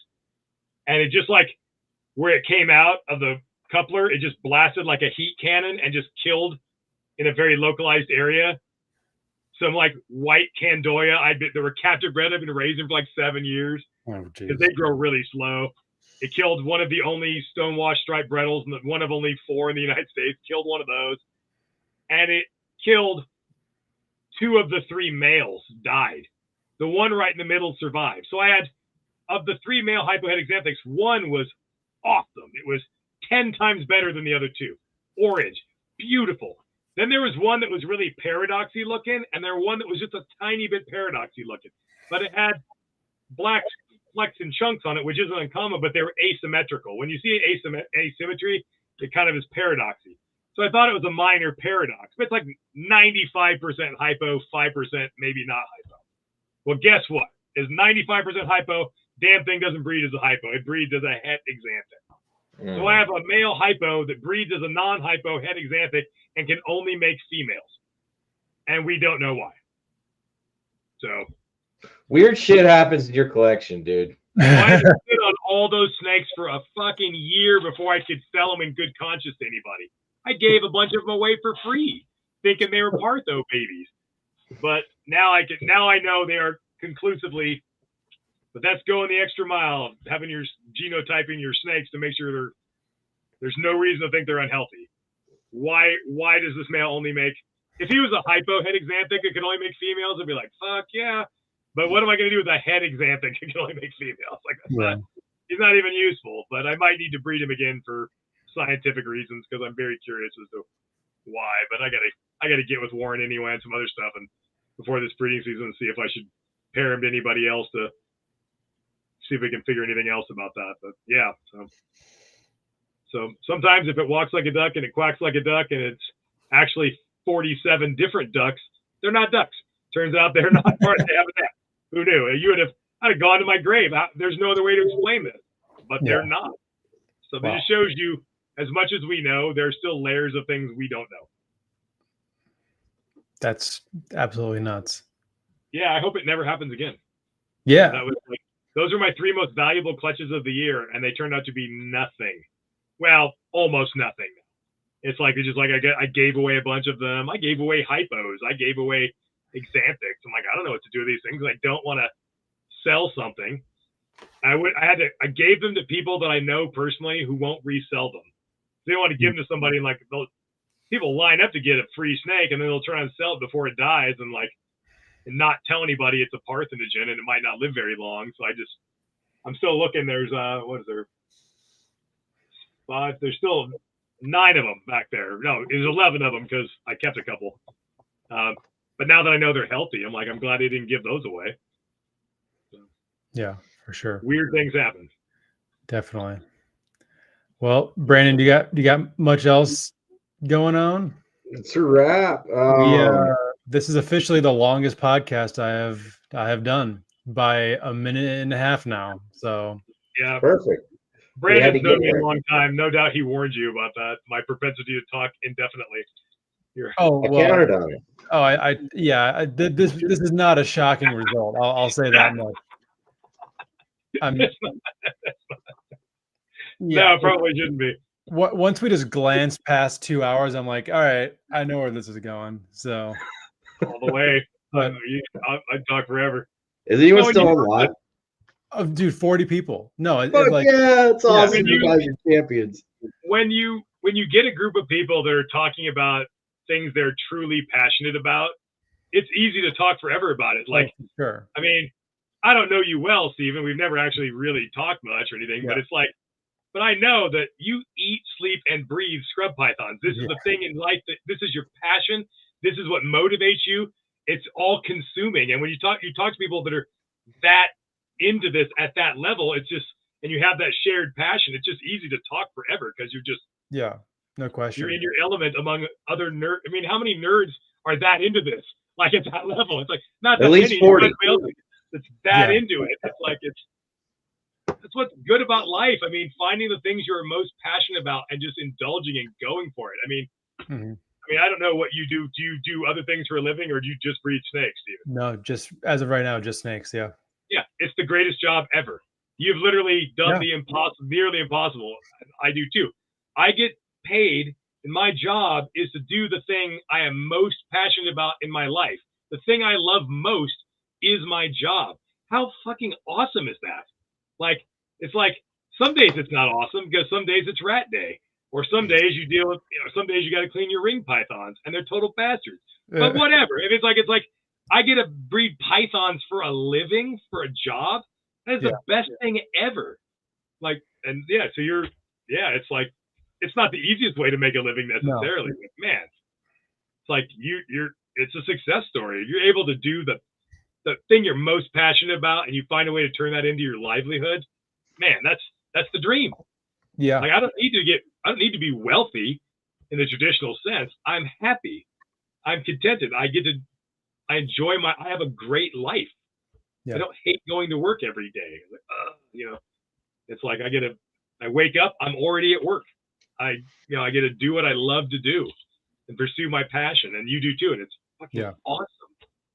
It's awesome. It really is. It can be stressful, of course, as you definitely know. And it's not the most stable, consistent income source in the world. No, you got to be pretty disciplined. When times are good, you got to be pretty good disciplined with it. Because you had those like January, like between Christmas and like tax return season where you don't sell a single animal for like 2 months almost. It's like, it's like you gotta be able to ride the waves and be restrained and when money comes in. But it's like, if you can find a way to make it work, man, there's no better job.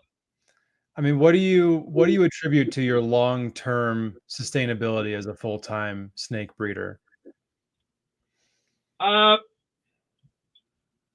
Tenacity more than anything. We all know a bunch of people in the hobby that have been in the hobby forever, or we all know people that are passionate hobbyists. And at some point, it's very, very common for a hobbyist to like just get out of the hobby. They get frustrated, something happens, and their life changes, and they sell their collection, they jump out of the hobby. Some people have gotten out of the hobby multiple times. And I never did that.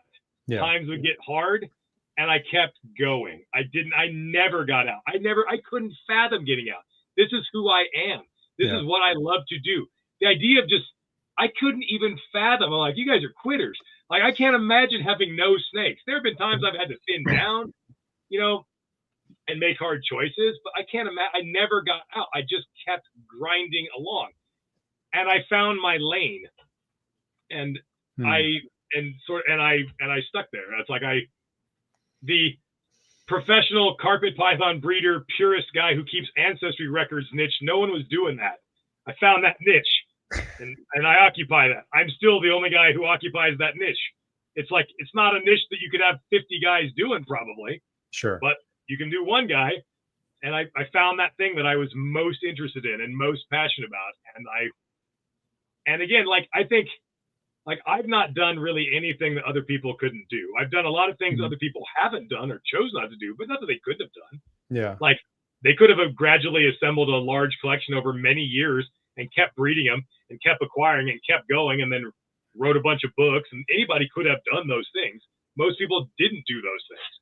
But I'm not like uniquely gifted. I'm not a particularly gifted snake breeder or anything like that. I just kept going. I never gave up and just kept chugging along. Like, I know people that I'm convinced are better at breeding snakes than me, for sure. But I just kept going. I'll never stop doing this. This is what I like to do. So sticking to it and I don't stick to your guns, basically. Don't jump out. And talking. Yeah. I see Lisa. Like, yeah, well, it's easy to talk about things you're passionate about. Sure is. Yeah, absolutely. And so, yeah, it's sometimes difficult to keep a rotating schedule of guests, but it's definitely not difficult to keep talking about reptiles. No, it's like, so that's the easy part. Exactly. Yeah. All Well, right. man, thank you guys so much for being here tonight. Just shy of the 4-hour mark. Nick, I'll start with you. For anyone who wants to keep up with what you're doing, keep up with your availability, etc., where can you be found?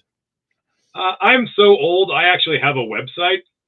And I also write.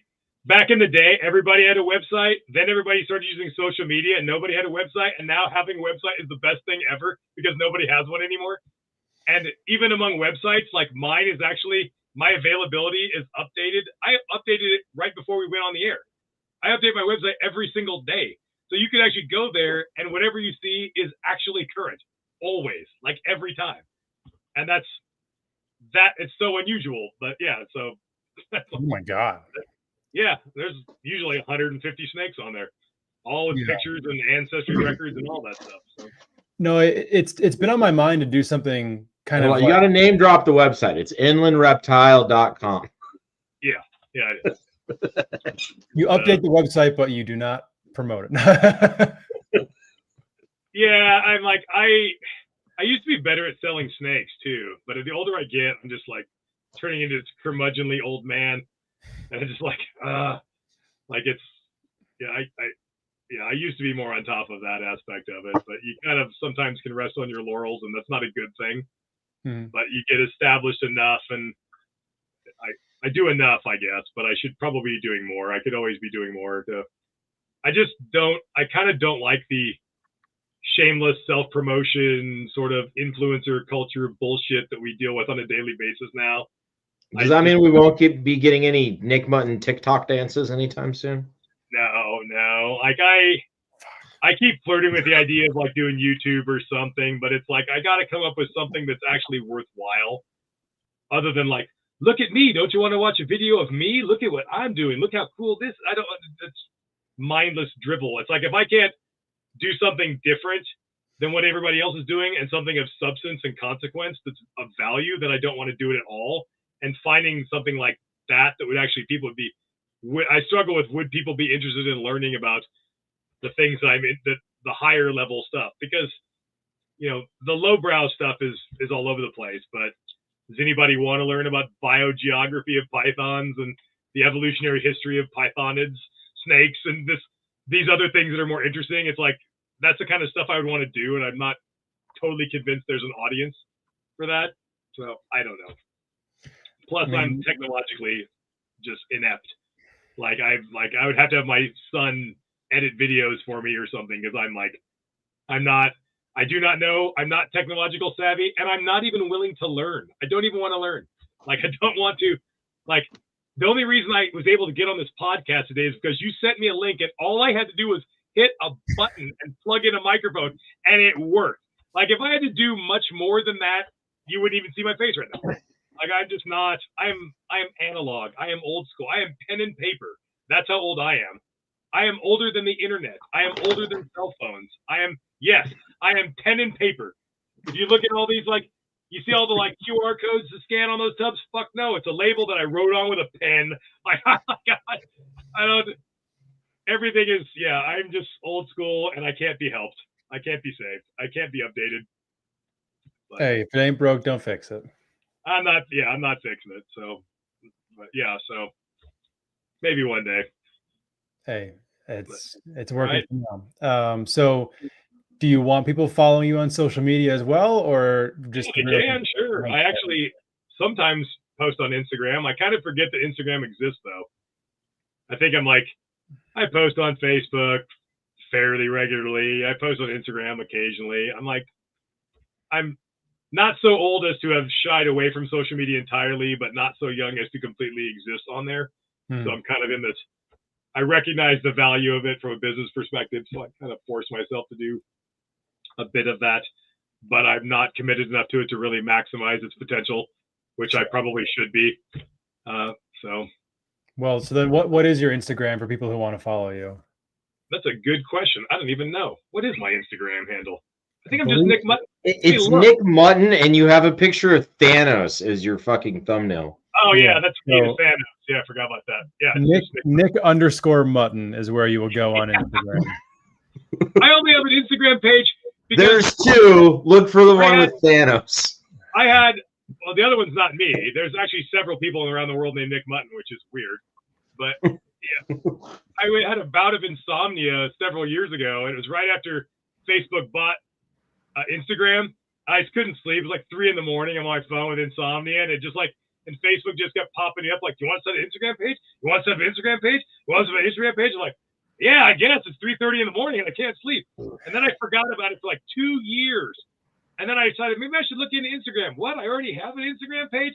And there were all these messages that people had sent me, and they all thought I was an asshole for not responding because I forgot that I even had an Instagram account. I check it now 3 or 4 times a week. I'm a bit better about it now, but I don't know. I'm old. Cut me some slack. Well, go follow Nick at Nick_Mutton on Instagram. So Brandon, how about you? Where can people find you? Morelia House on IG. That's the best place to do it. I try to post everything I got going on there, and I love talking snakes, man. So hit me up. Hell yeah. Well, I mean, shoot, I'm burning this next 45 seconds. We're hitting. Yeah, I say we gotta do that. We're gonna. All right, dude. So fucking silicone. All right. So I am in the middle of trying to make a rain chamber for my emerald tree boas, right? I have now siliconed these fucking things twice. Do you know how terrible of a job silicone does bonding to PVC? Because it is really fucking hard to get a watertight seal with aquarium silicone on a PVC enclosure. So I was talking to Tony earlier, and apparently I have to rip everything out and do this for a 3rd time. Supposedly, if I sand it all nice and rough and then silicone it, I might be able to get a good seal. Unfortunately, I have gotten through 2 silicones to get there. So I'm very frustrated with this fucking emerald build. Understood. That sounds Guys, I got to get going because I'm starting to get text messages. People give me the stink eye. Like, what are you doing? It's 10 o'clock. All right. Well, yeah, let's wrap it up. That's a really long-ass podcast. Hey, you know what? If people are still paying attention, that's a good thing. Well, all right, we will call it a night. Thank you, everyone, for tuning in, listening. We'll catch you all back here next week for a new